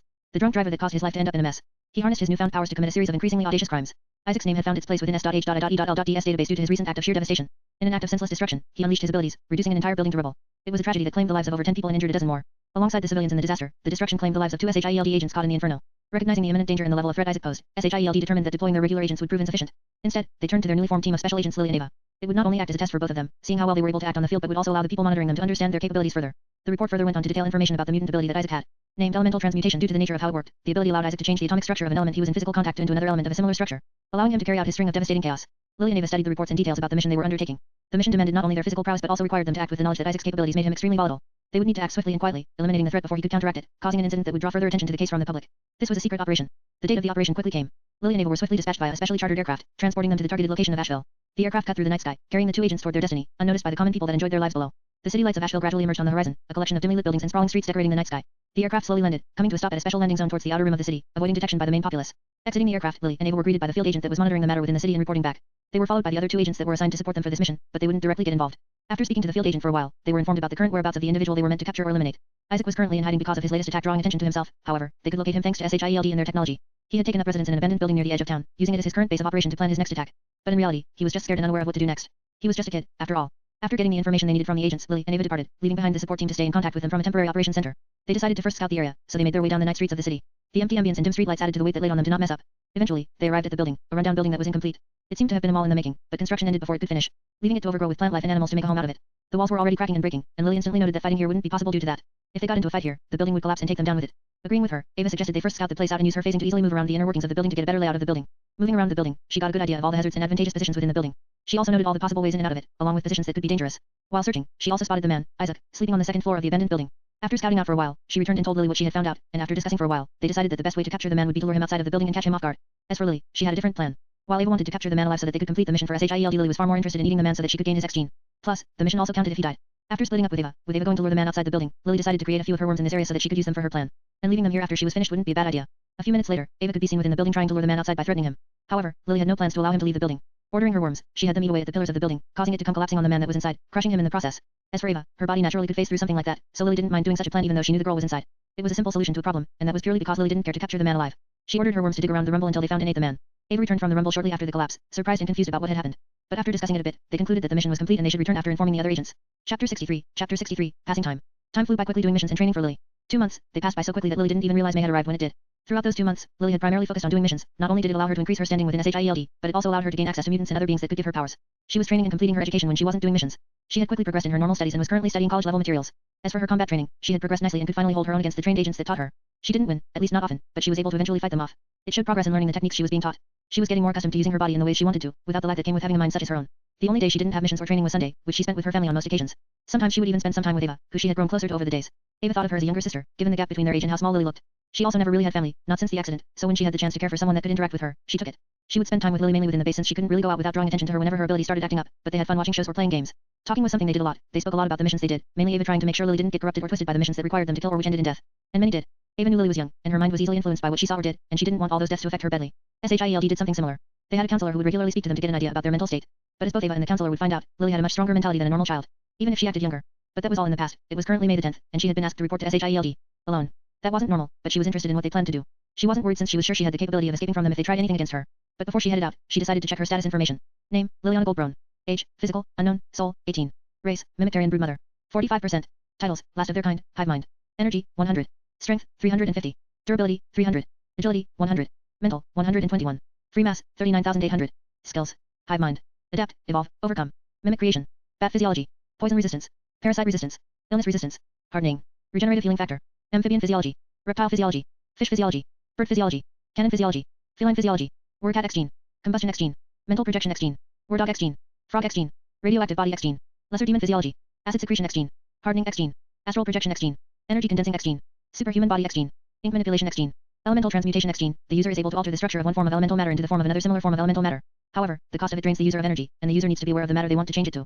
Scrying X gene. The user is able to use a suitable medium to look into significant information related to the medium, being able to see a glimpse of the information of that medium. Vampire physiology. The user has adapted a body and genetic coding similar to that of a vampire. This grants the capabilities of a vampire, such as blood-sucking, bat summoning, bat transformation, mesmerize, regeneration, and unaging. Other abilities are dormant until the user has fully awakened. She had gained 3 abilities in total over the past 2 months, which she gained from the missions she had been sent on. Elemental transmutation was an X gene she got from a young man who committed criminal acts after his life got messed up. As the name would suggest, it allowed her to change one type of element into another as long as they were similar in makeup. It was something like turning stone to gold or water to ice and along those lines. She couldn't change stone into fire or water or stuff like that. She also couldn't change the air for some reason. She could only assume it was because the X gene hadn't evolved to that point yet, but she wasn't sure. Maybe in the future, she would be able to. As for the scrying X gene, it was pretty interesting. She got the X gene from a mutant that was selling information that they normally shouldn't have access to. She was supposed to capture him alive, but she found a way to kill him and not get punished for it. The ability itself was very useful in the right situation, but it was also very hard to use. Essentially the ability allowed her to peer into the past or information about something she is in contact with at the cost of her mental energy. It was hard to use because what was shown wasn't exactly within her control, and it wasn't always in one piece. She was messing around with it when she had first gained in to try and figure it out, and when she used it on a couch, she was able to see the couch being boxed up and shipped, but when she used it on a pen, all she saw was the pen sitting on a desk. It was hard to control, but she was sure she could improve it in the future. And lastly, the one she wasn't expecting to gain but had, vampire physiology. Lily was aware that vampires existed within the Marvel universes because of Blade, but she didn't expect them to exist within this universe since they were rarely used in any of the comics she read or the MCU. But it was a pleasant surprise when she was assigned a mission to eliminate one that had been killing people. She was able to devour the man and gain the vampire capabilities from him. Another benefit from the vampire gene she gained was the fact that she was able to create units with the vampire gene without it costing mass. This had to do with the fact that vampires could turn humans into vampires. This ability was adapted to allow her to make her units vampiric without costing mass. It would be very beneficial since it came with many other capabilities in one. Aside from those abilities, she also gained mass from her units eating things and the things she had personally eaten. Not a ton, but it was better than nothing. One particular and special thing that Lily noticed was a number. 45%. It was a number next to her race, and she knew exactly what it meant. It was how close she was to evolving. Chapter 64, New Mission. As Lily gained more abilities and DNA was added to her body, her very being was being changed in the process. It was common amongst her species to devour, adapt, evolve, and overcome. That was the basis of her race. Evolution was one of the main aspects of it. While devouring and adapting gave her the means to gain abilities and such, evolution would change what she is fundamentally, not only boosting the abilities she gained but also boosting and even gaining new racial capabilities. The abilities that made her what she was would be boosted whenever she evolved, and depending on what she evolved into or how she evolved, she may even gain new abilities. No two members of her species evolved into the same thing, each was unique to itself, and each evolution was based on what that being ate and adapted throughout its life. Normally it would take much longer for a member of her species to have their first evolution, however, she had the chance much faster. This was attributed to one simple fact: Earth was special. For some reason, Earth was much more special than other planets. It had races and people with capabilities that weren't common on other planets, all together in one place. Mutants, inhumans, gods, supernatural races, and even aliens lived on Earth. It was basically a hot pot of different genetic coding she could gain and adapt. All the beings she ate allowed her to gain such a wide variety of abilities that would normally take her race much longer to do. That was why she was so close to finally being able to evolve, but she wasn't there yet. She most likely lacked more adaptations and other means to evolve. She needed a trigger, something strong enough to make it so her body would push itself into a state of needing to evolve. Adapt or die, that was what she needed. Death was something no species wanted. They always found a way to evolve or make a way to keep their species, or the idea of their species, alive. Animals and even humans were no different, let alone aliens. But that was something for the future. She needed to adapt more before she could evolve, and who knows what she would evolve and gain. For now, she had to report to the base for the reason she was called. Arriving at the office, she was greeted by a face she hadn't seen in a while, Phil Carlson. She hadn't met him for around a month now as he was apparently busy with work, but his sudden appearance once more meant that they had a mission to do. Lily, you've grown since I've seen you. I heard all about your missions, good job. Phil said as he turned around and greeted her with a smile. Uncle Phil, it's been a while since I've seen you. I thought your age finally caught up to you. Lily said in a joking manner. They were close enough to joke with each other from time to time, at least, Lily joked with Phil, as Phil genuinely saw her as a niece to look after. How is that possible? I'm very young and healthy. Phil replied with a small chuckle as he decided to get to the point of the meeting. Now, I'm sure you already have an idea of why you got called. There is a new mission. It's a mission with a team of agents, myself included, and I would like your assistance for it. Of course, what are the details of the mission? Lily was obviously willing to take on a mission. Not only was the likelihood of gaining something from it high because it required her in the first place, but even if she didn't gain anything from the mission, her position within Hild would become more stable. Sorry, but for now, I can't tell you the details of the mission, but on the day of the mission, you will be informed of the details. Lily understood it was most likely to prevent any possible leaks that could cause the mission to be messed up. It wasn't that they didn't specifically trust her, it was more that they didn't trust anyone. So with a nod, she moved on. After that, they talked a little about things. Phil asked her how things were going and if she was having fun. He seemed somewhat worried about her mental well-being, as she was just a kid thrown into a world of chaos and mess. Hild and, by extension, Hydra, never cared for the age of the people they used. At least not the ones in charge. They just wanted benefit, profit, and to get done what needed to be done. Whoever gets hurt or thrown aside along the way never mattered to them. Even Phil knew that. Which was why he was worried about how she had been. After confirming she was doing okay, he felt more relieved, and they chatted about other things for a little while before Lily parted ways from him. Returning home, her life returned to the monotone routine it was, training and resting, with the exception of not going on any missions with Ava because of her own upcoming mission. Speaking of Ava, she was also assigned to a solo mission since Lily would be gone for a while. Lily wasn't aware of the details, but Ava told her it would last a while. Aside from that, nothing happened over the course of the days, and quickly the date of the mission approached. Chapter 65, the mission intermission. Some time flew by quickly, and before Lily knew it, May 14th arrived. Phil had decided to collect her at her house and take her from there straight to the meeting place. This time they weren't going to the base but instead to a carrier that would be taking them to the location of the operation. However, as Phil was picking her up, he had someone else with him. Lily, this is Agent Melinda May. May, this is Agent Lily. Melinda May, Lily knew about the lady from the series Agents of Hive. Still, she had never finished watching the series. It grew quite boring, and she decided to drop it, only having seen clips from it. But looking at the lady before her, she looked quite similar to how she remembered in the movies. She stood at an average height, yet she carried herself with a confident demeanor that showed her years of training and work as an agent. Her jet black hair styled in a sleek and professional manner, framed her face with their style. Her eyes, a piercing shade of brown, held a glimpse of the hardships she had to endure throughout her life as a skilled agent. Yet, behind that sharp gaze, Lily could see an unknown emotion as she looked at her. Her facial features were sharp and angular, and her lips curved into a slight frown when she looked at the girl's appearance. Her physique was lean and athletic. Her body had been tempered through training and physical activities from her years of an agent, all dressed together in a simple tailored for action suit with a jacket. "Hello, nice to meet you," Lily said with a smile as she stopped looking at the lady's body and greeted her. The lady seemed unsure about how she should react, glancing toward Phil with a look that basically showed her displeasure with the situation. May did not like the idea of a young child being used by Hive for dangerous missions or in general. She had actively shown her dissatisfaction with it, even more so than Phil, in the past when it was brought up. So seeing a child being sent on what is a dangerous mission, let alone being called an agent, was not pleasing. Why are we bringing a child on the mission?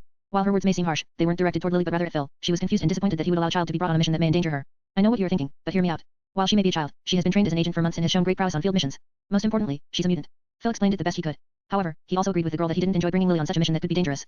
But orders came from above to take her. She's a mutant. Yes, her body is physically superior to that of a normal human. She's stronger than both you and I combined. Explained Phil as Lily just sort of stood there and listened to them talking about her. This wasn't the first time her height made people underestimate her, and she was sure it wouldn't be the last. Eventually, May gave in since she couldn't do anything about it. Having been ordered from above, she couldn't deny the order. Nice to meet you, Lily. Sorry for doubting you, May said as she turned to face the girl with a small smile on her lips. It's fine, it happens all the time, Lily replied as they decided to take the conversation on the road. As they drove to their meeting point, May spoke some more with Lily, as she was curious about the girl's abilities and how she had been trained so far. Lily explained she was a mutant with a physical boosting mutation that granted her superhuman capabilities, and she was mainly trained in various close combat fighting styles. May was interested in seeing how strong she really was but didn't question it too much as they were quickly approaching their destination. Soon enough, Lily could see the destination before them, a building that seemed much like an airport.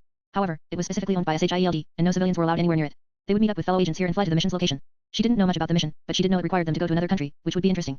Soon enough, they exited their vehicle and approached the carrier, entering it to begin their mission. Chapter 66, Mission Flight. The flight was quite dull and long, taking at least a few hours before they arrived at their landing point. When Lily first arrived on the flight, she received some odd stares from other agents. It made sense again. She was very young looking, and to them, she was but a child. She would probably be mistaken for a civilian if she wasn't with Agent May and Phil. Other agents didn't know about her, at least not those outside her personal trainers, Phil and the higher UBS. She was an asset that was kept for special missions, and as such, her identity wasn't easily revealed. But they moved on quickly, as they were trained to do. The flight itself was so dull, in fact, that May ended up borrowing a music player from someone called O'Brien to pass the time. She even allowed Lily to listen along with her, which was fun. After they had landed, though, she returned the music and thanked the man for the music, or as she put it, tunes. May left Lily to decide while she walked over to Phil, who was in the process of gearing up, and asked him a question. Thankfully with her enhanced hearing, Lily could hear them just fine. Is this really a gifted individual? What do we know? Not much yet. You know they're retiring this fleet. Phil replied as he loaded his weapons. About time. S.H.I.E.L.D.S putting every dime into the Tri-Stallion. From what Lily knew, the Tri-Stallion was a base made by Hive located in New York, but she wasn't aware of all the details about it since it was rarely mentioned in the movies. Well, not all the dimes, replied Phil as he lowered his voice and spoke to May in a hushed voice, but it changed nothing to Lily's ears. Furies quietly started a new initiative. Instead of this catch and release with powered people, we form a team. Take Earth's mightiest to find out if they're heroes. He explained, which Lily already knew was the future Avengers. And you mentioned this because you want my help. Well, I know you got the family planning thing going on. I'm staying in the field. May replied before Phil could even finish his sentence properly. Good, because you'd be great. And that way, we could keep working together. Phil said, as his eyes glanced to the side for a moment towards the direction of Lily, who was listening in. And I could use someone like-minded to help look after her. He said as he turned back to May. Fury wants her on the team. She asked with a raised eyebrow. It's not decided, but he's thinking about it. Her powers could be beneficial. Avengers, Lily didn't expect that Fury would want to recruit her for it, but she honestly didn't plan to join it even if he did. While Hive had its uses and benefits for joining for the time being, the Avengers did not, and joining would just be a lot of unnecessary risks and work that she wasn't interested in. As they finished speaking, a man entered the hangar where they were all gearing up and spoke loud enough to call their attention. Agent Hart was what Phil called him as he gathered them all around a screen to explain the mission. Meet Eva Bolyakov, 35, index candidate. Clicking a button on his remote, the screen changed to show the headshot of a woman that looked to be somewhere in her mid-30s. She had blonde hair and light blue eyes, which was all Lily could make out from the photo. Russian intelligence has been pursuing her. Agents Carlson and May have been brought in to advise and make the approach. Agent Lily has been brought in case of emergencies. The agent nodded at Phil, who took over explaining the details of the operation as he stood in front of the screen. We believe Miss Bolyakov possesses enhanced strength. This is what happened when a Russian intelligence agent tried to stop her with his car. Pressing the button, the screen switched to another image that showed the front of a car destroyed, as if it had made contact with an iron pole. Lily now understood why she was wanted for this mission. The target was someone with enhanced capabilities, most likely a mutant or inhuman, and as such, they wanted her enhanced body to combat the ladies. She fled Russia unharmed. Looks pretty strong to me, Phil said as he turned to face the group. So it's important we don't spook her. Just a friendly chat to bring her in for evaluation. And if all goes really well, we gain an asset before the Russians find her. As Phil finished speaking, the other man spoke up once more, explaining more details. The approach will be public. It is not ideal, but we go in now, or we lose our window to go in at all. Local military is not used to standing down. He explained as he finally said the name of the place they were at since no one had told Lily where they were just yet. Welcome to Bahrain. Let's hope Bolyakov cooperates. After hearing him say that, May asked a question. And if she doesn't? Then I call in the cavalry. He replied. Chapter 67, Mission in Bahrain. Making their way through Manama, Bahrain, in their black SUVs, or at least what Lily assumed to be black SUVs, they quickly arrived at a back alley street surrounded by multi-stored stone buildings and very few people around. Coming to a stop, the agent that was in charge of the mission introduced Phil, May, and by extension, Lily to someone that was waiting for them to arrive there. Faisal Ahmed, may I introduce Agent Carlson and May? He didn't introduce Lily as information about her was primarily classified, meaning no one outside of Hive should even know her name and those inside of it knew very little. Faisal is with Bahrain National Security. he said as he finished the introduction, Phil speaking up in response. Pleasure, sir. Your people have been tracking her. Yes, we followed Miss Bilyakov to a cafe in this market. This is a very dangerous place filled with black market importers and thieves. Not a place for tourists. Explained the man to Agent Phil as they walked towards the beginning of the marketplace, pointing out the layout of the street. So she didn't come for falafel. Phil said as a joke, as he turned towards Agent May to his side and said. She could be meeting with anyone. May nodded in response but didn't say anything as Faisal spoke again. Whatever she wants is not good. Unless she leaves with you, our military will take her. Hearing that, the agent in charge of the operation spoke to Phil. This is our window. Fury will have our assess if an index candidate ends up in government hands. Okay, we'll make this work. Phil responded with his decision as he spoke to Faisal and the agents. With that said, everyone began to move. 4 agents spread out and made their way to crucial points of the street, standing guard in case something tried to interfere with the mission. May stood to the girl's side just out of view, watching Phil as he approached her. Lily stood beside her as she waited for her time to act. Phil approached the blonde-haired woman that sat alone at a table drinking something from a small glass and spoke, drawing her attention to him. Hello, may I? He asked the woman, who obliged and allowed the man to take the seat opposite of her. Stopping what she was doing, she paid attention to the man with no obvious sign of hostility or wariness on her face. My name is Phil Carlson, and I'm here to help. Phil said as he took the seat, looking over at the woman. He was now preparing to give the classic speech about how they want to help you, so you should help them, and all that. Lily heard it before and knew it was just a load of shit. At least from SHIELD. Phil probably meant it. SHIELD didn't care. My group specializes in helping people like you who have gifts. Phil explained to her, trying to gain some trust from the woman. And why should I trust you? The woman spoke, her Russian accent thick even as she spoke in perfect English. Because I could take you somewhere safe. I know you've been on the run, but SHIELD can protect you. As Phil spoke, I temporarily shifted my gaze from him to May as she looked around the street. A young girl with hazel brown hair, no older than 10 years old, ran along the streets of the place, playing around with the locals and having fun. Lily could see the smile on May's face as she looked at the little girl, and she understood why she knew about May's hopes for the future and her desire to have a child of her own. On the other hand, Lily knew who the girl was right away from the clips she had seen of the series, being a significant character in the history of the cavalry, aka May. Katya Bilyakov, her mother, was the woman that Phil was currently trying to convince to join them, and she was an inhuman with a very dangerous ability. An ability that Lily wanted. As Lily watched the girl walk along the street, 3 men suddenly approached from the other end of the road, the same direction that the girl was walking in. Locals incoming. Gun. Blue shirt. May said as she made the report to all the agents on standby, putting them on alert in case the men interfered with the mission. Phil tried to get the woman to move from the location to somewhere safer, but she rejected the offer as she turned to the side and saw the men there being stopped by another agent. These men can't help you. Let's talk somewhere calmer. What is it you're looking for? Pain. She said as she stood up suddenly and flipped the table, yet with her superhuman strength, the little flick was enough to send the table flying across the street. Thanks to Phil's training, he was able to quickly move to the side and avoid the table from hitting him, as it was never intended to hit him in the first place. But the crashing of the table into the wall on the other side of the street caused the men that were being stopped by the other agent to get agitated and draw their weapons. The agents had to come out of hiding and take out their guns as well, aiming them at the men as a standoff began. Easy, take it easy now. Drop your weapons, commanded the agents as they kept their guns trained on the men. Chapter 68, an unknown variable. The 2 parties had their guns aimed at each other, the other unrelated people in the area making a run for it into the buildings around them, most notably the large structure at the far end of the street that had seemingly been abandoned. To those who were unaware, this may seem like simple bystander chaos and panic to get away, but from the information Lily had about the abilities of the girl, this was actually all part of her controlled plan. Her plan was to make it seem like the chaos was outside of the control of herself and her mother so that her mother could safely slip away. And like clockwork, the girl came running down the street. Swiftly, one of the gunmen grabbed her, gun pressed against her temple, wielding her as a bargaining chip and as a shield against the agents. Stand back where she gets it. The man yelled aloud as he made his demands. His English wasn't the best, but the weapon in his hand aimed at the head of the young girl made that obsolete. The agents hesitated on what to do because of the sudden hostage situation. Agent May stepped forward when the situation had reached a tension that could break at any moment. A mix of emotions guided her decision-making. Despite the turmoil within her, her call was measured and rational, rooted in the dire need to defuse the situation before it spiraled into a deadly confrontation. Lower your weapons, everyone. She ordered the agents to lower their weapons, trying to defuse the situation so a gunfight doesn't begin in the middle of the alley, or worse yet, an innocent child gets killed because of it. As far as she was aware, that is. During this chaotic situation, their original target for the mission, Bilyakov, slipped away into the back building alongside the crowd of people, going undetected by the agents because of their shifted focus. But Lily wasn't worried about the gunmen to begin with, allowing her to keep a keen eye on the situation around her, with unhindered limitations, making note of the movement of each of the key figures of this interaction. Her scrutiny was focused on Agent May, the elusive Bilyakov, and the little girl that was currently the cause of this messy showdown. Each of them played an important part in the scene from what she remembers, and each of them would play a part in her scene. The tension slowly shifted as the agents did what May had commanded them to do, lowering their weapons, and thanks to this, the gunmen were able to quickly leap into an abandoned building behind them, keeping the little girl as a hostage for their plans. Or so it seemed. What now? Bilyakov had gotten away during the showdown, and now they were left with a hostage situation that May felt her responsibility to solve. Plus, Bilyakov was also inside that abandoned building, and they needed her. Should I attempt to go in? Lily offered as Carlson and May gathered together to discuss the next course of action.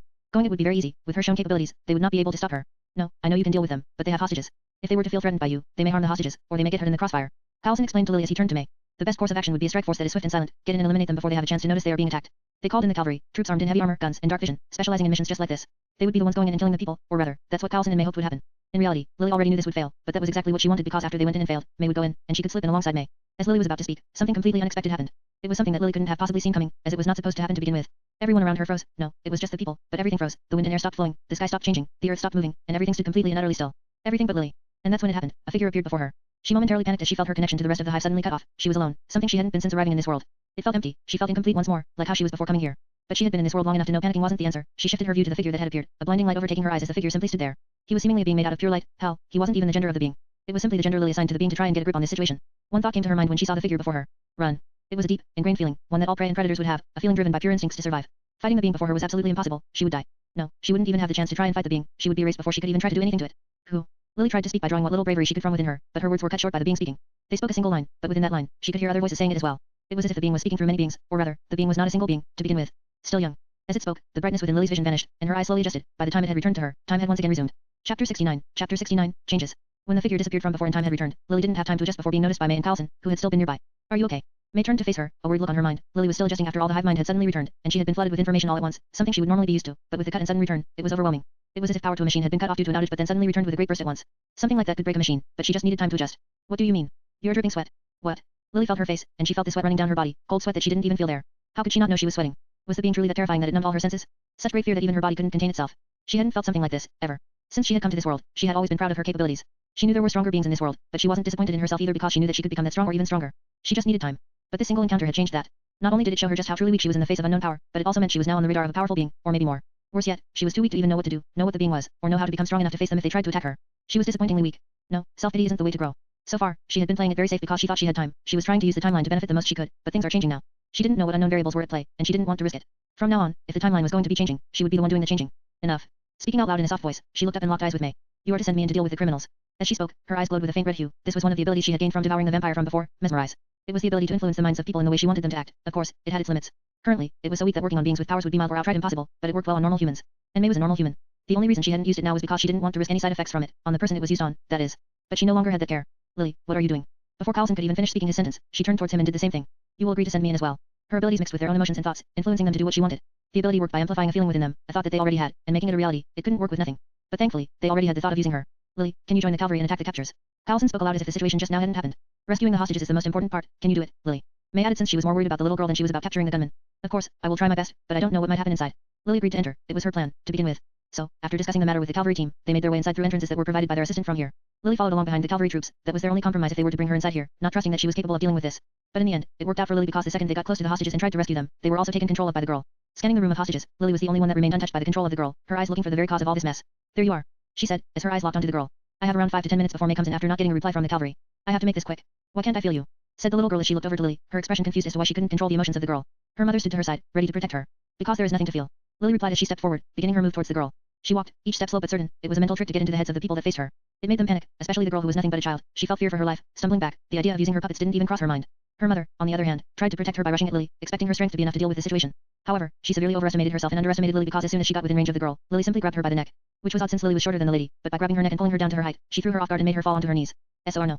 Lily was going to apologize before killing the woman, for she had always felt pity for those she had killed simply for her growth, killed because she needed to use them to grow. But she stopped herself this time. From now on, she would no longer apologize when she killed someone. She would do what she had to. Without a second thought, she squeezed her hand. With the strength Lily currently had, it was leagues above what the lady could possibly wish to attain. So, with that little squeeze, she snapped the lady's neck. It was so easy it didn't even feel real, but that was simply how life was. The weak died easily to the strong. Chapter 70, killing the child. The girl sat there in shock about what had just happened. In mere seconds, her mother, the only person in her life that she had cared about and someone who had been protecting her since she was born, had been snuffed out like she was nothing. Her life ended in a matter of seconds by someone who looked only a few years older than she did and without a sign of emotion on her face at that. She was cruel, beyond cruel, to the little girl who had just witnessed the death of her loved one. She felt the fear that any weak being would feel in such a situation, the fear that came with loss, but above all, the feeling that overpowered that fear and made her move was something much more primal. Rage. She felt a deep sense of hatred and anger towards Lily, who had snuffed out the only person in this world that she had cared for. She felt a deep burning desire to kill her, to make her disappear just like the feeling of her mother had disappeared from her mind. How dare you? She yelled out as rage leaped from her words, the armed soldiers around Lily acting on the girl's will and emotions, aiming their weapons towards the girl. Die. She yelled out once more as the soldiers started firing at the girl at once, without caring about the fact that they may end up hitting each other. After all, they weren't in control. A child lost with rage was. Lily was littered with bullets, yet she remained unmoving. The bullets came at her body but seemingly made contact with a hard surface of flesh, somewhat like a bony exoskeleton that protected her body from being harmed by the bullets. So I can tank these bullets. This had been something she had been meaning to test, just how strong her durability was in the face of bullets. And so far, it seemed rather good, given the fact that she had multiple DNAs that aided in her defense. Granted, these bullets weren't the powerful stuff, there existed a lot stronger ammunitions in this world, and she was certain that her current capabilities couldn't tank those. But these merely felt like a weak hit to her hard body. She stood completely still until they ran out of ammo. Some of the bullets that had bounced off her body ended up hitting nearby mind-controlled hostages or even the shooters themselves. It was unfortunate, but there was little that could be done in such a situation to prevent them from being harmed. They would survive either way, and this made it easier for what Lily did next. With the bullets stopping, Lily resumed her way toward the girl. This time, she moved quick. She stopped in front of the girl before she could even realize it, and while the girl wasn't human, she wasn't a physical type like her mother was, so she couldn't resist or even have time to react to Lily's approach. Grabbing her by the neck, Lily was going to kill her right there, and then so she could eat her and gain her ability, but she stopped. Killing her right now would only release all the hostages from her mind control, which would make it hard to explain what was going on to them. While she could try using her ability on all of them, it would drain more energy than it was worth. Better yet, she had a better idea. With a mere thought, a worm came drilling out from the ground nearby, large enough to swallow the girl whole if it so pleased. She had created it the first chance she got, having it spawn under the ground so that it could move around and scout the area and be used if she needed it. Lily was the Hive. She was never alone, not even when it seemed like it. What are you? Why are you doing this? The girl began to rant and fight with Lily's hand to try and break free, but it was nothing in front of Lily's strength. For a split second, Lily felt bad for what she was going to do. After all, she was still killing a young child. Sure, she may have been doing things that weren't good, but that was because of her growth. But Lily had already changed from the past her. I can feel your fear. It's so strong even if your other emotions are hidden. It leaks out. The girl spoke as if trying to get into the mind of Lily, but Lily didn't need to be told what she felt. She knew she felt fear. She feared many things currently, but that fear wouldn't cloud her mind. Before the girl had the chance to use her mind-controlled targets, she threw her toward the worm. The worm already knew what to do, grabbed her in its mouth, and dug into the ground quickly. Then, once it was out of sight and out of the way, it clamped down. Lily didn't even need to be connected to the worm to tell that the girl had died because the people around her had all returned to their senses, with no knowledge or memories of what happened while under control. As for Lily, she took the chance to slip to another part of the building as she felt a mental rush from the new ability gained. It was so different from all the X-gene abilities she had gotten so far, yet so similar in a way. What is this? Holding her head with her hand, she struggled to focus her mind as she was suddenly assaulted by the emotions of everyone around her at once. It was drowning. She felt as if she was in an ocean without the ability to breathe. It was heavy. So many feelings: anger, sadness, distress, fear, confusion, worry, doubt. There were so many emotions. It was chaotic. Chapter 71. Mental power. Normally, when her Hive units ate something, she would only gain a portion of the makeup of the thing. That way, she would either need to eat more of it before her body could adapt and change to make it her own, or give it time to try and rework and complete the missing information on its own. It was no different this time around, either. She knew her body would need time to rework the information before she could gain the ability the girl had. At least, that was what she thought. She was fine with this because she knew getting the time needed to eat the girl with the agents around and returning back home soon would be hard. What she didn't expect was that it would be so quick. For some reason, be it because she had abilities similar to the one the girl had already, or maybe because of the way the makeup was structured, she was able to gain a large portion of it at once. Her body was able to complete it and adapt to it quickly. And that was when the burst of emotions came forth. They weren't her emotions, at least not all of them. They were the emotions of everyone around her, within and even outside of the building. It all came at her at once, like waves crashing against her over and over. It was hard to control the ability, even with her current capabilities. If this was how the girl felt, even a fraction of this, it was no confusion as to why she turned out the way she did. This was nothing short of insanity, even for being such a lily that heard all of the Hive at once, all the time. She tried her best to suppress it, but it was difficult to do so with her current mental capabilities. She was able to lessen it to within a few feet of her, but even then, she could feel the emotions of the hostages. The reason it was so hard to control was simple. The ability granted an aspect of her mental capabilities an enormous boost while not improving the other aspects. To put it into perspective, it was as if you added a ton of sugar to a cake you were making without balancing out the other ingredients. It would be overwhelming. With one idea in mind of how to overcome this current issue, she turned to her information panel. Upgrade mental to 300. It was overkill, but she wanted to get mental up for a while now but was hesitant in wasting mass. She was just looking for a reason to do so.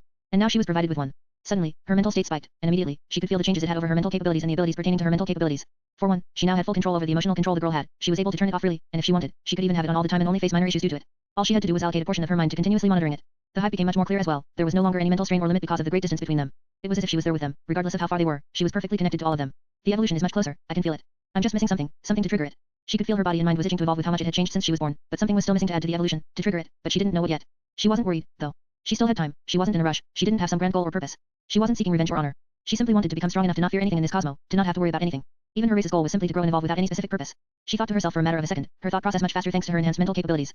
Once out of her mind, she straightened her body and returned to the area with the hostages, having walked away to hide her discomfort. The hole that the worm had created got buried when it returned to the ground as the stone and dirt caved in to fill in the gap it had created. At best, it would just look like a sinkhole caused by the construction that was halted, or even a hole that was meant for construction but never got finished. It was, after all, an abandoned building. At worst, she could just use her ability on them again, but why would they question a minor detail such as a hole in the ground when they find their target dead and hostages freed? Shortly after she returned, Agent May and Agent Carlson came into the building. The gunmen were already captured by the soldiers sent in, and the hostages were being taken care of. Where's the little girl? Asked Agent May before anything else. She glanced at the crowd and didn't see her presence, which made her concerned. The entire reason this situation escalated to this point was because of the little girl, after all. Little girl? There was no girl when I came in. Lily said, outright lying. This would drastically change the outcome of the timeline, especially when it connects to SHIELD since this situation was the reason May retired from the field and took on desk work. Killing the little girl was a trauma that haunted her for years, however, due to Lily's interference, that didn't happen, and due to that the timeline would drastically change. Even the smallest of changes can cause a ripple of effects. Chapter 72, New Plans. Lily's lie seemed to have left Agent May a bit confused since she didn't remember the girl getting away, nor did she see the girl among the crowd of rescued people, but she had no reason to doubt Lily's excuse. She must have slipped away or something.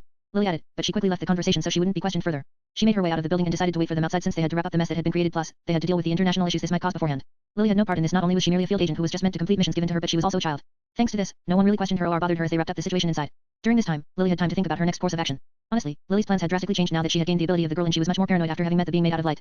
Originally, she was planning to take things slow and build up her position within SHIELD so that she could use them to not only gain information but also new powers. However, after taking the ability the girl had, she no longer needed to do this personally, or rather, she no longer needed to do this with her true body. After her mental capabilities increased drastically, all her mental abilities became intertwined, working in perfect harmony with each other to not only aid her enhanced mental capabilities but work off them to be better.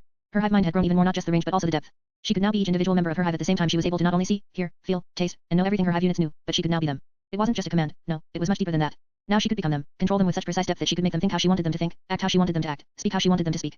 Now she was truly a hive, they were her, and she was them.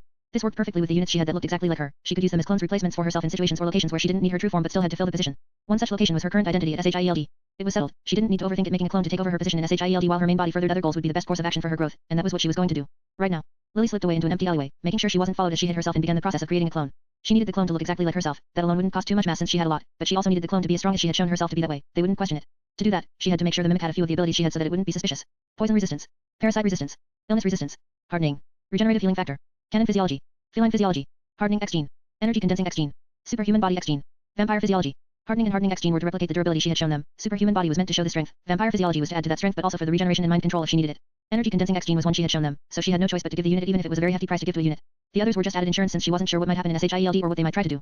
In total, the making of the unit took 8,700 mass, which wasn't a lot compared to how much she currently had, but it would have been a hefty price for her just a little time ago. With the units made, she decided to start referring to them as clone units. That way, she could easily distinguish them from other mass-produced units. As the clone was created, she could instantly feel it alongside the hive. What's more, she could control the clone as if it were her own body, all the while still controlling her own body. It was odd, something she had never experienced before as a human, but somehow it felt natural. It was like second nature to her. She knew instinctively how to do it, and it didn't feel wrong. It felt right. Hello. She made an attempt to speak through the clone, and it was perfect. It sounded just like her, and there was little to no difference in it. If she had to point out one flaw, it would be the fact that it sounded slightly rugged, but that would be fixed with time. This is perfect.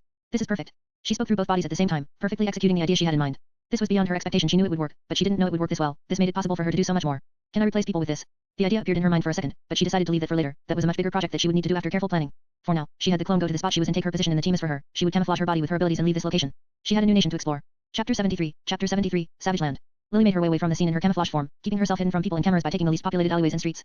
While she wasn't too worried about cameras catching her on film, she still played it safe and avoided all that she could see, keeping an eye out for them. As she walked, she thought about her next course of action. She was currently in a completely new place with very little information about it and no connections here. Bahrain was rather large, but Bahrain itself wasn't her true goal. Through the causeway, she could get to Saudi Arabia and access all of Asia from there. Borders weren't an issue for her with her capabilities. She could either go under or through them without even being seen. But she needed a goal, a place to set as her end goal, so she wouldn't just end up roaming the land without purpose or cause. That was when one location came to mind, a location perfect for her plans of making a large hive where she could grow rapidly. It would also provide a source of mass and even abilities she could devour. The Savage Land. The Savage Land was a location she remembered reading about in Marvel Comics and mentions in fan communities due to how interesting it was yet unexplored. The Savage Land's exact nature tended to change depending on certain comics. However, one key aspect that never changed was its location, the Palmer Peninsula in Antarctica. To her, the Savage Land would be the perfect spot to set up her main hive nest on Earth, at least. Not only was it isolated from the outside world, with very few people who knew about it or could access it, but it also held a wide variety of flora, fauna, and even people who lived there. All things she could devour in order to gain mass and abilities. The only issue with this plan was its location, Antarctica. Currently, she has no way to reach Antarctica. She can't take a boat or plane since she doesn't have any ID or money, for that matter. While these things aren't impossible to obtain with her capabilities, she doesn't want to do that. Leaving a paper trail or a trial in general could prove to backfire in the long run. Her preferred method would be gaining a method to fly or swim to her location. While she had a few DNAs right now that would grant her the ability to fly, none of them would provide her the level of flight needed to fly for days or more on end in order to reach Antarctica. Not to mention anything she may encounter along the way: rain, lightning, harsh winds, snow, ice, and more. Okay, then, let's just get more things to devour. Deciding to devour more things along the way, she made her way through Bahrain and towards the causeway. From there, she would go to the mainland. While making her way through Bahrain, however on foot, that is, she decided to make some simple hive units to help her scout the area. It was always a good idea to leave some hive units wherever she went as it allowed her to extend the reach of her hive and they could prove to be useful later on. She stopped moving temporarily and decided to use the remaining 25,600 mass really. First, she made 16 worm-shaped units and had them sink into the ground. Those didn't cost too much as they were only the size of a small child. Next, she created over 500 small insect-like units that were primarily made for scouting. They were smaller than the size of a fingernail and made to look like a normal fly, having them spread out far and wide to reach a large area. Once she had made her hive units, she had 23,900 mass remaining, which she would save for now. With that out of the way, she resumed her movement, making her way over to the location of the causeway she had memorized beforehand as her body ran. Her mind scouted Bahrain using her 500 scouting units. While Bahrain never played an important role in the Marvel universe aside from this one mission, it only made sense that other mutants, superhumans, inhumans, and the like would be here. Her goal was to find them and devour them. And as if to prove her right, less than 20 minutes after beginning her search, she stumbled upon a mutant using their abilities in an alleyway to rob someone.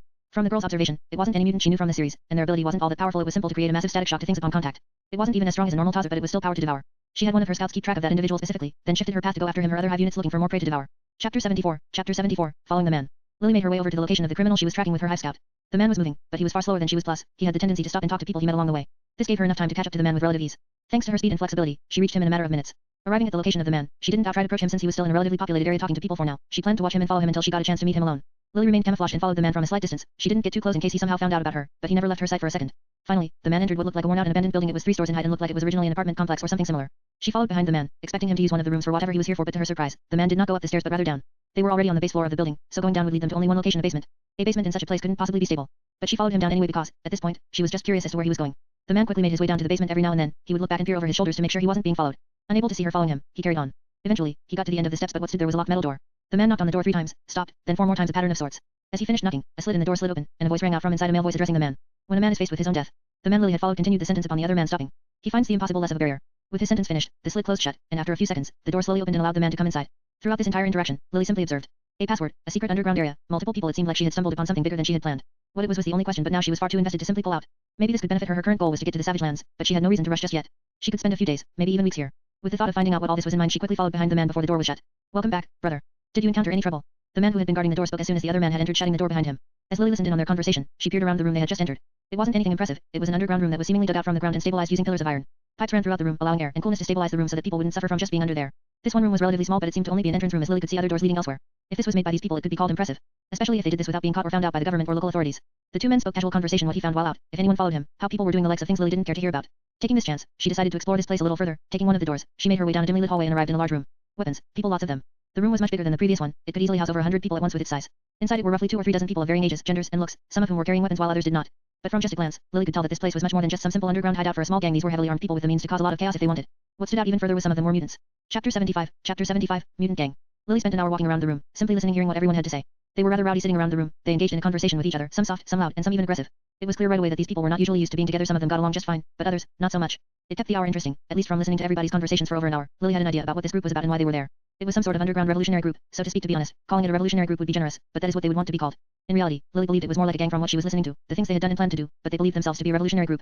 What they were trying to revolutionize was one of the key factors of their conversations. It often led to arguments amongst the group, but from what she could pick out, they wanted to revolutionize everything. What Lily could piece together from listening to the people speak in the group was that she learned that this group was primarily made out of mutants and people who sympathized with mutants, family members, friends, and the like. Some Inhumans were also in the group but blended in without being seen, pretending to be mutants as well. The only reason she could tell was because she could read their surface thoughts and emotions, some of them feeling guilty from their act. The purpose of the group was simple. It was much like any other mutant revolutionary group that believed that mutants deserved to live alongside humans just as freely as humans do. The only difference between this group and other normal revolutionary mutant groups such as the X-Men or Underground would be that this group believed in more aggressive means of getting that freedom, much like the Brotherhood. They believed that you were owed freedom, and they would take it through force if they were not giving it. This is why most of them were armed and why they also openly robbed people. At least, they robbed people they believed deserved to be robbed. People that showed dislike or hate towards mutants. Apparently, the woman before was one of such people, but Lily didn't know if that was true nor cared. While Lily could understand the reasoning behind their group and actions, she can even sympathize with them to an extent. Overall, they had to do what they needed to do in order to survive. But that did not make them right. It didn't make them wrong. It didn't make them righteous, nor did it make their cause grand. They did not want a revolution, they wanted a conquest. They wanted to rule. It just gave Lily all the more reason to eat them. And how could she overlook such a large collection of mutants and inhumans? She did not blame them for their actions, so they can't blame her for hers. Regardless, after about an hour or half of waiting and listening to the conversation they had, she came to a few conclusions that would be useful for her to remember. Firstly, this was not their only base of operation. The group seemed to be much bigger than she first thought it was. These few dozen people here were simply one branch of the group. They had branches throughout Saudi Arabia and other branches here in Bahrain. She couldn't learn how many branches they had here or in general because not even the people here seemed to know it, but she did order her scouts to search throughout Bahrain for them. Secondly, this group had two main leaders. She did not learn their names, but she did learn what they were called. One was referred to as something that roughly translated to Night Demon, while the other was referred to as the Guardian. From what she could tell, Night Demon was the most active leader of the group. She found out that they were male, often led the group in planning and executing attacks and deals. The Guardian was much more reclusive, and none of the people here had ever seen them before. In fact, they didn't even know the gender of the person. Many just assumed they were male. Aside from these people, there were a few others mentioned that could prove to be interesting to Lily, but she couldn't get more information from them and the conversations were getting boring. She decided she no longer had any need to hide and listen to their conversations. She would ask them outright. She revealed herself from her camouflage, but she didn't simply return to the form she had been using before. No, she reverted to her original form. Her long snow-white hair flowed behind her, stretching down to her waist with its unkept length. Her face reverted back to how it had originally been when she had awakened, only this time, it was somewhat more mature and refined. Her jawline was sharper, perfectly complementing her mature look and adding a more aggressive and dangerous feeling, while her small nose delicately decorated her face. Her crimson eyes revealed themselves as she peered into the crowd of people, red eyes surrounded by pure darkness giving her gaze a bone-chilling feeling behind it. Her height was taller than it was before. She was now roughly 5'9" in height, maybe slightly shorter, but there was no harm in rounding something so minimal up. This allowed her to look closer to her actual age and definitely aided her in being taken more seriously. One thing that changed about her true form that she didn't have the chance to see before due to having taken on an altered form to hide her ears and head. Her ears had grown slightly pointer, longer even. It was similar to that of how elves had them in games, but shorter, and rather than pointing up, it simply pointed back. She attributed this to her vampire DNA. It was something some vampires tend to have, and it was natural that her body would adopt some features that she didn't mind keeping. As for her head, small stumps could be seen forming at the right and left side of her frontal lobe.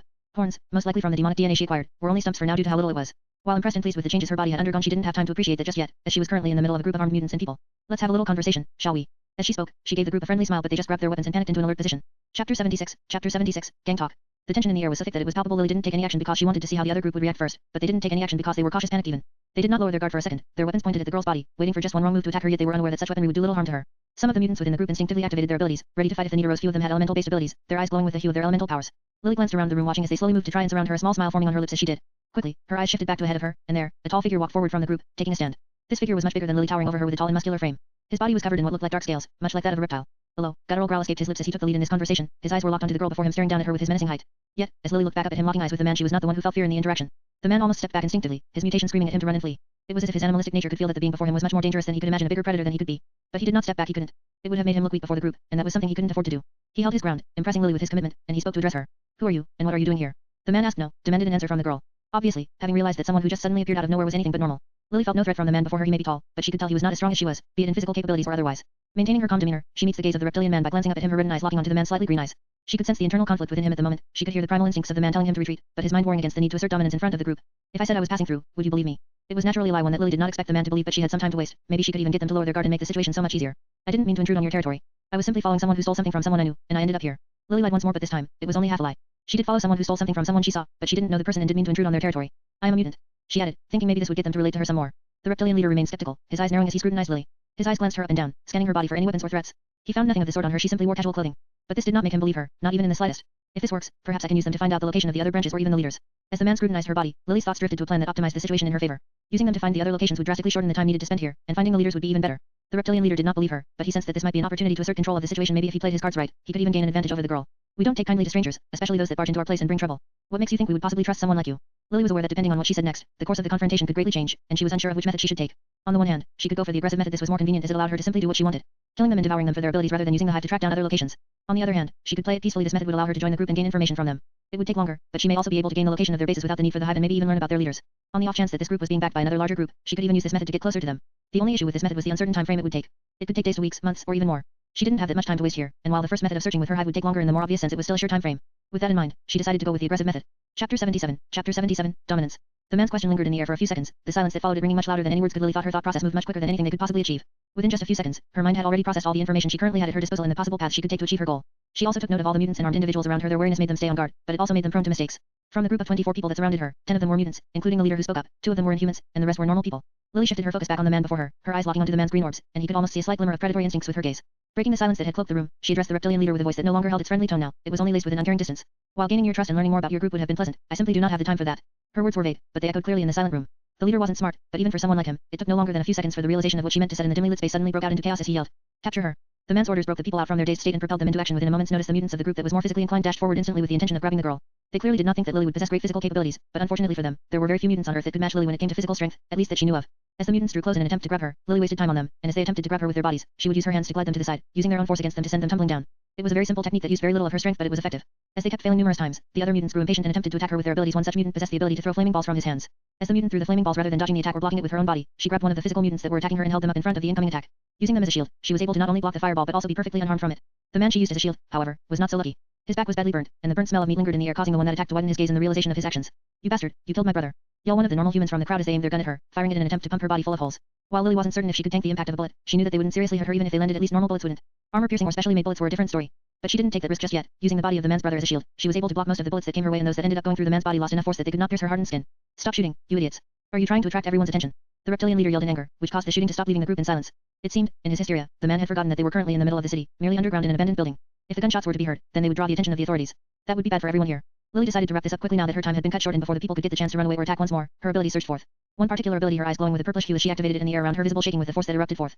"Kneel." As she spoke the single word aloud within the room, an invisible force seemingly came crashing down on everyone within it. It felt as if their body was being crushed by an invisible hand, the pressure visible causing their body to shake. Those who were physically stronger than normal were able to hold out for a while, lasting a few seconds longer than those who weren't, but in the end, they were all forced to kneel around the girl. Even the reptilian man who took the position of leader here. How useful. Lily commented in her head as she mused at the use of the ability she had just used for the first time. It was one of the abilities she was looking forward to using the most. Lesser demon physiology, or to be more specific, one of the abilities that she was granted because of it, lesser eye of suppression. It seems this ability has its limitations, but it works even on mutants with capabilities above that of normal humans. She took note of the fact that some mutants were able to fight against it for a few seconds, but she was pleased with how good it was for now, and as time went on, she could even improve it. The mutants around her were unable to bear the weight of the pressure. Some of the humans had already passed out because of it, and others were barely holding on. It was sufficient to say that they had all lost their will to fight, the weapons that they held having already been dropped on the floor, and their presence now diminishing before her dominance.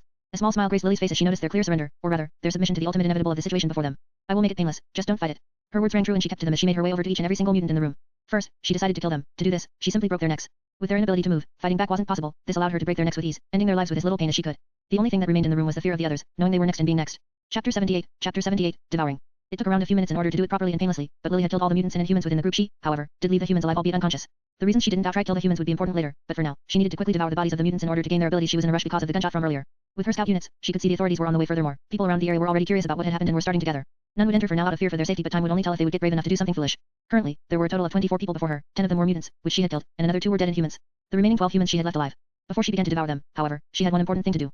That was to use her scrying ability on their bodies in order to find useful information pertaining to the group or anything that may help her find other locations. Scrying took time and didn't always show what you wanted to see, as the information was often random, and since she didn't have any time, she had to pick a few key figures from them to scry. Firstly, she did the man who was acting as the leader of the group, the reptilian man. Touching his body, she used her scrying ability to try and see where he had been, see what he had experienced, gain any information she could, but hopefully, information she could use to find the other bases or even people linked to them. Lily's consciousness delved into the depths of the reptilian man's experiences. She wasn't reading his memories, not directly, that is. Her scrying ability wasn't mind reading. It didn't allow her to enter the memory of others, rather, it allowed her to see the experiences that things have been through. Touching the man's body, she was able to see the experiences the man's body had been through, at least snippets of it. She could see bits and pieces of the man's life, people he had talked to, food he had eaten, activities he had done, crimes he had committed. She even saw some more private activities the man had done. The stream of information that flooded her mind was chaotic. It happened all at once and so quickly, each scene breaking down from one to another without any clear indication of it happening, some scenes melting together to cause even more confusion. The ability was messy, but she could control it better than the mutant it belonged to. She had an advantage that mutants didn't. She was a hive mind. Her mental capabilities were beyond most mutants, and thanks to this, she wasn't overwhelmed by the information flooding her mind. Thanks to the hive, she was able to process the information all at once, breaking apart the pieces that shouldn't be together and piecing the ones that should. Thanks to this, she was able to gain a clear understanding of the information she had gained by the time it had stopped, and from it, a few key points caught her attention. They were fragmented visions, but she was able to see the reptilian man meeting with a few people in hidden locations, and from the way, the man made sure he wasn't being followed. It was clearly important. Thanks to this vision, she was able to see the face of the person the man was meeting, another male, and while he had no key features that made him stand out to her, the meeting alone was enough to make him important. She also saw another vision. This one was interesting because it was a vision of the reptilian man meeting someone who seemed like a government official.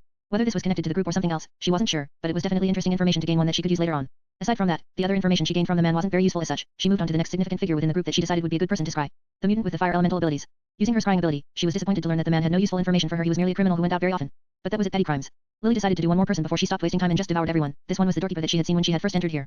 This man would have seen all the faces of everyone entering and leaving the space. Thanks to this, he would have a wide range of useful information that she could use. Touching the body of the doorkeeper, the scenes began to unfold within her mind with another rush. The doorkeeper's experiences revealed a multitude of faces, people moving in and out of the underground base. The doorkeeper rarely left the base. In fact, out of all the visions she saw, the man only left the base once. Thanks to this, most of the visions consisted of the base and the happenings of the base. Sifting through the visions, she noted any key individuals that entered or left the facility, people that weren't amongst the ones she had killed, people that had distinct markings or outfits that stood out. She also tried to see if she could recognize any of them.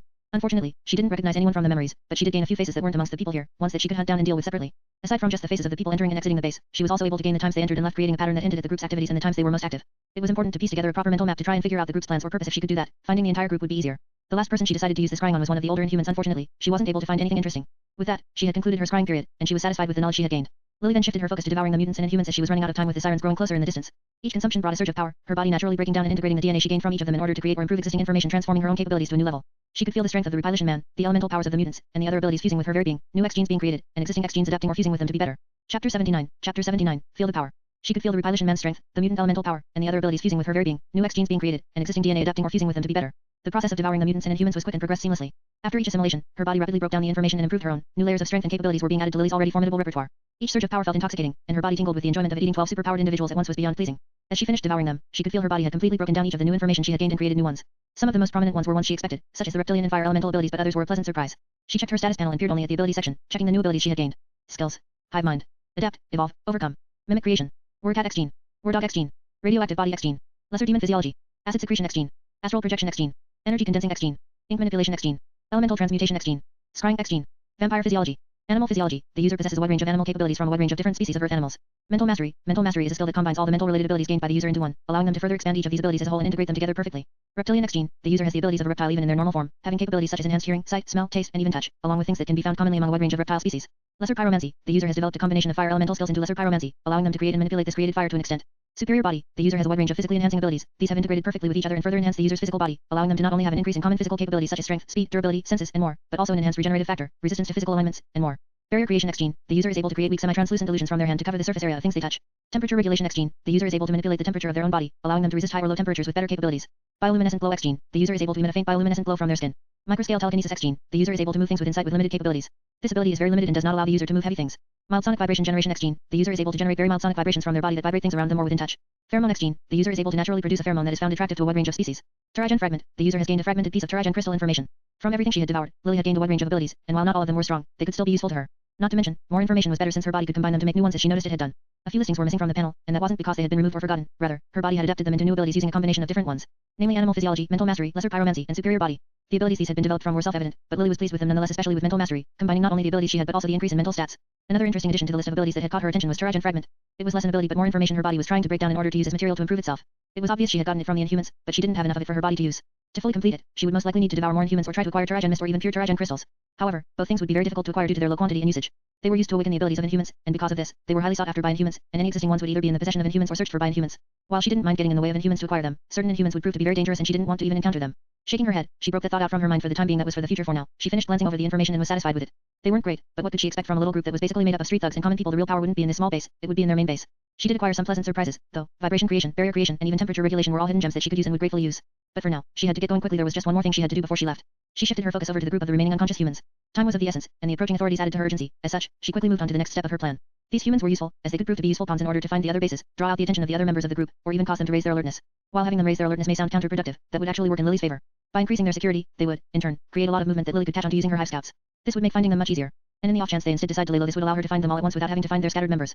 Plus this might draw the attention of the leaders, and if she could get to them, it would be worthwhile. She wasn't too worried about them sharing her appearance, as eventually her true appearance would be leaked, and it wasn't like she couldn't shapeshift to take on different looks. And any being that was strong enough to prove immediately terrifying to Lily could easily acquire knowledge about how she looked. The only thing she was worried about was them getting arrested if that happened. They wouldn't be able to relay the information to other members, and it would become troublesome. As such, using her newly acquired mental mastery, she tapped into their minds. It was beyond easy. They were normal humans, and she was a hive mind with hundreds of beings a part of her. Entering their minds was like walking through an open door. Using this, she left a command in their minds, one clear and simple command: get up and escape. The suggestion took hold almost instantly, and their minds jolted, their bodies awake, groggy and disoriented. They slowly stumbled out of the abandoned building, their memories clouded by the manipulation but their goal clear. With that out of the way, Lily now had no more reason to stay here. Using her lesser pyromance, she started a fire in the base, one that rapidly spread to the entire building. And with the fire as a distraction and her camouflage as a cover, she vanished into the city. Chapter 80, Scouting. Lily's figure melted into the city's shadows unseen thanks to the aid of her camouflage, the fire caused by the lesser pyromancy serving its purpose in drawing the brunt of attention, thus making it much easier for her to slip away. The fire wasn't just for causing a distraction, however it was also meant to burn away any evidence that could be left behind and link back to her or even the group. If the local authorities or worse got involved in her matters, it could prove to be even more troublesome than just some small group. It would require her to be extremely careful or even outright abandon the idea of pursuing this group. At the very least, the fire would burn away any evidence she left behind, and it would make it very difficult for the group to use the things left by the group to track them. Weapons and information would be damaged or destroyed by the fire, and if there had been gunpowder in the building, which they likely did, that would aid in destroying even more. All in all, while the authorities would find a case to look into, they wouldn't have anywhere to look. Plus, if someone higher up tried to cover the matter up, this could give Lily a hint as to any connections the group might have, which could prove to be even better for her. Lily made her way to a safe location away from the building. This way, she wouldn't get caught up in any trouble that it brought, and from there, she used her many hive scouts to carry out the search for more bases. Mainly, her attention was focused on the group of manipulated humans she had ordered to leave the building. In their groggy and confused state, they still did what they were influenced to do and slowly but surely made their way around. Most of them awoke shortly after leaving the building, as that was what she had ordered them to do. None of them really questioned how they got outside, since the manipulation simply influenced their will, not rewrite it. This made them think that their actions were their own. Now out, most of them were panicking because of what happened. This resulted in many breaking down or simply running away in fear. Others, however, were not this fragile. These key figures were the ones she had her scouts follow the most, hidden from sight but always watching them. They made their way through the city. They weren't running but rather going somewhere. A few of them made their way to different locations, but they all clearly had a goal in mind. That goal was to either reach someone or somewhere in order to share what had happened, and thanks to this goal, she would be able to find the locations of other bases without having to scout the entire city. To her success, her scouts that had been following the humans soon came across interesting information, as 2 different bases were soon found. This was pleasing news as it meant that she had more mutants to devour. The only issue was that one of these 2 bases seemed much more secure than the previous one. This base was clearly more important than the previous bases. Not only was the location well secured to avoid being found, but it was also highly defended. People were on patrol in and around the place at all times, along with cameras, locked gates and doors, large fences, and more. The place was basically a small fortress for those within it. They didn't even let the man who had come to report the incident in without carefully verifying his identity, searching him, and using what seemed like a scanning device on him. Getting in like she previously did would not be easy, but she would still do it. For now, though, she decided that starting with the other base would be for the best. It was less protected, and they were now informed about the attack. As such, she needed to make a move before they decided to do something. So, making her way over to the location of that base, she kept her eyes on the happenings of her scouts, following the people that she had released, listening in on conversations, and even keeping an eye on the authorities to see how they would react. For a normal person, doing all this at once would be difficult if not impossible, but for Lily, it was just a normal activity. It didn't even strain her mentally. Chapter 81. Chapter 81. Attacking again. While on the move, Lily never stopped observing the situation with her Hive scouts. She observed not only the aftermath of her calculated chaos but also the outcome of the humans she had released. Two more of them had made contact with people, and while this wasn't as good as finding new base locations, it was better than nothing. Putting these meetings on the back burner, she nonetheless had her Hive scouts follow and keep track of the individuals involved, but a more concerning matter drew her attention. The Hive scouts she had sent to follow the individual who had reported to the massive base of fortress, as it would seem had suddenly broken connection with the Hive. To be more exact, they were killed. Lily instantly felt the moment they were killed because of the mental sting their deaths brought about. However, as they were only minor units and had very little purpose, their deaths brought no substantial pain to Lily's mind. Their deaths weren't outside of expectation. Lily wasn't foolish enough to assume that a mutant with good senses wouldn't be among the group. In fact, given their size, she sort of expected it to an extent. What actually surprised her was the way they died, which she didn't know. There was no sign of their impending death. They simply died without any knowledge of their death. There was no attack she could spot. In fact, there wasn't even anyone around them when they died. This left Lily in a bad position. Now she lacked information about her target, and they were aware of one of her main sources of gathering information. But at the very least, it couldn't be said to be all bad. She now knew that they had the means to destroy her scouts without them knowing, and they had a mutant with the ability to spot her scouts to begin with. This was information she would need when attacking them, but for now, her goal was the base in front of her, another abandoned building that had been left to ruins. Now, it had been turned into one of the underground bases for this revolutionary group. As she approached the second base, her camouflaging ability cloaked her body. Not only was she using the normal reptilian physiology she had acquired in the forest, but now, with the reptilian X gene, it was even stronger. Her skin was seamlessly blending in with the environment around her, allowing her to go unnoticed. Her senses were extended through her scouts, which had already terminated throughout the base. This base did not have anyone that could spot her scouts, allowing her to gain a general idea of the layout and people within the location. A total of 27 people was at this base, a mixture once more of humans and mutants. The security of the place has substantially increased due to the previous attack Lily did, with guards patrolling the perimeter regularly and the main door to the basement remaining locked at all times. Despite this increased caution, Lily remained confident in her ability to infiltrate the place, and this time, she didn't even plan to sneak in. Sneaking in wasn't an option she had anyways. The only way to get to the group that hid in the basement was through the iron door or walls, but breaking either of those things would draw attention. As such, the most straightforward method was the best method this time around. Nonetheless, she planned to first deal with the guards that were patrolling the area before acting against the others, as they would prove troublesome if she didn't. So, shrouded in her camouflage, she quickly moved closer to the base and made her way up the side of the building using her climbing capabilities.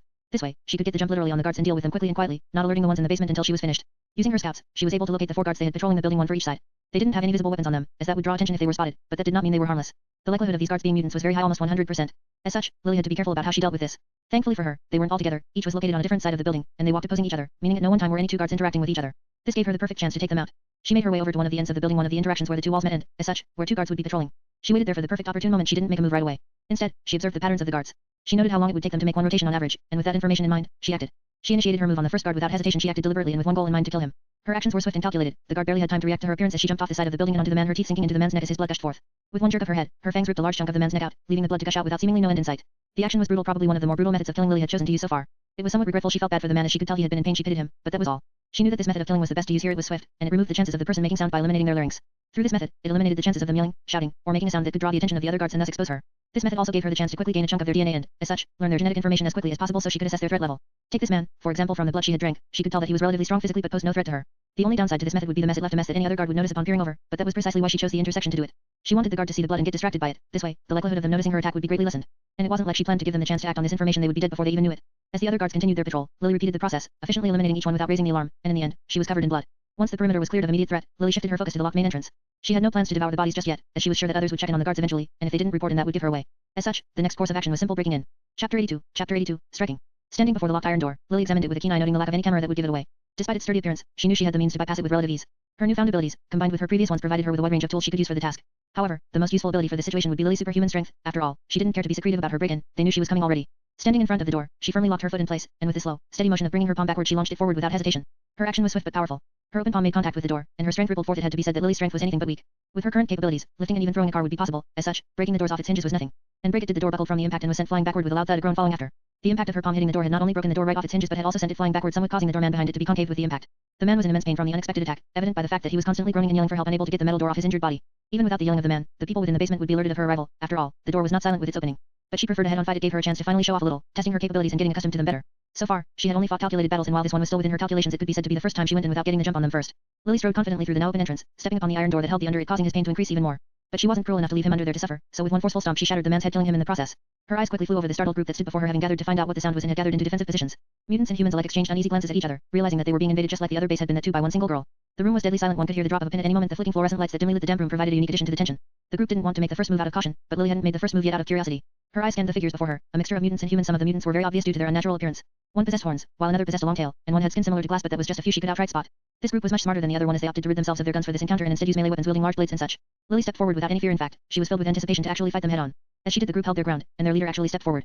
A relatively tall, slim female with a scar running along the side of her face and down her neck, a lightning bolt shape. Her body rippled with electricity from her fingertips to her hair as she openly used her power. She held no fear in her face. In fact, she stood tall and proud, the added theatrics of her electricity giving her quite the presence amongst the group, maybe even boosting their morale. Who are you, and how dare you intrude upon our place? the lady declared with a loud and stern voice, her voice booming with the amplified effect of her electricity coursing through her body. Their eyes locked as they spoke. Lily was actually taller than the woman, who added to her domineering appearance given that she was covered in blood. It wasn't hard. Don't ask a foolish question you already know the answer to. Lily replied without care, a small smile decorating her lips as she said it, taunting the lady to do something. While electricity was dangerous, Lily was sure she could deal with it as long as she was careful, plus she had quite a few meat shields around her she could use. The tension in the room instantly spiked upon the unexpected answer combined with her demeanor and almost predatory aura. It only made the group more uneasy. To her mild surprise, however, the leader was undeterred by her presence or answer. In fact, she didn't outright attack out of anger. Instead, she waved her hand and ordered her ground to space out. It was a wise decision since their powers might conflict with each other, but they were inside a building, and the space was limited. You won't be leaving here alive. The leader replied, her electricity jolting through her lower body and into the ground below her, a powerful wave of electricity being sent toward Lily. With a faint smile and quick reaction, Lily responded. We'll see about that. With a swift side jump, she avoided the incoming electric attack but was met with the blade swinging towards her body. Instantly hardening, the blade was met by her hard skin breaking upon impact and flying off. Wasting no time, she spun her body and grabbed the man that had tried to attack her, grabbing him by the neck and swinging him. She threw the man's body towards the lady, using him as both a shield to block her vision and attacks, as well as distract her for some time so she could deal with the other pests. Chapter 83, Dancing. Lily's strength allowed her to throw the man with ease and quite hard at that, causing him to sail through the air and collide with the leader of the group, disrupting her from concentrating and sending her tumbling backward. The room erupted into chaos without a second thought. Everyone started to attack her at once with their weapons and abilities, but Lily was prepared. She swiftly moved around the room like a dance and used her agile body to avoid attacks that may injure her or outright tank attacks that won't. She was like a phantom dancing in the room with each attack that came towards her. She counterattacked without a second thought. A mutant with horns charged at her from behind, a makeshift spear in hand. However, Lily anticipated the attack before it even reached her. Sidestepping the incoming spear with grace, she made the horned mutant stumble forward due to missing, using this chance to grab the makeshift spear and break it. Twisting her body slightly, she stabbed the spear into the human that was trying to attack her from behind, the spear piercing the throat of the human and blood gushing out like a fountain in return. But she didn't stop. Each of her attacks was closely connected, and after each action, she made another. She wasn't playing around. She was using the combat experience she had gained from training with Shield and her natural instincts to control the situation. As the blood gushed out, she didn't allow it to splash onto her. Instead, she ducked, causing the blood to spray onto the people that were within the vicinity of it, disorienting them and even covering some of their eyes. Flipping backward, she pushed her body upwards, using her hands, her foot being used as a weapon in an upward motion. She slammed it against the body of another mutant. The impact caved the man's chest in, causing him to go flying backward and into another group of people. Getting back to her feet, she was forced to jump to the side as an incoming bolt of electricity almost caught her off guard. The leader had gotten back onto their feet, and seeing multiple of their members already defeated or outright dead, they were not happy. Electricity charging through their bodies, they stomped their feet forward. A wave of electricity jolted towards Lily, uncaring about anyone else it hit along the way. Prepared for the incoming attack, Lily jumped up, her hand grabbing onto the ceiling and sticking to it with ease thanks to her reptilian capabilities. This allowed her to avoid the electricity that was traveling through the ground. Instead, it affected their own members. But all wasn't safe for Lily. The group was giving her no chance to rest as the horned mutant attacked again. Without a spear, he directly attacked with his fist, and he even got a solid punch in with his strength. Unfortunately, it was nothing to her. Her skin was harder than he could punch through, and while it did sting a little, it was nothing she couldn't overlook. But she wasn't going to overlook him. Twisting her body as she still hung from the ceiling, she swung her foot towards the man with a powerful spin kick, her foot making contact with the man's head as a cracking sound rung out upon impact. The man's head twisted to the side, breaking under the pressure she had exerted with her kick, killing him on the spot. The chaos seemed to slightly calm down as yet another of their members died, the leader calling out and giving a command in order to try and regroup and formulate a better coordinated attack. Retreat, space out, and surround her. Don't attack until I say to. The group heeded the command of their leader and began to retreat, but how could Lily, who was now fully in her element, allow them to do something like that? Her body moved fluidly as she dropped from the ceiling, her legs pushing off the ground the second they touched down, and with a literal pounce, she jumped onto the closest human. Pushing the person down with force, Lily bit into their body, her fangs sinking into their flesh as she used her vampiric capabilities to suck the blood of the person. Feeling the blood entering her body, she could feel her stamina and energy refueling and a sense of power coursing through her body. To all that saw her, this was a sick and messed up scene. The blood of the person gushed out as she broke away and jumped back, leaving them dead on the floor. The mutant with glass skin couldn't take it anymore and lunged at her with surprisingly quick speed, their crystalline skin glistening under the blinking lights. Lily, however, was faster, and with the blood coursing through her body, she felt great. Turning to the direction the mutant tried attacking from, she slammed her fist into their body. A shattering sound could be heard as she did, and the mutant's skin seemingly shattered into glass pieces that tried to pierce into her hard skin or fell to the ground. Thankfully, her skin was harder than the glass, but she was still cut by some of them. The strangest thing, however, was the mutant actually survived her attack, stumbling back with skin that was cracked but healing. They had survived Lily's fist. A porcupine. The ability reminded her of how porcupines worked, using their needles as a defensive mechanism to avoid predators that would try to harm them. It was fascinating but not enough to stop her. If she couldn't kill the girl with her fist without being harmed, she could use another method. But as she was about to use that method, another bolt of electricity came hurtling at her, using her distraction with the glass mutant as a chance to catch her off guard. The electricity bolt caught her just barely as she spotted it coming at the last second and was able to move out of the way. It did hit her hand, though, and upon impact, the electricity coursed through her hand, and numbing pain erupting as Lily groaned slightly. Shit. The pain was annoying but not enough to stop her, and she didn't stop. The leader was annoying. Distracting her was the best move, since allowing her to sit unbothered would only result in more surprise attacks. As such, Lily had to do something. Lily jumped back upon getting attacked, grabbing the closest human she could. She threw them at the leader once more. It was a simple method, but it was effective. But she didn't stop there. Upon throwing the person, she grabbed their weapon, using it to stab into the nearby glass mutant, piercing their skin with ease and ending their painful life. Lily didn't end it there. She had to deal with as much of them as she could before the leader gained their footing again, and each time the leader did, she would throw another person at them. In less than a few minutes, the room that was filled with over 20 people had gone down to only 7 people remaining, blood and corpses covering the floor. The leader stood there panting. Their attacks had failed time and time again, and they were clearly getting tired from overusing their abilities. The leader had already realized that there was no longer a chance to win this battle. The person before them was a beast, a monster that wasn't even a mutant. They had tanked numerous attacks, blades, electricity, crystal, and more. They had no chance to take them down. All while killing countless of their own members. The realization was not a good one. We'll deal with you another time, the Scarface leader said as she stood back, calling out for her group. Retreat. She yelled to her group, giving the command to pull back from this fight. They had no chance of winning. Chapter 84, Dance Over. Lily glanced around the room at the remaining people. They were all battered, bruised, and defeated. They were clearly on the losing end, as most of their members were already on the ground, knocked out, or dead. The ones that remained were barely standing. Even the leader was running low on energy at this point and was injured from Lily's constant throwing of people and things at her. They were planning to retreat, but how could Lily allow them to do that? She had to devour them to gain their abilities. I'm sorry, but I can't allow you to do that. While this has been fun, I no longer need to waste time here. Lily had been fighting them for as long as she had, purely because she wanted to train and experience physical fighting before she got involved in fights that required it with stronger people. Essentially, she was using these weaker people to experience physical fighting, and now that they wanted to retreat, she no longer cared to indulge them. With a swift motion, Lily moved towards the remaining mutants who had begun their attempt to retreat. The battered mutants, already on the brink of defeat and riddled with exhaustion, tensed as they saw her approach. The Scarface leader, despite her injuries and exhaustion, attempted to summon forth another surge of electricity to attack Lily. Unfortunately, she was far too burnt out, her body faltering as the electricity she called forth fizzled out in failure. She knew they were no match for Lily in their current state, but she had nothing she could do. As Lily closed the distance between them, the mutants prepared for a last stand, knowing that retreat was no longer an option. However, Lily wasn't going to give them any more chance to breathe. She planned to end this quickly. Unleashing a flurry of precise strikes, Lily didn't hesitate for a second to end them. Her claws slashed through their bodies with ease, aiming for vital points to optimize her lethality. The mutants, already weakened from the previous onslaught, could do little to defend themselves from her. One by one, they fell under Lily's relentless assault, and the leader could do nothing but watch as her people died. In the end, in a matter of minutes, the Scarface leader was the only one remaining. They stood defiantly at Lily as they knew their end was coming, but they refused to beg or cower in fear. She knew her fate was sealed, but she would go down a warrior, not a coward. You have probably been one of the better mutants I fought. Lily said as she turned to the lady and spoke. She knew the lady couldn't fight back, not anymore, at least. She didn't have the energy to keep going. Even Lily could tell that the front she was putting up was just that, a front. Truly, you were impressive, and you allowed me to learn about places I lacked. For that, you have my thanks. Lily was serious. She wasn't making fun of the girl or even taunting her. The girl's way of fighting and leadership had allowed Lily to learn how she was lacking and improve upon it. Namely, she lacked good defensive or offensive means to deal with long-range attackers, at least any proper ones. She had won this melee fight purely because she had the bodies of others to use as shields against the electricity. Otherwise, she would have had to rely on her other abilities. But while thankful for that, that was all she was willing to do. She would not spare the leader as she was very interested in the electric ability she had, and she wanted it for herself. Dashing forward, she slashed her claws against the leader's neck. It was swift and unstoppable for the leader, ending their life in one quick motion. The room soon fell into silence as the fighting came to an end, bodies and blood decorating the floor. The battle was over, and she had won. She had achieved her objective, and she would claim her prize soon enough, but she took a moment to catch her breath. Lily had to admit she enjoyed that. It was a situation she had rarely put herself into before, a fight that had stakes, one that caused the adrenaline in her body to course through her veins. It made her feel alive. It awoke the instincts within her, and she felt good. She felt like a predator. She surveyed the scene around her, the bodies that had covered the floor, the blood that had decorated herself in the walls, and the broken pieces of the building lying around. It was a mess, but it was her mess. It felt satisfying, but what was even more satisfying was what came next, devouring and gaining new abilities. This time around, Lily didn't spare anyone. She had no reason to. She already had a base in mind that she knew would hold important information, and her Hive units had found more information she could use if that failed. So, with that in mind, she had no reason to scry or allow them to live. Instead, she straight up devoured them all. It took a few minutes, but in the end, she had eaten all of them, gaining a total of 8 new abilities and improving some of her existing ones. Please, she decided it was time to leave, starting a fire to cover her tracks once more. She slipped out into the darkness of the city to move on to the bigger hunt. Chapter 85, planning the assault. Leaving the underground base, Lily quickly and quietly vanished into the darkness of the night with the flames of the building burning behind her. Slipping away was very easy. Even without the distraction caused by the burning building, she would have been able to get away unbothered. The fire was mainly meant to cover her tracks. As she moved through the city streets, taking empty alleyways and paths unused in the night, her mind was focused on something more important than the empty streets around her. She had gained much from her latest stop, a total of 8 new abilities, not even including the fact that some of her existing abilities were further enhanced by combining similar ones she had gained. This was probably one of the bigger gains of mutant abilities she had. Her body and mind were coursing with the changes that had been brought to it. It was slight, but she could also feel her very being seemingly changing. Her racial limits were beginning to awaken, and she could feel the powers of her race taking a new shape. Evolving. But it wasn't there yet. She needed more. Something was still missing. Despite her impressive haul of new abilities, rather than feeling satisfied, she only felt more hungry. She desired more in order to grow even further. Her very being was urging her to grow at a quicker pace. She couldn't shake the gnawing feeling at the edge of her consciousness that there was something incomplete with her. She wasn't whole, and she wouldn't be whole until she found the missing piece of the puzzle that eluded her grasp. But she didn't know what it was. She didn't know if these feelings she felt were her own, but if they came from the blood that flowed within her. Is this what my ancestors felt? This unyielding hunger and craved more and more. As she navigated the darkness of the city at night, making her way to her next stop, she couldn't help but think back to the memories she had gained when she awakened her racial capabilities. The downfall of her species was brought about by their own greed, their unyielding hunger that led them to devour everything until they even devoured themselves. Would she go down that same path if she couldn't control herself? No, I can't let myself be overtaken by this feeling. Power is good and necessary, but I can't allow myself to be devoured by the craving for power. Lily shook her head and reinforced the idea in her mind. She wanted power, but she didn't want power to the point that she would destroy everything and everyone to gain it. What was the point of power if there was nothing? She wanted power in order to be safe, to be happy, that's all. She wouldn't allow these feelings, instincts to control her will. A sigh escaped her lips as she came to a stop and stared out before her.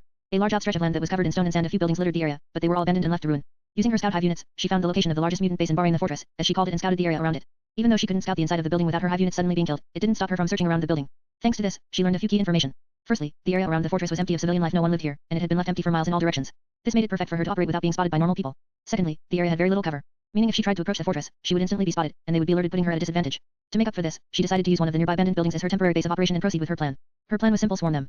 Lily never really used her swarm units for combat aside from minor assistance for a variety of reasons, but it couldn't be overlooked that Lily was a hive mind. Her entire species was born and thrived in fighting as a hive. Swarming enemies was how her species primarily fought. Up until now, she had been fighting alone, but now, with the lack of information and the danger that this fortress might pose to her, it would be foolish to not use her capabilities fully. The abandoned building she stayed in would serve as her staging ground, a place to prepare for the assault and control the hive mind from a safe distance. Once she had deemed that the situation wasn't dangerous to her, she could move to the scene and take it into her own hands from there. She quickly surveyed the interior of the building, noting any potential entry points, hiding spots, or defensive positions. It was in a decrepit state, but it would have to do for now. She didn't plan to allow them to get this close to begin with. Once she had secured the area and made a makeshift barricade using whatever debris she could find, fortifying the position while still maintaining a look of abandoned ruin, she decided to first look over the abilities she had gained. She had yet to do so primarily because she was lost in thought and was on the move. She also wanted to get into a safe location before she explored the new abilities in case any of them proved to be unstable. Now that she had secured a place and she wasn't in a rush to begin the assault just yet, she would overlook them. Chapter 86, Ability Gains. Lily settled into the abandoned building and took a moment to focus on the information panel before her allowing her to get a visual representation of the newly acquired abilities she had gained. A total of 8 new abilities were added to her already expansive list of capabilities, and 4 of her existing capabilities were either enhanced or gained additional resources. Firstly, she checked the abilities that had been enhanced. Lesser Pyromancy had gained a small boost in its flexibility, as it seemed one of the mutants among the ones she had eaten had an ability that allowed them to create minor flames. It wasn't much, but it was getting better. The second ability that was improved was her Superior Body. Physical enhancement type mutant abilities were very common, perhaps one of the most common types to exist. This ability was the easiest to gain more resources for. Unfortunately, it was already very strong to begin with, and the boost she gained was ignorable at best. The next ability to improve was her Mental Mastery. It was the ability she had the deepest understanding and mastery over. It was her key focus for the most part, and it took an important role in her strength. This improvement was minor, but it allowed her to better read the thoughts of those around her, which was always useful. Lastly, and perhaps the ability she was the most unsure about, was her Lesser Demon Physiology. It had improved slightly, and it seemed the horned mutant had demon blood within his body, at least a very little bit of it. It wasn't enough to improve the ability outright, but she could feel the clear changes. She could feel the demonic blood flowing within her. It seems I will need to hunt down some more beings with demon blood in them. Lesser Demon Physiology was rather useful as she had used it previously to end a fight completely with little effort. If she was able to further improve it, then it would be another key ability she had in her arsenal. Nodding her head in satisfaction, she moved on from the list of abilities that had been improved and instead focused on the abilities she had gained. Glass Skin X Gene. The user is able to cover their skin in a layer of a thin glass-like substance that is fragile but sharp. If shattered, the substance will burst out in all directions and slowly reform. This ability obviously came from the mutant she had fought in the base that had a body covered in glass. Thankfully, her body adapted the ability to be more useful than the mutant version, allowing her to choose to cover her skin willingly or not, unlike the mutant. It wasn't very strong, but she could use it as a means to cover certain hive units and essentially make them into shrapnel grenades of the sorts. Elastic Body X Gene. The user's body is naturally more elastic than average. They are able to temporarily stretch and contort their body in ways that aren't commonly possible. While not a very strong ability, and she couldn't use it to the extent of someone like Reed Richards, it would allow her to be more creative with her hive units and a great utility in the future. Lesser Sound Alteration X Gene. The user is able to alter the sound wave that is created when they speak, allowing them to mimic sounds of things that they have heard or even mix certain sounds to make new ones. Once more, it was another utility ability, but she couldn't complain. The more abilities she had, the better. Even utility abilities had their uses, and this one could definitely be useful in hunting, blending in, or even further improved in the future to be sound manipulation as a whole. Plant empathy X gene. The user is able to feel deepened connection to plant life around them, allowing them to feel the emotions that a plant is feeling to a certain extent. This one was rather useless as is, but in the future, it could further improve, so she didn't think too much about it for now. Lesser chronosense X gene. The user has a heightened awareness of the passage of time around them, allowing them to tell exactly how much time has passed or how time flows around them. Interesting. Lily was unsure about this one. On the one hand, it sounded rather plain. It was essentially an ability that made her a walking clock, but on the other hand, it could be much more if she experimented with it. She was no fool of the possibilities of the Marvel Universe. Many beings controlled the ability to mess with time to some extent. One such being she could name off the top of her head lived on Earth. And while he technically hadn't grown into his power yet, his predecessor and the Time Stone were here. She didn't know or understand why the Sorcerer Supreme hadn't tried to interfere or contact her yet, but she wasn't delusional to think that she had the ability to win against them. This ability, however, would allow her to sense if the time around her was being messed with. In essence, she could tell if she was trapped in a time loop, time was flowing slow, fast, or wrong. And in the future, who knows what boundaries it would have if she could further improve it. Saying she was pleased with this ability would be an understatement. It was an unexpected but welcome gain. Moving on, she looked at the remaining abilities. Electrostatic Discharge X gene. The user is able to generate and discharge small bursts of static electricity from their body in a targeted direction around them. This was the ability that the leader of the group was using, and it was probably the most outright offensive ability she had gained from her hunt so far. Using this, she would be able to add another means of attack or even defense to her list of methods. Adhesive Touch X gene. The user's skin can secrete a mild adhesive substance that makes the skin naturally sticky and cling to surfaces with much ease. Hardened Hair X gene. The user is able to harden their hair, making it darker in color, but able to gain properties similar to metallic in nature while retaining its flexibility. The last two abilities weren't anything outstanding, but they were useful nonetheless. Now, she could be Spider-Girl if she really wanted to. That's not to say she wanted to. Regardless, she was pleased with her gains for now and was about to gain a lot more. Now that she was finished reviewing her gains, it was on to preparing for the attack. Chapter 87. Beginning the assault. Now that Lily had finished checking through her gains from the last attack, she was ready to prepare for the next. Her current plan was simple. She would create a large amount of Hive units and swarm the base using them. Once she had secured the base and ensured that nothing there proved a threat to her, only then would she personally act. To do this, she would require a large amount of mass to create enough units. Thankfully, she had been saving for a while now and hadn't used any of the mass she had gained. Glancing at the current amount of mass she had, she was pleased with the amount. Free mass, 54,300. She had more than enough to create a large enough swarm to deal with this base and have extra she could use as she pleased later on. Naturally, she couldn't use all right now since she wanted to save enough to make a nest in the Savage Lands.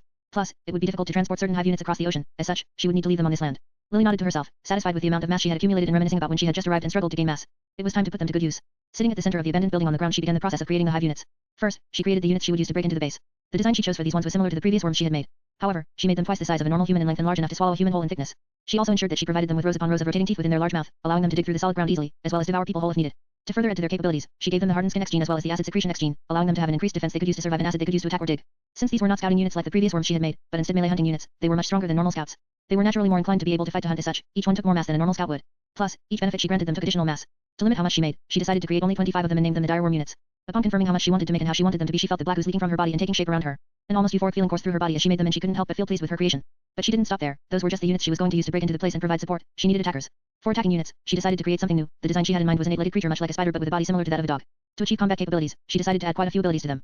Namely, Animal Physiology, Reptilian X gene, Word Cat X gene, Word Dog X gene, Temperature Regulation X gene, Hardened Hair X gene, and Adhesive Touch X gene.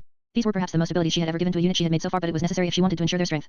And while it would cost a lot to even make one of them, she had enough mass to waste for now. In the end, she created about 50 of them before she had to stop in order to preserve mass, and the end result was something that could only be described as nightmare fuel. They were around the size of an adult dog with 8 legs covering their body. They were covered in thick, short hair, just slightly longer than a few inches. Their mouth opened from all four sides rather than just one, looking like a mixture of a dog's mouth and a spider's mouth. Inside were rows of teeth and a long tongue. Lily was satisfied with her creation. They would not only be useful for attacking as they were melee hunting units, but they also possessed a wide range of capabilities that would aid them. Their looks alone would even play a part in their capabilities. She decided to create one more type of unit before she stopped this time. It would be a unit focused on providing information and scouting, one she could use from above. The design she went for this time was simple: a bird with a relatively normal size that could blend in with ease. The only outstanding feature she gave it was extra eyes, with a total of 12 eyes located in different locations all over its body. This would allow her to scout the area much easier and gain an overview of everything happening. She also granted them basic abilities, such as enhanced senses and camouflage. She created around 5 of these units since they were merely scouting units and wouldn't be involved in the fight directly. Plus, she wanted to preserve mass. Once the Hive units were ready, she was all set to begin the next phase of her plan, attacking. So without hesitation, she began. She sent them out to surround the mutant fort and prepare for the assault. The birds would take to the sky, keep a safe distance, and circle the fortress from above. The direworms would use their capabilities and bodies to dig large tunnels under the ground to the fortress. From there, the swarmlings, the name she gave the attacking units, would use the tunnels to enter the base and begin their assault. With a single thought to command the units, the attack began. Chapter 88, Havoc. Lily closed her eyes to focus on the movement and actions of her Hive units. She didn't need to do this, and she was still well aware of the area around her even like this, but the visualization aided her in her in-depth control over the Hive units. The night air was thick with a looming sense of anticipation. Even if those in the fortress weren't aware of her current actions against them, how could they not hold some expectations after news of not one, but multiple bases falling? It was natural that they expected to be next, even if they thought it utterly foolish for anyone to try and read them. They couldn't deny the mixed emotions in their hearts. Under this cover of night, the scouting birds that flew high above the base went unnoticed. They kept a far distance to avoid being detected from whatever was inside, but they saw enough for Lily to understand that the group was on guard. Armed patrol units swept the place regularly, and they were never alone. They always moved in small groups of 4 or even 5, showing just how much manpower this fortress held. Lily held some reservations about making a mess of such a place and getting involved in something outside her range of capabilities, but they were merely a local group from what she had observed, and the power they held allured her. Not even her greed could be denied in such a situation. Focusing her attention on the direworms that moved under the ground with their large but swift body, their massive forms writhing with hunger as they carved through the earth with relentless determination and ease. Each movement caused slight vibrations that were followed by the echoing steps of the swarmlings behind them.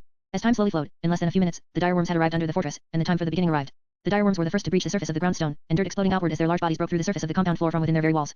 Their bodies were large but moved with ease even above ground, acting as large tank units. They broke the walls and buildings around them as they emerged and brought about chaos within seconds. The armed patrols were caught off guard by the sudden appearance and assault of the creatures. The outburst caused them to emerge from the ground and even caused some of the closer guards to be directly injured. The remaining ones scrambled to react as quick as possible, their shouts echoing through the night as they attempted to regroup and call for reinforcements. Call for reinforcements. Sound the alarms. We're under attack. Help, my leg, my leg. Different screams could be heard ringing out in the compound as the patrol units attempted to defend the stronghold. They were just normal humans for the most part, or mutants with weak abilities. They could do very little in front of such terrifying-looking creatures. They were originally just meant to patrol and gain some easy merits. They never expected anyone to actually attack them. Fire. What are you idiots doing? You have guns. As if the voice had broken them out of their stupid, loud gunshots soon rang out one after the other. They were each armed with guns and not just simple pistols or handguns either. They had some pretty heavy weaponry, at least in Lily's opinion. Their bullets rang out, and not even the large direworms were able to completely withstand the unloading of bullets that were befalling them. Thankfully, they were never meant to. The direworms quickly dove back into the ground, their body riddled with holes and wounds that caused blackish blood to ooze out from them, evaporating upon leaving their bodies for a few seconds. The men thought they had won, some rejoiced that they had survived the attack, others knew it couldn't be this simple. A few of the mutants that held higher positions in the fortress arrived at this point and looked at the scene, seeing the destruction that had befallen the grounds. They couldn't help but be stunned. However, before they could address the group to find out more, their terror was only amplified. Out from the holes left by the direworms came a rush of horrifying creatures that seemed like something right out of their nightmares, their eight-legged forms moving with terrifying agility and relentless hunger. They didn't even give the people a chance to find their bearings and respond to their sudden appearance, as they wasted no time jumping at the people and ripping them apart. Gunshots rang out as some guns were fired, whether by accident or on purpose, yet it did little to help those that were close to the holes, as they were the first to be killed under the sharp claws and teeth of the swarmlings. Lily watched from through her connection with the Hive as her units began to cause havoc and chaos throughout the base. In mere minutes of their appearing, over a dozen people had already fallen. However, those who felt they were the weakest of the group, merely humans or weak mutants with nothing of use that had to rely on guns to fight. They were the first to fall. Those wielding guns simply didn't have the chance to react to the swarmling's swift body before they were killed.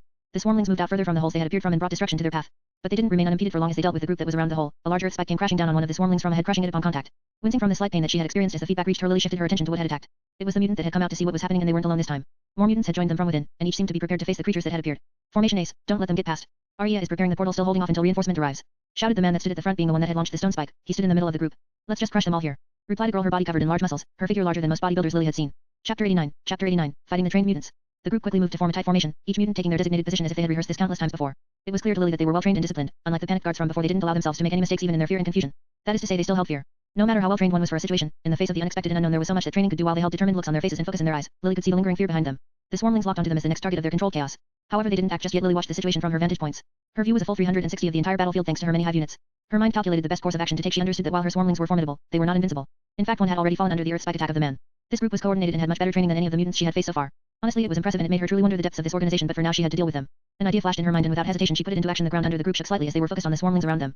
Only the leader seemed to have noticed, as just before the ground burst open from below, revealing the mouth of the large direworm Lily had controlled to dig under them. He shouted a command to the group. Dodge. The group didn't even question or doubt the man's order as he gave it, dodging to the sides as he ordered with large jumps. Due to this, they avoided the incoming direworm. However, despite their quick reflexes and the man's ability to sense the vibration in the earth below him, they were not entirely unscathed. Shards of rock and debris flew through the air from the outbreak, striking several of the mutants and sending them stumbling from the mess. Yet, even in the midst of this chaos, they remained resilient and disciplined, quickly regaining their footing and closing the distance between each of them to maintain a close formation. They assessed the situation around them, gazing at the sudden appearance and disappearance of the direworm with increased vigilance. They were now aware of the dangers they faced, both above the ground and below it, and due to this, they had to remain quick on their feet. Even the previously gutsy female was vigilant. With the momentary gap in the group's formation caused by the sudden emergence of the direworm, Lily wasted no time in seizing the opportunity to launch a coordinated assault on each of them using the swarmlings. The swarmlings rushed forward from all directions, and as the group was trying to gather back into formation, they swiftly attacked them like an incoming wave. They were overwhelming. One of the mutants attempted to fight back the incoming swarmlings by somehow pushing them away forcefully. However, they did not touch the creatures physically. Lily instantly recognized the ability as some form of telekinesis, and while it was strong enough to push away a few of the incoming ones, faced with the large amount and the lack of a method to kill them, she was quickly overwhelmed by the swarmlings and dragged into the horde. Another mutant, the muscular female, was faring much better. As she had more combat capabilities than the mutant with telekinesis, she was able to put up a greater fight. The first few swarmlings to attack her were squished by her like bugs, the pain from their death ringing through Lily's mind. She fought valiantly, killing over 5 of the swarmlings before she was simply overwhelmed by their large amount and covered in wounds. Their hard body and hair granted them a natural defense, and by using their hard strands of hair as needles it even granted them a means of offense. Under the continued attack of dozens of the swarmlings at once facing the brunt of the force, she was overwhelmed and could barely hold on. Come on, boss, do something. She groaned as she grabbed one of the swarmlings' body and swung it at another incoming swarmling, sending it flying like a home run ball. The leader could do little in this situation either, as he had to handle a problem of his own. Not only did he have to deal with the swarmlings, which he was capable of doing, killing quite a few by creating spikes from the ground below them, but he had to face the constant attacks from the direworms below, which caused him a headache. Due to their constant burst from underground, he had to constantly be moving around, separating and isolating him from his team. This was all part of Lily's plan, as she knew he would pose a problem with his ability to manipulate the earth and easily kill her swarmlings. In fact, the amount of pain she felt from him alone was enough to cause a mild headache, which goes to show his capabilities. What she didn't expect, however, was what she thought was a successful plan to suddenly go haywire. One of the mutants she paid little attention to due to their weak attacks, only creating small bursts of kinetic energy that seemingly pushed away the swarmlings and didn't do anything of worth, suddenly stood up and stopped moving. The swarmlings rushed them, using this chance to kill them quickly. However, as they each attacked the body of the person, Lily noticed that they attacked while harming them, but they made no attempt to make it stop. This caused an odd sensation of doubt and worry to ring through her mind as she quickly ordered the swarmlings to stop attacking and move back, fearing that something would happen. And it seemed her premonition was right, because as she ordered the swarmling to move back, the male mutant that stood still all along suddenly spoke and said, "Brace for impact." With his words of warning and the swarmlings having backed off to create distance, the team suddenly grouped up away from him, and a barrier covered them all. Then came the blinding light. It covered the entire field and swallowed the swarmlings that were within range. Dozens of swarmlings all died at once. Even some of her direworms that were near the surface suffered from the explosion. Blood gushed out of her eyes as the feedback of all those deaths hit her at once, and while her body wasn't technically injured, she couldn't help but spit out some blood and clench her head. Ugh, what? Her mind rang from the pain, temporarily disorienting her as she tried to reassess the situation through her hive. Chapter 90, Ending the fight. Lily's mind reeled from the sudden onslaught of feedback from over a dozen of her hive units perishing at once, plus the ones that were injured in the process. It was as if a bursting pain was ringing throughout her mind, the throbbing sensation causing an ache. Blood trickled from her nose, her hand wiping it away as she regained her composure. If it wasn't for her enhanced mental strength, such mental feedback would be much worse. However, since her mental state was so high, it only made her temporarily disoriented. The blood loss was a natural bodily reaction to warn her of the impact. I expected it to be difficult, but this is disappointing. She couldn't help but be disappointed in her own lacking capabilities. It had to be known that even though she was a hive mind, she rarely relied on her hive units to fight, and they rarely got injured. Due to this, she had little experience with personally controlling or dealing with the backlash that was brought about by the mental feedback of the hive units being connected to her mind auspiciously in such a large amount. She shifted her attention back to the scene through her hive units. From that attack alone, over 11 of her swarmlings had been torn apart and instantly perished under the force of the explosion, including the ones that died facing the other mutants.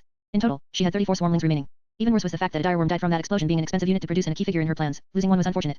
Putting aside the losses to the hive for the time being, she assessed the situation on the battlefield using the various viewpoints. The once chaotic scene lay eerily silent, the air thick with dust, smoke, and the wailings of pain coming from surviving Fort members who were caught in the explosion. What she found curious was the way the explosion destroyed things. It wasn't like a bomb going off that simply destroyed everything around it. Instead, from her point of view, it looked more like an outward burst of energy that either pushed everything away or disintegrated things that were too close. The building itself was destroyed, but the walls weren't simply broken, they were caved in, overlapping with the inside of the building and sealing it off.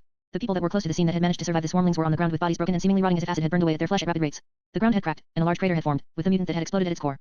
As the dust slowly settled, she found the mutants still alive. Albeit, they were seemingly passed out on the floor. As the dust settled further and Lily was able to make out more of the battlefield, she found that the group of mutants, though battered and bruised, had managed to survive the blast, shielded by the barrier created by their companions. From what Lily could tell, the barrier was barely holding on, cracks had formed throughout it, and the mutant that created it was supported by another member of the team. It was clear that this was the majority of his strength. He would be useless in any further situations. Lily felt a pang of anger ringing through her mind at the loss of her creations. Many died because of the actions of one mutant, and even his allies remained. But she quickly snuffed the thought out and focused on the matters before her. Anger and grief were of no use to her if they distracted her in battle. The mutant group wore grim faces, seeing and feeling the after effects of their comrades' abilities used to the max. They were thankful they survived, but they were not able to celebrate just yet as they noticed the remaining creatures still existed. With a deep breath, the pain from her mind quickly subsided, and Lily focused her attention on the remaining pieces of the fortress. Though weakened, the mutants were still formidable and determined. She wasn't sure what cornered animals would do. She couldn't afford to underestimate them and face another backlash. Slowly, the swarmlings began to converge on the mutants from all sides. As the mutants were now gathered in one place, surrounding them with the remaining swarmlings was much easier. The swarmlings were swift and coordinated as they closed the area around their target off, but this time, Lily held back some of the swarmlings, opting to have some remain back and observe a little first from a safe distance rather than having them all dive into battle. She needed to conserve the remaining forces she had and act only when the perfect opportunity to strike arrived would she act.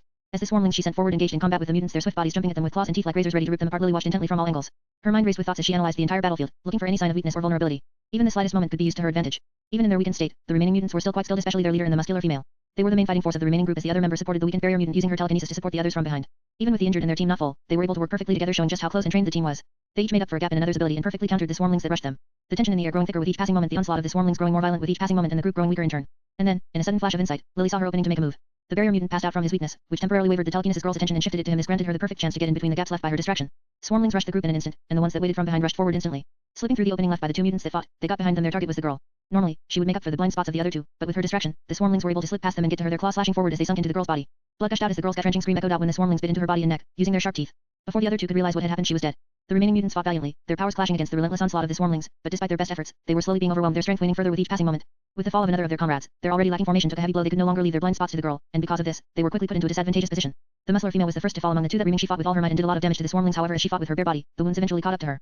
Bleeding out, she could no longer maintain her strength and fell to her knees instantly. The swarmlings rushed her and ripped her body apart without hesitation. With a final burst of effort, Lily pushed her Hive units to their limits to deal with the final one. He fought valiantly and refused to fall even with all his remaining teams dead. However, even the more valiant souls perished under the masses. Eventually, he fell, unable to muster up the energy needed to control the earth once more. The swarmlings were rushing him. Yet under the impending swarm lines the man did not show any fear. He did not beg for his life, nor did he cower. His face stood firm as he looked upon the sky. Just as the swarmlings covered him, ripping his body apart and killing him, Lily made out the words that escaped his lips. For the Brotherhood. Chapter 91. Chapter 91. Retreating. The final words of the fallen mutant echoed in Lily's mind. Instantly, her thoughts rushed. Pieces that were previously disjointed fell into place, and a clear picture formed in her mind. This mutant revolutionary gang was an offset branch of the Brotherhood of Mutants, one that was clearly supported by the Brotherhood in their goals. She had noticed the similarities a long time ago. How could she not? But that's all they were, similarities. A lot of mutant groups existed, and not all of them were connected. She had searched the memories of the lower members and found no connection to the Brotherhood. But now she understood not even the group's lower members knew their group's connections. The most likely conclusion was that the higher-ranking members of the group were in contact with the Brotherhood while the lower-ranking members simply did what they were told. Now their connections within the political scene of this nation made this how they were able to avoid the authorities for so long. Made a lot of sense now. The Brotherhood was a powerful force. They had connections throughout the entire world with wealth and might to back them. Damn it. Lily cursed in her mind as she clicked her tongue. She had no intentions of getting involved with such a big fish just yet, but it seemed that the world had a different plan in mind. With the last of her adversaries vanquished, Lily had to change her plans and make a quick decision about what she would do next. Ignoring the slight mental strain that caused her mind to slightly ache because of the conflict that had come to an end, she focused on the aftermath of the battle. Surveying the scene through her Hive units, Lily observed the devastation brought upon the fortress, a large portion of it done by the mutants themselves. The once imposing stronghold now laid in ruins, its walls shattered and its ground stains with blood and debris. The members of the fortress were either dead or badly wounded from the attacks. A lot of them were killed by the mutants rather than by Lily's units. She didn't linger for long, though she knew that while the immediate threat had been neutralized and she had accomplished her goal, others were on the way here. Reinforcements. The words that the leader of the mutant squad said to his teammates did not escape her mind. She knew that reinforcements would be coming soon. While she would normally not care about such thing, with another piece added to the puzzle, she no longer saw this as a minor matter. The Brotherhood was a large organization and she did not want to fight them just yet. The likelihood that the reinforcements coming being Brotherhood members couldn't be ignored, and she had no intention to fight them directly. Especially not after having just concluded her first swarm battle. She needed to rest and adapt. Retreating for now would be best. Lily made a quick conclusion. She would retreat from this location for the time being and decide on how to deal with this going forward after she had time to allocate her thoughts. With a silent command, Lily directed her Hive units to begin salvaging the bodies of the mutants that had littered the ground, storing them in the bodies of the dire worms. She would transport them somewhere safe and then devour them personally. As the dire worms and the swarmlings did that, she had the scouts fly into the building to find the girl that was mentioned by the mutant, the one that was calling for the reinforcements. Flying into the ruins of the building, the scout made its way around, quickly searching for anything that it could find. Eventually, it came across a large metal door in what seemed like a basement. It was sealed shut without any signs of an opening for it to enter. Approaching the metal door, Lily planned to use the scout's senses to peer into what was going on inside. However, as she approached the door, something unexpected happened. A bluish glow overtook the vision of the scout for a split second before cutting the body of the scout in half. It happened so fast that Lily was only able to notice a few seconds of the glow before her connection to the scout had vanished, the scout having perished instantly from the attack. So that's the mutant that spotted the scouts before. Powerful, I want it. Greed unexpectedly or expectedly arose in her mind after she came to the conclusion that the remaining mutant was the one responsible for killing her scouts when she tried to scout the location previously. Suppressing it, however, she simply urged the Hive units to move quicker, her instincts telling her that danger was coming if she stayed here any longer. While the Hive units worked, her main body also began to move. Standing up, she left the building she was using as a temporary base, erasing any traces of her presence before she vanished into the night. Chapter 92. Chapter 92. New plans? Lily's retreat wasn't simply a matter of her being weaker than the reinforcements. Rather, she believed that, for various reasons, it would be best not to directly engage in actions against the Brotherhood. To list a few, she was unsure of the current fighting strength of the Brotherhood, but even in their earliest days they had quite the lineup of mutants that could pose a threat to her and her Hive. Furthermore, she knew the influence the Brotherhood held thanks to her knowledge about the movies and the comics and from scheming through the Marvel Wiki. The Brotherhood was powerful enough to influence politics and connections, with reach in almost every industry and country behind the scenes. Even if this was still in their early days, she believed that they still had enough power to outclass someone such as herself, so it was an unnecessary risk. But the main reason she didn't want to get involved with the Brotherhood yet was because of the mutants behind them. The Brotherhood consisted of multiple alpha-level mutants and even had mutants that were skilled in foresight or deduction abilities. Such abilities would prove to be heavily disadvantageous to her if they exposed her. With those reasons as the leading contributor to her retreat, she believed she had made the right decision. She needed not worry about her Hive units, as the ones that were still alive followed closely behind her, leaving only one scout behind to keep an eye on the situation. The ones that had perished had their bodies turned to a dust-like substance that instantly evaporated into nothingness. Lily wasn't sure the exact reasons behind why they did this, but it was somewhat like an instinctive defense mechanism that the Hive units had built throughout her entire species. They would turn to nothingness upon death that way. They would leave behind no form of DNA or remains that could be used against them. In fact, this extended to Lily herself. If Lily were to be injured, or matter of any form were to leave her body in her control, they would instantly evaporate. It was a natural defensive mechanism her species had evolved, but it was useful for cleanup. With the night as a cloak, she quickly made her way through the lands and towards the causeway that connected Bahrain to the mainland. Her decision was without hesitation she would leave Bahrain. She had already spent quite some time in Bahrain and caused a lot of mess here now, with her inadvertently entangling herself with a faction as formidable as the Brotherhood. It was all the more reason to finally move on. Granted, she did not plan to stop her attacks. In fact, with the new information she had gained, she had all the more reason to keep attacking bases connected to the mutant group. Lily understood that in the grand chessboard of power, knowledge was a weapon, one that could be wielded with devastating effect by the weak or the strong. With knowledge it didn't matter how strong she was because at least then she could hold her ground against some of the superpowers of the world. By continuously attacking mutant bases connected to the Brotherhood or others she came across, not only would she gain the genetic material provided by the slain mutants as immediate spoils of war, but she would gain information that she could extract from them. With her abilities, she could pry into the minds of the people she defeated and learn everything they knew. The more power they had in the organization, the more knowledge she would gain. A new plan had already taken shape as Lily made her way through the city, a plan that would unfold over the course of the next few months. But for now, having made considerable distance from the original location, she decided to stop at the outskirts of the city and devour the mutants she had collected. As Lily settled down, her mind buzzed with the information of the recent events. The scout she left behind also gathered more information that expanded her sights. But for now, she left that as a matter for another time and decided to first devour the mutants she had acquired. Not including the mutant team she had fought that were quite skilled, she had collected a total of 15 bodies. Because she couldn't tell which ones were mutants and which weren't from their dead bodies alone, she had to collect all she could. Either ways, once she devoured them, she would gain additional information, human or mutant, they would be beneficial to her. So, without hesitation, she quickly devoured all the bodies around her. Even the mutants from the Ace team were devoured, leaving only the mutants that had passed out behind.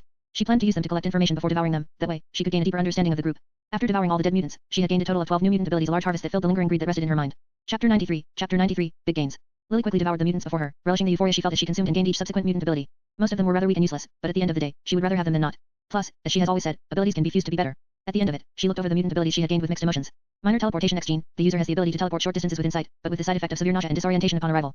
Paper thin X gene, the user has the ability to make their skin become extremely thin and fragile, making them vulnerable to even minor physical impacts. Psychic static X gene, the user can emit a low-level psychic interference field that causes mild confusion and headaches in nearby individuals. Glue spit X gene, the user has the ability to produce a sticky adhesive from the mouth, but only in small quantities and within a limited range. Static shock X gene, the user can generate small static electric charges that can give mild shocks to anyone the user touches. Marshmallow mimicry X gene, the user's body can temporarily transform into a soft, squishy substance reminiscent of marshmallows, providing minimal protection against physical attacks. Forgettable face X gene, the user can passively emit a subtle aura that causes people to quickly forget the user's appearance and presence after encountering them, making it difficult for the user to leave a lasting impression or be recognized. These were the abilities she gained from the normal mutants. For the most part, they weren't anything special, only a few of them really stood out to her. The one she was most pleased with was forgettable face. This would make it much easier for her to blend in with the crowd and avoid being exposed. Unfortunately, the downside was that it wasn't very good. It only worked on people who either didn't have a clear impression of her or didn't focus on her, so at best, it could work in passing. It wouldn't work if someone specifically looked at her or paid attention to her, but she could improve it later on. Psychic static had actually fused with her overarching mental ability, and with it, she gained another useful trick she could use. The same could be said for static shock, which fused with the electrostatic discharge X gene and improved it further. Other abilities, such as paper thin or marshmallow mimicry, weren't fused with anything. Both skills had very little or specific uses that weren't very useful to her right now. Lesser teleportation was useful, but the fact that it caused nausea and disorientation was a massive downside. Furthermore, it wasn't very long distance, so it had limited uses right now. Regardless, she was much more pleased with the abilities she gained from the Ace team, as they were specially trained mutants with useful abilities. Self-defensive barrier X gene, the user is able to create a protective barrier around them that is able to provide solid defense against incoming attacks. Energy condensation X gene, the user is able to condense energy in their body and release it in the form of burst attacks. The more energy that is stored, the larger the burst. Enhanced physical X gene, the user is much more physically fit than the average human, able to bend steel with ease, and more. Earth manipulation X gene, the user can control the earth around them within a limited range at will, bending it and shaping it as they will. They are also more closely connected to the earth. Telekinetic mind X gene, the user is able to use their mental power to create a transparent force that is able to move things around them within a limited range at will. These abilities were great. Lily was beyond pleased with these gains, and they alone justified the attack against the fortress for her. Putting aside the physical enhancement X gene, which fused with her superior body ability and improved her physical capabilities even further, the other abilities were all impressive in their own ways. Telekinetic mind, having fused with her mental mastery ability, had unlocked new heights. She could now move the objects around her with insight at ease. Her mental capabilities were so strong that throwing a car with her mind wasn't even a struggle, and if used right, they could prove to be a massive bonus in combat or everyday life. The barrier provided her with something she much needed and lacked: defense. Previously her defensive capabilities were alright, but they were never great. Now however she was satisfied with her defense, and she wasn't even worried about guns anymore. Earth manipulation was a massive gain. It would allow her to control the battlefields going forward with ease. Not only that, but it would also provide her with the means to travel around quicker or even build a base more easily. Combined with the vibration sensing, it granted her an increased means of gathering information. Energy condensation was interesting in its own way. Not only could she use it for attacks, movement, defense, or even controlling the fields, but she could also charge up the ability to cause a massive attack in one go. It was a great suicide ability, and if used on Hive units, she could essentially bomb anything she wanted. Lily was pleased and she wanted more. These gains are too much to give up on. It seems like going to the Savage Lands can wait. Devouring the other bases will be worth it. Originally, she was planning to go directly to the Savage Lands after minor travels, but with these gains, she now planned to attack all the bases she had learned about from examining the minds of the people she had captured. And she had learned much more than just the location of some bases. Chapter 94, Hunting, 1. Before devouring the mutants, Lily made sure to dive into the minds and memories of the living mutants, and while there weren't many of them, she did gain some valuable information. From the fragments of thoughts and memories she had extracted from the mutant minds, Lily gained valuable insight into the broader network of the mutant group. It wasn't just about the location of some bases but also about their organizational structure, key figures, ongoing operations, and even political agendas. She even found out more about the Brotherhood's connection to the mutant group. In fact, she had learned that they weren't the only mutant group in the Middle East that was being supported by the Brotherhood. Some of them were working together, while others had goals of their own. A few of them were even more radical than their own group, advocating for overly aggressive tactics and mutant supremacy. This group, on the other hand, while they still choose violent means at times, preferred to channel their hatred towards those at the top, the people in power who kept them down. They had even infiltrated the local government, but that had nothing to do with Lily. One of the most interesting pieces of information she had gained was a plan the Brotherhood had entrusted not only to this group but also to many of the groups around the Middle East. This plan involved the acquisition and defense of a secret mine that contained a very rare mineral called gravitonium. She couldn't learn about the mineral from the mutants' memories because they did not know anything about it, but she recognized the name from her own memories. Gravitonium, isn't that the mineral mentioned in Agents of S.H.I.E.L.D. and Captain Carter? It's a mineral that can manipulate gravity to an extent, right? Lily had some memories about the mineral, but she never personally bothered to research it. Everything she knew was learned from the shows she had watched, and even then, that wasn't much. But it is a very rare mineral nonetheless. Getting it, or even eating it, might be worth it. Temptation and hunger were one thing that never disappeared from Lily's mind, but even she wasn't foolish enough to make a rash decision. No, it would be too heavily gathered, and the Brotherhood definitely won't sit still if I do that now. It won't be too late to try after getting somewhere safe. Lily decided to put off the idea of raiding the mines to gain the mineral as interested as she was in them. They would simply not be worth the risk now. So she would wait until she was safely settled in the savage lands before making a move for it if any remained. But she wasn't worried about them mining all by the time she returned because she remembered the nature of the mineral. It was very tricky, and due to that, it was very difficult to mine. Another reason it was rare. Regardless, 10 bases, 10 stops for food.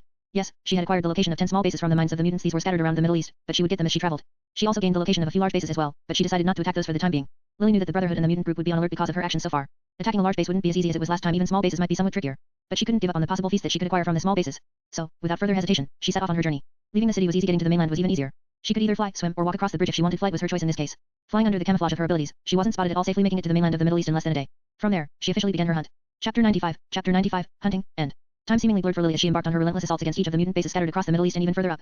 Days passed quickly, and in her continuous hunt, she barely kept track of the time. Days and weeks blended together until eventually, she completely forgot to keep track of time, simply enjoying the hunt. In total, she had encountered and destroyed 25 mutant bases, most of which were small mutant bases, but some were even comparable to the fortress she attacked before.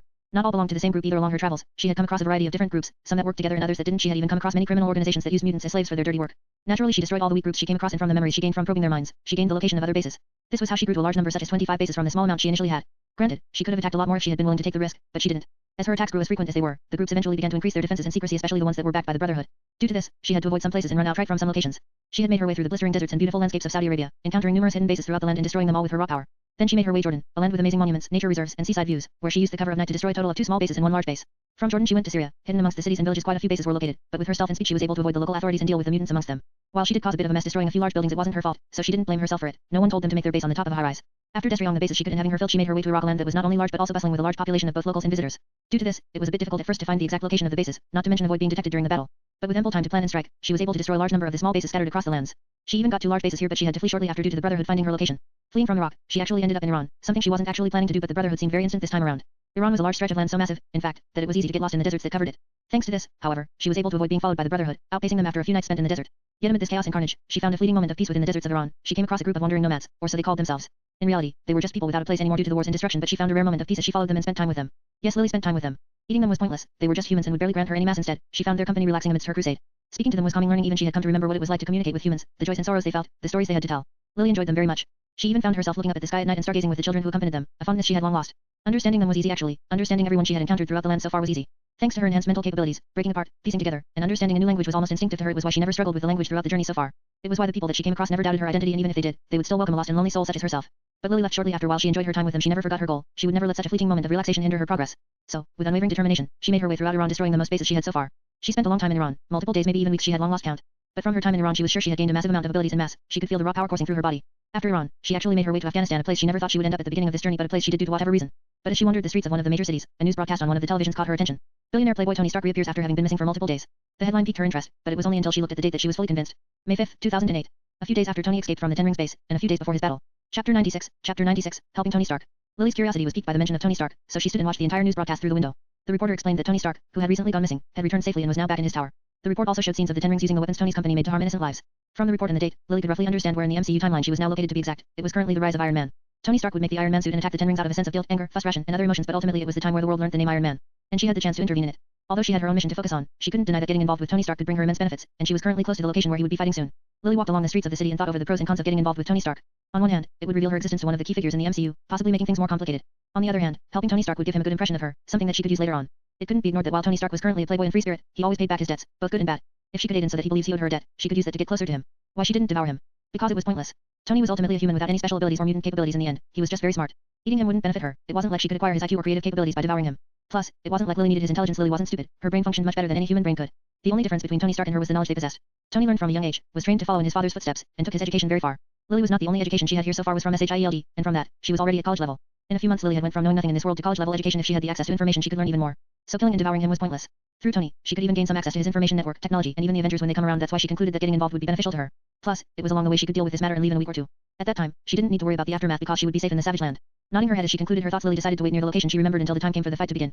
Then, she would assist Tony under disguise. With Lily's decision made, she began to make her way towards the town of Gomorrah, where Tony would appear in the coming days. Getting there was honestly very easy, but she hasn't directly entered the town just yet. She didn't want to get caught up in the fighting as she had no interest in helping either side. She was purely doing this to get the connection to Tony, not because she felt like she was a hero. As such she concealed herself within the shadows around the town and waited. Days flew by quickly and the sound of gunshots, explosions, and chaos echoed from the town below. Throughout all that she did not intervene nor did she allow herself to be seen, she simply waited and the wait paid off. Finally, the day arrived. Lily watched from her vantage point outside the town as Tony Stark emerged above the chaos, clad in the Iron Man suit he had recently finished. Tony's sudden appearance naturally drew the attention of the Ten Rings members who were currently in the town, prompting them to take action against him. For now, Lily did not make a move yet. She watched as both sides fought with Tony Stark clearly being superior to the Ten Rings. Not only was he able to fly, but his attacks were all very precise, and not a single innocent hostage was harmed by them. This left the Ten Rings in a bad situation because they were originally planning to use the people as meat shields. But Tony's overwhelming one-sided assault was halted by an unexpected factor: mutants. To be exact, the Ten Rings had mutants working with them, and they posed quite a danger to the current Iron Man. Lily was surprised at this revelation for a second before she quickly understood what had happened. While in the movies, Tony only had to deal with normal people, the reality was vastly different due to the existence of mutants in this world. From what Lily could tell, the course of history seemingly followed the MCU, but the existence of factors that didn't exist in the MCU caused slight changes. One of those changes were the mutants before her. Of course Tony would still win and the story would play out how it was meant to, but this granted her the chance to lend him a helping hand. While Tony engaged in battle with the mutants, one of them sending him flying backward with a powerful burst of wind, Lily quickly made her way to the town. Her appearance had already changed. Now, her natural form had been slightly modified to look more human. She hadn't changed much. Her hair was still a silvery white that flowed down to her feet. Her horns had vanished, and her eyes had been changed to a simple amber color. She also slightly lowered her height, not by a lot, but by a little to blend in easier. Her face wasn't altered too much, only slight changes to avoid being recognized by anything. Her outfit had actually been changed as well. To be more exact, she had made her outfit herself. A long black dress that hugged her body tightly. One might think that this was an inconvenience, but it wasn't. The outfit was actually a Hive unit she had specifically made to be a changing and constantly usable clothing. It was made using a variety of durable abilities, reptilian abilities, the marshmallow mutant ability she previously called useless, and the paper thin one as well. These, combined with a few others she had, granted her a very useful outfit that could not only change to match her needs but also attack and defend her passively. With all these put together, her appearance on the battlefield naturally drew attention. Her swift body slipped past all the common members of the group and arrived where Tony fought the mutants. Struggling. She asked. Her voice wasn't very loud, but she knew Tony could hear her with his helmet on. Here to help. He replied in his casual manner, firing rockets toward the mutants that grouped around him. Naturally. Chapter 97, Easy Victory. As Tony continued to fend off the mutants with his suit, explosions and sounds of battle ringing out in the town, Lily sprang into action. Her movements were fluid and precise. Her appearance alone drew the attention of the people on the battlefield, Tony included. After all, it wasn't every day you would see someone wearing a black dress like her in the desert. That was one of the reasons she had chosen this outfit style for the first encounter with Tony. He was a person who valued appearance to an extent, and even he couldn't overlook something that piqued his interest. After all, drawing his interest and leaving a good first impression was her plan. Plus, it wasn't like her dress hindered her. Sure, it wasn't something you would find someone fighting around in because it could limit one's movement, but Lily wasn't a normal human. Her capabilities were far above those of a normal human, and even in her slightly hindered state, she was better than anything they could throw at her. Keep in mind this was a fight Tony would win if he could win as he is now. She wouldn't lose. Furthermore, her outfit itself was alive. It was a Hive unit simply made to look like a dress. It could move and accommodate her needs without even so much as a thought. It could even attack and defend her as she fought, which it did. Lily danced around the battlefield like a ballerina. Her mutant abilities were her main weapon in this situation, not her physical capabilities. She wanted to show Tony that she was a mutant or, at the very least, had abilities, and what better way to do that than use mutant abilities. She couldn't expose too much, however, she limited herself to the elements. Earth, fire, electricity, even wind and sand danced around her as she moved. She swiftly dispatched several of the mutants, easily incapacitating them under her attacks. Her attacks were swift and calculated, leaving no room for error as she moved with the grace of someone who had fought many battles. Over the course of the last few weeks while she did use her Hive units in the process of raiding the base, she also further trained her skills and refined her fighting style. She could now be considered somewhat seasoned in the ways of battle, and that was a good thing because she couldn't reveal her Hive units here. Not in front of Tony. Tony watched in amazement as Lily effortlessly handled the mutants that had been causing him some trouble before. Her skill and prowess left him with quite the impression, and he was sure that she was more than just a mere bystander lending a hand. He had his suit record everything she was doing. He would look this over when he returned. Together, Tony and Lily fought the terrorist group, which proved to be no match for their combined might. What may have been a desperate victory for Tony had now boiled down to a one-sided slaughter. With each passing moment, they gained ground, and the Ten Rings were forced further back. They were losing not only ground but also men and weaponry. As the battle raged on, elements covering the sky and land, they could no longer fight back under the command of their remaining higher up. They ordered a retreat. But how could Tony just let them retreat? He was here to wipe out this group for using his weapons for such vile acts, and he did. As the last of the terrorists fell, Lily had already stopped aiding the man in his assault since all the mutants were dealt with. He carried out his desires the way he wanted, and Lily felt no need to aid him any further. Instead, she made an effort to help the survivors of the town using her abilities. She was able to find those who were covered under rubble but still alive, those trapped in burning buildings or forced into hiding. Many were dead but many more were injured. Earth bent to her will, and the winds and fire did as she ordered. The flames that covered the town dying down under the combined manipulation, and the earth that held people down parting as she dragged their bodies out. Doing this should leave a better impression on Tony. That was her reasoning for helping the people. She didn't care about their lives. If they lived or died, it didn't have much to do with her. She simply wanted to leave a good impression on Tony. Maybe. Either way, as the battle came to a conclusion, Tony fell back to the girl's location and landed before her. His mask is raised to reveal his somewhat young appearance, strikingly similar to Robert Downey Jr. but with slight differences. His hair wasn't the same, somewhat longer and messy, and his eyes were blue. What did you say your name was again? He asked, a smile prominent on his face as his tone was somewhat cheerful. He seemed pleased with his victory, it would seem.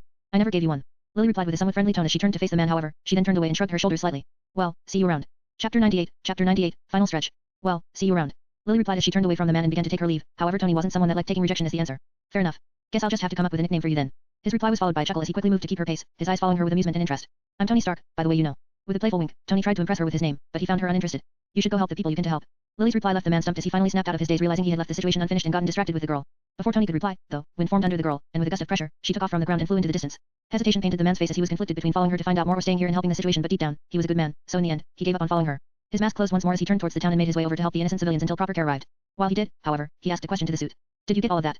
Yes, sir, it has all been recorded and saved. What would you like me to do with it?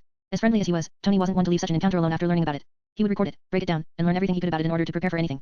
That was the type of person he was. Run it through all known databases and try to figure out who she is. Also, break down the recording and analyze all her capabilities. With his command given, he focused on helping the people. Lily, on the other hand, flew quite a distance away using the wind before stopping, landing on the ground as she gazed in the direction she had just left. A sense of satisfaction washed over her as she had completed her goal without a single hitch. She knew just what type of person Tony was from the movies, and she knew that being so mysterious would leave him wanting more. That would leave a much deeper impression on him than giving her name ever would. Not only had she successfully assisted one of the most iconic figures in the Marvel universe, but she had also managed to leave a lasting impression on him. That was a feat she was pleased with. After all, she was still a fan of the MCU, and meeting the characters she once enjoyed watching was enjoyable even to her. But for now, she had matters to attend to. Her main goal for this adventure to begin with. She had to make it to the Savage Lands, and she had to do so soon. Just this little delay had put her behind schedule, but it was worth it. However, further delay would be difficult for her to bear. I can feel the limits breaking. I don't have a lot of time. Holding it back is already troublesome. Lily's mind and body were screaming out to her to give in to the desire her very being wanted to evolve. Yes, during this journey, Lily devoured such a vast amount of abilities and mass that her body and mind reached the limit of their current capabilities and wanted to evolve further. However, evolution for her species wasn't as simple as one would see in Pokemon, where similar she didn't glow in a beam of light and then suddenly change form. Evolution for her species required their main body to enter a state of hibernation within a cocoon in which their body and mind would undergo great changes. This could last from anywhere between days to even years, but one thing was certain. When she was in this state, she would be very vulnerable. That was why she wanted to reach the Savage Land before entering this state. Building a proper nest and having enough hive units to protect her while in this state was crucial if she didn't want to get harmed. She had already delayed the evolution for a few days to help Tony. Now, she needed to leave instantly if she wanted to make it across the ocean and build a nest before time was up. As such, she didn't delay any longer. Using a combination of flight and swimming, cloaking her body to avoid detection, she made her way over the land and eventually the ocean itself towards her final destination. The Savage Land. Sorry for the delay, I was rather busy lately and didn't have chance to write. Also thanks to everyone that gave my other novel a try. I plan to update that a ton, so feel free to leave comments and reviews on it. It would be appreciated. Chapter 99. Finding the Savage Land. Lily's journey to the Savage Land was arduous but necessary. She believed it would be the best place to grow safely. Not only was it isolated, but it also provided her with a wide range of different creatures to devour. She moved with a sense of urgency as she could feel the need to evolve, pulling at her very being. Her skin itself felt unsuitable for her. Of course, she didn't solely focus on traveling in such a vast ocean. Lily lacked many aquatic creatures that she had devoured. As such, she stopped a few times along the way to devour animals she found near the surface of the water. Sometimes, she would even dive a bit deeper under the water to eat larger prey. In this way, her journey was slightly longer than needed, but she gained a variety of new animal DNA and abilities, some of which even helped her increase her travel speed. After traveling relentlessly for weeks, Lily finally reached the land where the entrance to the Savage Lands was said to be located. The exact entrance wasn't known to her, but she had a rough idea of where it should be, and given her capabilities, she was sure that finding it was a matter of time. The cold had little effect on her, thanks to the variety of creatures she had devoured, the most recent ones actually adding a lot to her cold resistance. This allowed her to search around unbothered for a longer period of time, and eventually, after a few days of searching with all her abilities and swarm units combined, she found the isolated entrance. The entrance to the Savage Land was actually an isolated cave entrance that led into a wide and complex network of tunnels underground, eventually leading into the Savage Land. Many believed that the Savage Land was actually underneath Antarctica, while others believed it was within an isolated space with an entrance on Antarctica. However, details pertaining to the Savage Land in the Marvel Universe have always been vague and constantly changing. But today, Lily finally learned what it truly was both. The Savage Land was located underneath Antarctica, but the space it was located in held traits that showed that it was an isolated space, a bubble of sorts that made it much larger within than it would be outside. Upon entering the lands, the first thing that met her eyes was the blinding sunlight, something that shouldn't be possible this deep under the surface. This further confirmed to her that this space wasn't normal.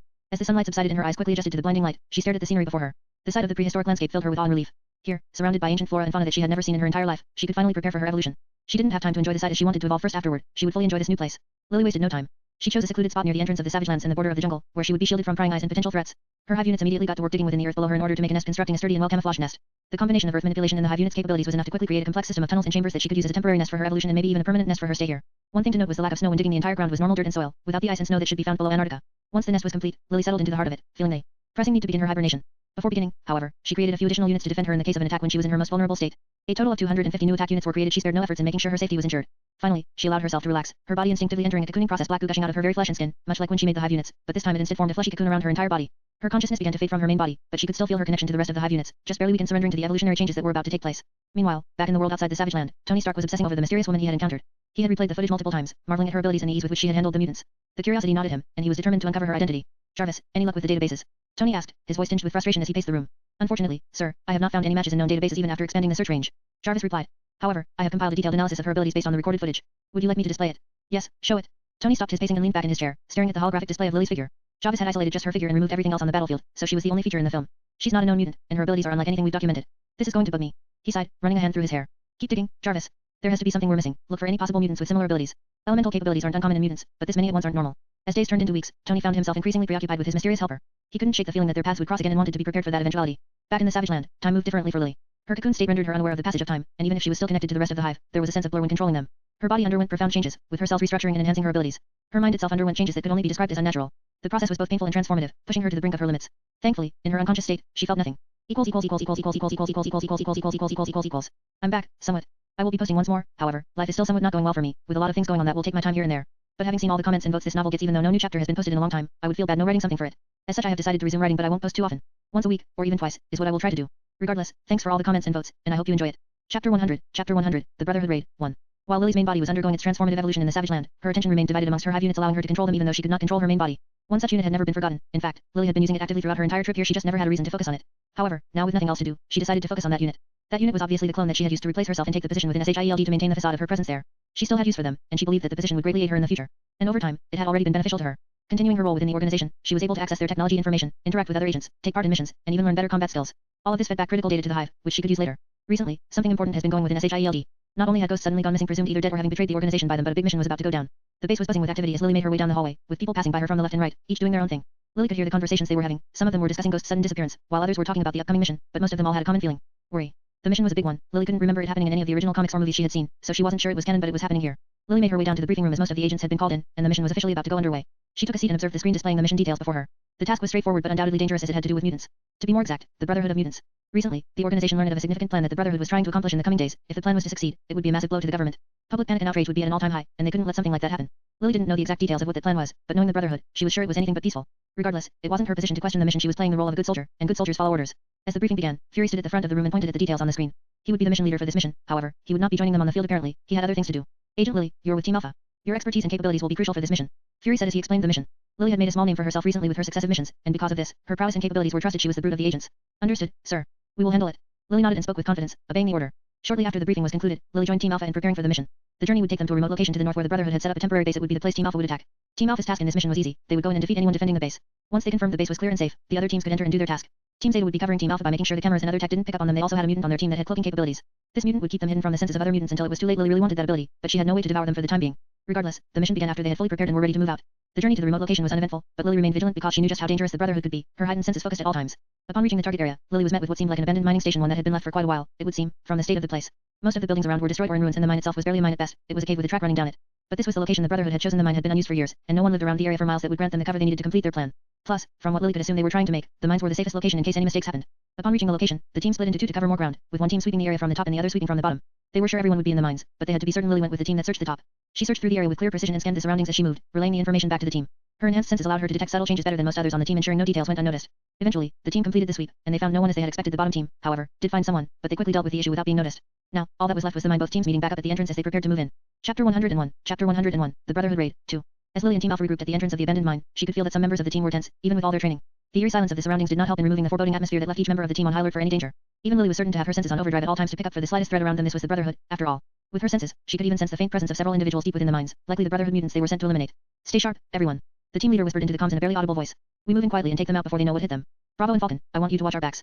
Eagle, Hound, and Cat, I want you to cover the sides. Ant, I want you with me. Please notify me if you sense anything. Ant was Lily's nickname for this operation. The main purpose of the name was to keep things undercover in case they got exposed and also to make it easier to give orders. With the orders given, the team began moving as one down the mining pathway. Their training was evident as they perfectly synchronized their movements and fulfilled the positions given to them. Lily was at the front with the leader, with her senses ready to detect any incoming threats. As they descended deeper into the mines, the narrow passageways and dim lighting added to the challenge of moving as a team, resulting in them having to form a small line. Suddenly, a noise ahead caught Lily's attention, and she signaled for the team to halt. Her eyes narrowed as they focused on the source of the sound. Adapting to the darkness, she was able to see faintly ahead of her. Several figures were gathered in a cavern that had been dug out of the mine and was being used as a makeshift camp. They looked rough and dirty. Their appearance reminded Lily of miners, but she couldn't be certain of what they were without confirmation. We've got company. Lily whispered into the comms for all the other members to hear. At least 5 of them, possibly more. Unarmed. Get ready. The team positioned themselves strategically, preparing for the coordinated assault. They waited for Lily to give the signal before they began moving, their weapons trained on the unsuspecting Brotherhood mutants. The initial attack was swift and precise, catching the people off guard thanks to their limited lighting. The team focused on using their knives to avoid the loud sounds produced by guns. They didn't want to draw the attention of others just yet. However, it wasn't long before the element of surprise wore off, and the Brotherhood members who weren't killed right away began to fight back fiercely. Lily engaged in close combat with the mutants in order to try and quickly end this fight. Her enhanced strength and agility allowed her to dodge their attacks and strike with deathly blows. She could feel that her opponents weren't much stronger than a normal human, which left her confused. They didn't even use any mutant abilities. Lily quickly eliminated her opponents and turned to the others. Team Alpha was quickly dealing with their own targets, however, because they couldn't use their guns, it took longer. Lily aided them, and together, they were able to quickly deal with the remaining Brotherhood members, breaking the resistance and killing all of them. The mine was now silent, save for the breathing of the SHIELD agents who had difficulty. None of them were injured in the fight. However, a few of them were hit by desperate attacks from the people. Clear. The team leader announced through his comms, not just for them to hear but for everyone else. Good work, everyone. Let's secure the area and keep moving in. He spoke again and was about to start moving to check out the area, however, Lily's voice brought him to a halt. Sir, these weren't mutants. With the fight over, Lily could now properly focus on the matter at hand, why that fight was so easy for her, even in this clone form. None of the people she was fighting were mutants, in fact, they weren't even trained. They were completely normal humans, at best, they were somewhat stronger than the average human because they worked in the mines, but that was it. Our mission is to eliminate the Brotherhood members, mutant or otherwise. The team leader replied in his stoic voice, causing Lily to furrow her brows. It wasn't that she had a problem killing humans, she had killed her fair share of humans and had grown used to it. What she didn't like was how fishy this mission was right off the bat. She was ordered to kill mutants, she was told they would be fighting mutants, yet she hadn't even found a single mutant yet. Something was wrong here, and Lily could feel it. She just didn't know what. Understood, sir. She replied and just went about her task. Getting into an argument here would do her no good. She didn't want to lose this cover in the situation that SHIELD somehow turns against her. For now, she would just do as they ordered and complete this task. If her life was endangered, she would retreat without a second thought. Even SHIELD would understand something so simple. Plus, it wasn't like they would get rid of her so easily. She had been useful so far. I know I posted a chapter previously mentioning my new original novel, The Violet Warlock, but I want to clarify something here going forward. While it is not a fanfic, and is listed under original novels, it will be completely free. It will not cost you any money to read it and I will not be accepting any contracts for it at all. I do not wish to have it restricted, and it will be open to all to read. Secondly, as I plan to focus heavily on this new original novel, I will be updating it a lot throughout the course of the week. For this novel, Marvel, I will only be posting once a week at most. However, for that novel, I will post anywhere between 5 to 10 chapters a week. I wish to progress that novel as it is easier to write than a fanfic. I do not need to research the world's lore and all that stuff. Plus, I like it. That's going to be it for my rambling. If you're interested in fantasy stories with themes similar to Warlock in the Magus world, then feel free to check them out. I was inspired by such novels to write it. Chapter 102, Chapter 102, The Brotherhood Raid, 3. As Team Alpha moved further into the winding tunnels of the mine, the air grew stale and heavy with the scent of earth and dust. The area felt so dry that the agents began to sweat in their suits. The echo of their footsteps bounced off the narrow walls, their formations tightening as the pathways grew narrower. Lily's senses remained as heightened as possible in this unit. She was suspicious of all of this, but she mostly didn't want to lose this unit. She couldn't shake the nagging feeling that this mission was missing key information. Why SHIELD had been so insistent on the Brotherhood's threat level when all they'd encountered so far were unarmed miners. Something felt fundamentally off. And, stay sharp. The team leader's voice crackled in her earpiece, pulling her out of her thoughts. We're approaching the main chamber. It's likely we'll face heavier resistance here. Lily glanced back, nodding slightly as she looked back ahead. The man was so sure that they would face danger ahead, and she was curious why. Though her clone body lacked the full depth of her original self's abilities, she still retained enough strength and abilities to deal with most street-level threats that came her way. She was here to observe, blend in, and if need be protect her cover. As they reached the next chamber, a sudden shift in the air caught her attention, causing her eyes to narrow and her stomach to move. A low, thrumming energy pulsed from somewhere up ahead, and Lily could feel the vibrations intensifying as they approached the chamber, but the vibrations weren't the only thing she could feel. Hunger even through a Hive unit. The team leader held up his hand, signaling everyone to halt, and she reluctantly controlled her instinct to keep going towards it. The lights ahead of them were dim with flickering shadows decorating the rocky wall. They moved as silently as they could, approaching the opened entrance and taking cover behind the edged stone outcroppings. They peered into the chamber ahead to see what was there, but Lily could already tell what was happening inside with her senses. Inside, a group of Brotherhood mutants surrounded a peculiar piece of material. It was unlike anything Lily had seen before, massive, sleek, and humming with a dark blue light that radiated in rhythmic pulses. It looked as if the mineral was alive, breathing. The Brotherhood members were busy setting up what appeared to be a force field around the material, each mutant using layers of their abilities to keep the material from coming in contact with them. On my count. The team leader murmured, hand gripping his weapon. Team 1, focus on the mutants at the left. Team 2, provide cover fire on the right. And, you're with me, target that device. Lily tensed at the command but nodded as she readied herself for the strike. She knew the fight ahead wouldn't be easy given the number of mutants they had, not to mention the humans with guns, but it was the purpose of this material that intrigued her more than the battle itself. The leader counted down, giving the signal to everyone to act at once. 3, 2, 1 engage. A flurry of movement erupted as the teams launched forward. Team 1 immediately took the left side, their gunfire lighting up the chamber, and the Brotherhood mutants, while surprised by the sudden attack, quickly responded with a barrage of powers. Fire bursted forth in a wave and caused the agents to move back. However, they were able to kill some of the humans who couldn't react in time and didn't have the strength of mutants. Lily followed the team leader, both of them cutting a direct path toward the material while ignoring everything else around them. Both teams did their part to keep the hostiles off them. Suddenly, a mutant lunged at her, extending razor-sharp claws toward her stomach, but she was quicker to react. Dodging to the side, she delivered a swift strike to his ribs, with a crack ringing out. The man staggered in pain. But she offered him no mercy, following through with a final blow that knocked him out cold, her hand caving his skull into his head. The team leader had reached the material and was setting up small, disc-shaped charges around its base. Lily's gaze flickered to him, noting the tension in his jaw as he placed each explosive with precision. Sir, what exactly is this? She asked, her voice a low murmur as she kept her guard up, eyes scouting around her as she spoke. Classified. He replied curtly, his gaze not meeting hers. Our orders are to destroy it, nothing more. Lily's frowned as her suspicion grew even more. She wanted this material, she didn't know what it was, but it had enough energy rippling through it that it made her hunger. But trying something here would mean giving up this body. There was no way to make it out of this mission and get it unharmed. If she killed them all and took it, then the higher UPS would get suspicious, not to mention they each had cameras on them. The Brotherhood mutants seemed to realize the team's objective, and their resistance grew more desperate, intensifying their attacks with renewed aggression. One of the mutants, a tall woman with blazing white eyes, shouted, "We can't let them destroy it. That material is the key to our plans. Kill them." Lily caught the words, her mind whirling with possible ideas. From what she knew about the Brotherhood, they were all about mutant rights in a very violent manner. But before she could have the chance to properly think about it, the woman raised her hands, and an intense field of energy expanded from her, throwing several agents backward. Lily dug her foot into the ground, bracing herself against the force. With a surge of energy, she activated her unit's enhanced reflexes, closing the distance and targeting the mutant woman. Her movements were sharp and efficient, striking out and weakening the mutant's shield before taking her down with a final blow to the side of the head. Charge is set. The team leader called, pulling her attention back. Everyone, fall back. Lily didn't hesitate, motioning for the others to retreat as they made their way out of the chamber. As they exited the mine, the team leader hit the detonator, and a muffled explosion reverberated through the tunnels, causing everything to begin shaking. The chamber with the material instantly collapsed from the explosion, and slowly the mine was caving in. The team had to run as fast as they could and regrouped at the entrance, dust and grime covering their gear, but their mission was accomplished. Lily's mind, however, was far from settled. This raid felt hollow and incomplete. Most of all, she didn't get what she wanted from it. For now, however, she decided to focus on her main body. It was finally waking up. Chapter 103, Chapter 103, The Awakening of the Matron. As the cocoon trembled deep within the nest Lily had meticulously built, in fact even in her evolutionary state her worker units were still improving the nest, they had built new locations and chambers, collected flora and weak animals they caught, it was looking like a proper nest now. But she was finally coming out of the cocoon, the dense outer layers of hardened organic material began to break apart, piece by piece, giving way to something far more refined than her former self as she clawed at it. Her Hive unit stirred with anticipation, sensing the main's body emergence and the difference in the connection already setting in, as their bond to her grew stronger, sharper and far more intricate than before. With a final pulse of energy, the cocoon shattered, its pieces dissolving into nothing as if consumed by the very energy that had birthed them and fusing back with her body. Lily emerged, her form somewhat taller and refined, with an aura that felt like an ever-creeping creature lingering in the weight. Her once silver hair now held streaks of black and deep purple that seemed to ripple slightly with a faint glow, while her skin carried a faint, iridescent sheen. Her mind felt profoundly different. She didn't even need to focus on the Hive to feel the connection to each of them. Where before she could connect to her Hive units with concentration, now it was as if they existed within her thoughts, woven into the fabric of her mind. Every unit, every distant presence, felt as though they were threads she could pull at will. With a fraction of a thought she could control any of them at once. She could sense their individual emotions, fears, instincts, and even memories were all woven together into a neat library in her mind that kept everything safe. This depth of connection was an extension of her very being. The Hive was no longer merely her creation, it was her essence. As she took her first step forward, her senses exploded with clarity as she adjusted to her new form and her new abilities. She felt the vibrations in the earth not just from herself but from every Hive unit connected to her. She sensed the slightest shifts in the air, and could even hear the distant hum of Hive units stationed at the edges of her nest. Her mental reach extended far beyond the walls of her chamber, effortlessly spanning hundreds of Hive units scattered throughout the savage land. The workers and hunters that had been about their business stopped as she passed through each of them. But the most striking new trait wasn't this simple connection. She already had that. No, something new had developed. She could feel its power tingling at the edges of her consciousness, her thoughts carrying subtle weight capable of influencing the weaker world, an ability that came with this newly formed. She wished to test it, but for now, she held in the want to go outside. She wanted to fully adapt to this new form and learn all there was about it. She also needed to check out her status. Good. She murmured, her voice resonating with a deep hoarse tone that echoed through the chamber. Status. As she spoke, the screen appeared before her. It was more refined than before and a few new changes had occurred. Name, Liliana Goldbrone. Age, physical, unknown, soul, 18. Race, Mimiktarian broodmother, 80%, Embryon Hive matron. Titles, last of their kind, Hive mind, Embryon. Attributes. Energy, 100. Strength, 350. Durability, 300. Agility, 100. Mental, 400. Free mass, 4300. Skills. Hive mind. Adapt, evolve, overcome. Mimic creation. Expand skills. New evolution traits, Embryon Hive matron. Evolutionary willpower. Grants Liliana subtle influence over creatures with weaker wills, allowing her to issue simple commands. The influence scales with her mental stat, increasing in the number of affected creatures and the complexity of commands. Hive bonding. Allows Liliana to mark living beings with her mental energy, making them part of the Hive without full control. She can choose to take control or read their thoughts and memories, though they retain free will otherwise. The bonding requires focus and becomes more difficult as the target's willpower increases. The first thing she noticed was the two new abilities that came with her evolution, Hive bonding and evolutionary willpower. She already felt the instincts of evolutionary willpower itching at her mind to use it. However, she didn't even notice Hive bonding. It most likely only worked on beings with a sentient mind, so animals didn't trigger it, but it was a great ability regardless. This would make it easier for her to accomplish her plans in the future, without needing to kill people and replace them. The next thing she noticed was her race name, Embryon Hive matron. It was added as a subname to her original race and the percentage had increased to 80%. She didn't know what that meant, but the name was pretty interesting. It was most likely something her mind came up with based on novels and stories she enjoyed in her past life. Lastly, she noticed her mental stat had increased to 400 from 300, a jump of 100 in total. That went to show that this evolution was most likely heavily inspired by her many mental abilities, thus increasing them even further. That was good. Mental was something Lily wanted. She wanted to test them more than anything. But there was no rush. For now, she took satisfaction in her heightened awareness, the countless minds that thrummed to her will. She stretched her fingers, feeling the surge of raw energy ripple beneath her skin, and she knew, without question, that she was no longer merely Lily, the last mimic-tarian broodmother. She was the Embryon Hive matron, the last of her kind, and the world, mutant or otherwise, would feel the weight of her ascendance. She turned her gaze toward the exit, a faint smile playing on her lips as she envisioned her next steps. The savage land was vast, and it was hers to conquer. Chapter 104, Chapter 104, Laying Foundations. Lily walked out of the tunnel she had made, observing the savage land stretching before her, its untamed beauty rich with potential and lurking dangers. Just in the time she had spent evolving, she had already lost around 20 of the worker units she had made due to lurking danger. But she also gathered quite a few of the prehistoric flora and fauna that she could get her hands on, so she just needed to devour them and gain attributes from them. The strange blend of ancient flora and prehistoric creatures offered an abundant array of resources, though she knew her mass reserves needed careful management because of her plans. She currently had around 54,000 mass. While that may seem like a lot, it was not nearly enough for the nest she had envisioned. She wanted a nest that stretched across this entire land. She wanted to conquer it all, and eventually, she would, but for now, she had to start small. With her evolution, she unlocked a new type of unit that she could make. She deemed them building units. As the name would suggest, these were units that were essentially living buildings. For the most part, they couldn't move after being made, but they had useful functions. There were 8 in total she could make right now, and while she couldn't make most of them and wouldn't go through them for the time being, there were 2 that she wanted to make from the start. It was wiser to use her mass in a small but significant way that would benefit her from the start, so after considering her options carefully and getting a scope of the land, she came to a conclusion. First, the breeding spire. As the name would suggest, it was the backbone of her hive and a structure that would allow her to nurture new units and adapt existing ones at a faster rate, without her needing to personally do it. It would cost her 16,000 mass, a significant amount from what she currently had, but one that would allow her to ensure steady growth and reinforce her hive in the coming days. Given the dangers of the landscape, this was a much-needed insurance. The second choice was a more pragmatic one, as she would need mass to fuel her expansion, and so the harvesting wall was a necessary choice. This structure would use the natural material around it and provided to it, breaking down materials and converting them into mass for her and her hive. And at 10,000 mass, it was an investment that would ensure she never depleted her resources again.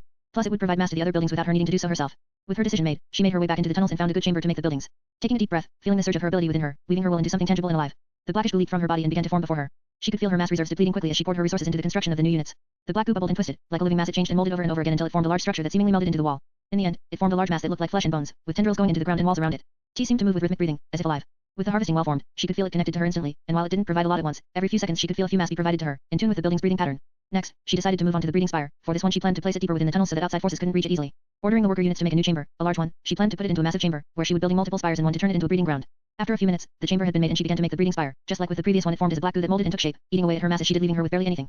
In the end, the structure looked almost like a weird marshland with flesh and eggs. It had weird bone-like pillars and flesh pools with what looked like eggs and holes in them. These were the spawning points for the units that would be made, with the flesh pools being the mass stored. She could feel her connection to it established the second it was completed. She could install various genetic codes and capabilities and then set the spire to automatically breed hive units, be it workers, scouts, hunting, and so on. This would be a large bonus to her swarm, and saying she was satisfied when she made both would be an understatement. A deep satisfaction settled within her, a sense of progress that strengthened her resolve. With these 2 structures, she was no longer just existing here, she was establishing her foothold. These 2 structures would mark the beginning, allowing her to grow her hive steadily while planning her future in the savage land. She had already made contact with some of the local wildlife and even tribes through her scouts, but she didn't interact further with them just yet. She planned to, however, do so soon. At the very least, she wanted to have a solid foothold within the savage lands before later June, as she wanted to leave around that time. From her memories, something important would happen, and she needed her main body to be there for that. With the rough estimate of the day being May 18th, she had roughly 20 days to do what she planned. Stepping back, she allowed herself a moment to savor the scene, free from distracting thoughts of the future, then moved on. Time to meet the locals. Chapter 105, Chapter 105, First Contact. With her 2 foundational buildings complete, Lily took a final look at her expanding nest before deciding to explore her surroundings further. While her hive units had given her glimpses of the local wildlife and scattered tribes, she wanted to witness the landscape firsthand because it would be a different experience and allow her to understand the lay of the land she intended to conquer. Stepping outside her tunnels, she observed the vibrant, dense jungle that stretched endlessly before her. The savage land's unique environment was wild and unpredictable. Prehistoric flora and fauna unlike any other in the modern world filled it, remnants of a forgotten era untouched by the cruelty of mankind. Large, thick-rooted trees created canopies that blocked out much of the sunlight, cloaking the landscape in a dull darkness. Vines and moss draped over every surface, crawling up rocks and tangling between branches, offering vegetation to those that needed it. Massive plants and wildflowers bloomed in unnatural colors, hues she hadn't seen before, and shapes she never thought existed. The scents, too, were different, fresh, earthy, and lush. Walking outside felt like she had stepped out onto another planet. It was completely unlike Earth. It was primal, dangerous, and full of potential. Lily took a moment to let her senses expand outward, feeling her connection to every hive unit already scattered through the landscape. The worker units she'd sent to gather resources and scout the surroundings responded instantly, feeding her details of every creature they had come across so far. It wasn't an understatement when the comics described the savage lands as a safe haven for prehistoric creations, because that was exactly what she came across. Dinosaurs the likes of which she had never seen before in reality, famous ones she knew of like the Tyrannosaurus rex, Velociraptors, and Stegosaurus, but also ones she had never even seen before. They all roamed the lands freely, feeding and surviving just like everything else. Some of her hive units had stumbled upon them before, and she even lost some of the weaker ones due to the sheer size and strength of the creatures. Since then the hive units have been avoiding the big ones and simply watching from afar. I need to get some of those when I get the chance. I wonder what they can give me. She pondered as she glanced at them through her hive, but for now, she didn't want to get into a fight. Actually, she had another plan. Some of her scouts had actually come across various tribes and isolated groups scattered within the jungle. As she didn't plan to leave the jungle just yet, this was perfect for her. These groups were armed with basic weapons crafted from local material and used rudimentary hunting tactics. They were completely primitive and primal in nature from what she observed. But they possessed one crucial thing that could make them useful, knowledge of the terrain and creatures within it. Without even needing to think about it, a few scout units moved to observe these villages more closely. She wanted to understand their culture and how they interacted with the environment. She knew very little about the savage lands from the comics. Largely it was unknown to her and so she needed to play this safe. However, her attention was soon pulled to a hive unit further away on the northern edge of the jungle. One of her scouts buzzed around the periphery of a small settlement, gathering visual data through its many compound eyes. From what Lily could discern, this village was larger than the scattered tribes her scouts had encountered so far, and the inhabitants seemed more advanced than the others. They wore simple clothes made of animal hides and carried spears tipped with sharpened stones. Their houses seemed sturdy compared to the mud huts and wooden structures of the others. Intrigued, she decided to get a closer look herself. She summoned a handful of her direworm hunting units and sent a few scouts ahead, all moving silently alongside her to avoid any unexpected visitors in the jungle. With each step, she moved deeper into the thick wildlife, blending into the darkness caused by the towering trees and making her way over to the location with great haste. The moment she arrived, she noticed that the vegetation around the area was a lot less cluttered, almost as if they were purposefully well kept. She decided to use her stealth and observe the village from the trees above for some time, her various senses peering into the houses below her and allowing her to get an idea of what was going on. What she saw was quite astonishing. Firstly, the village wasn't as full as she had expected. In fact, she primarily saw elderly, women, children, and a few men around. This, however, didn't surprise her. They're out hunting most likely. While she didn't see any on her way here, it was likely that a hunting party had gone out to collect food and bring it back to the village, which would explain why so few people remained behind, compared to the number of houses. However, the main part that she found interesting was their looks. They were almost completely human, if not for their slightly large frame and features. But mistaking them for humans wouldn't be unusual. The Fall People. Lily didn't know their real name, she only knew the name from some comics she had read, but they were referred to as the Fall People, a tribe or race of people that lived within the Savage Lands since the beginning. They were the closest to humans and that was why they looked so alike. In fact, it was highly likely they evolved from the same species or something similar. Lily didn't know the exact details. But it was a good thing that she ran into them and not another group simply because the Fall People were relatively friendly in nature. At least they weren't outright hostile to outside forces. At least that was what she remembered from the comic she had read about them. In truth, she wasn't sure if they would be the same. However, she decided to do something rather foolish. She decided to just reveal herself to the group. Maybe it was because she felt somewhat powerful after evolution, or maybe she wanted to see how it would go. But she decided that instead of hiding for too long, she would just meet them. Emerging from the dense trees and dropping below her, she approached the entrance of the village. She could feel the attention of the villagers shift from what they were doing towards her. A group of them raised their spears in response to defend themselves. Their eyes were wary and focused, but they weren't attacking just yet. They simply sensed danger and reacted accordingly. She could see the tension rippling throughout them, muscles tensing, readying to defend their home from danger. Lily waved her hand, a universal sign of peace, as she spoke aloud to them. I come seeking knowledge of this land and its secrets. I am no enemy, only a traveler wishing to understand. I mean no harm. She didn't know if they understood English. She hoped that at least one amongst them understood some of what she was saying, but that would be a hard task. However, she didn't only rely on language. Instead, she also used her abilities to subtly create an effect of common peace that formed tendrils of influence in their minds. It was like weaving threads into their minds, bending their instincts just enough to lower their hostility and make them realize she wasn't harmful. It wasn't perfect, but it was enough for the situation.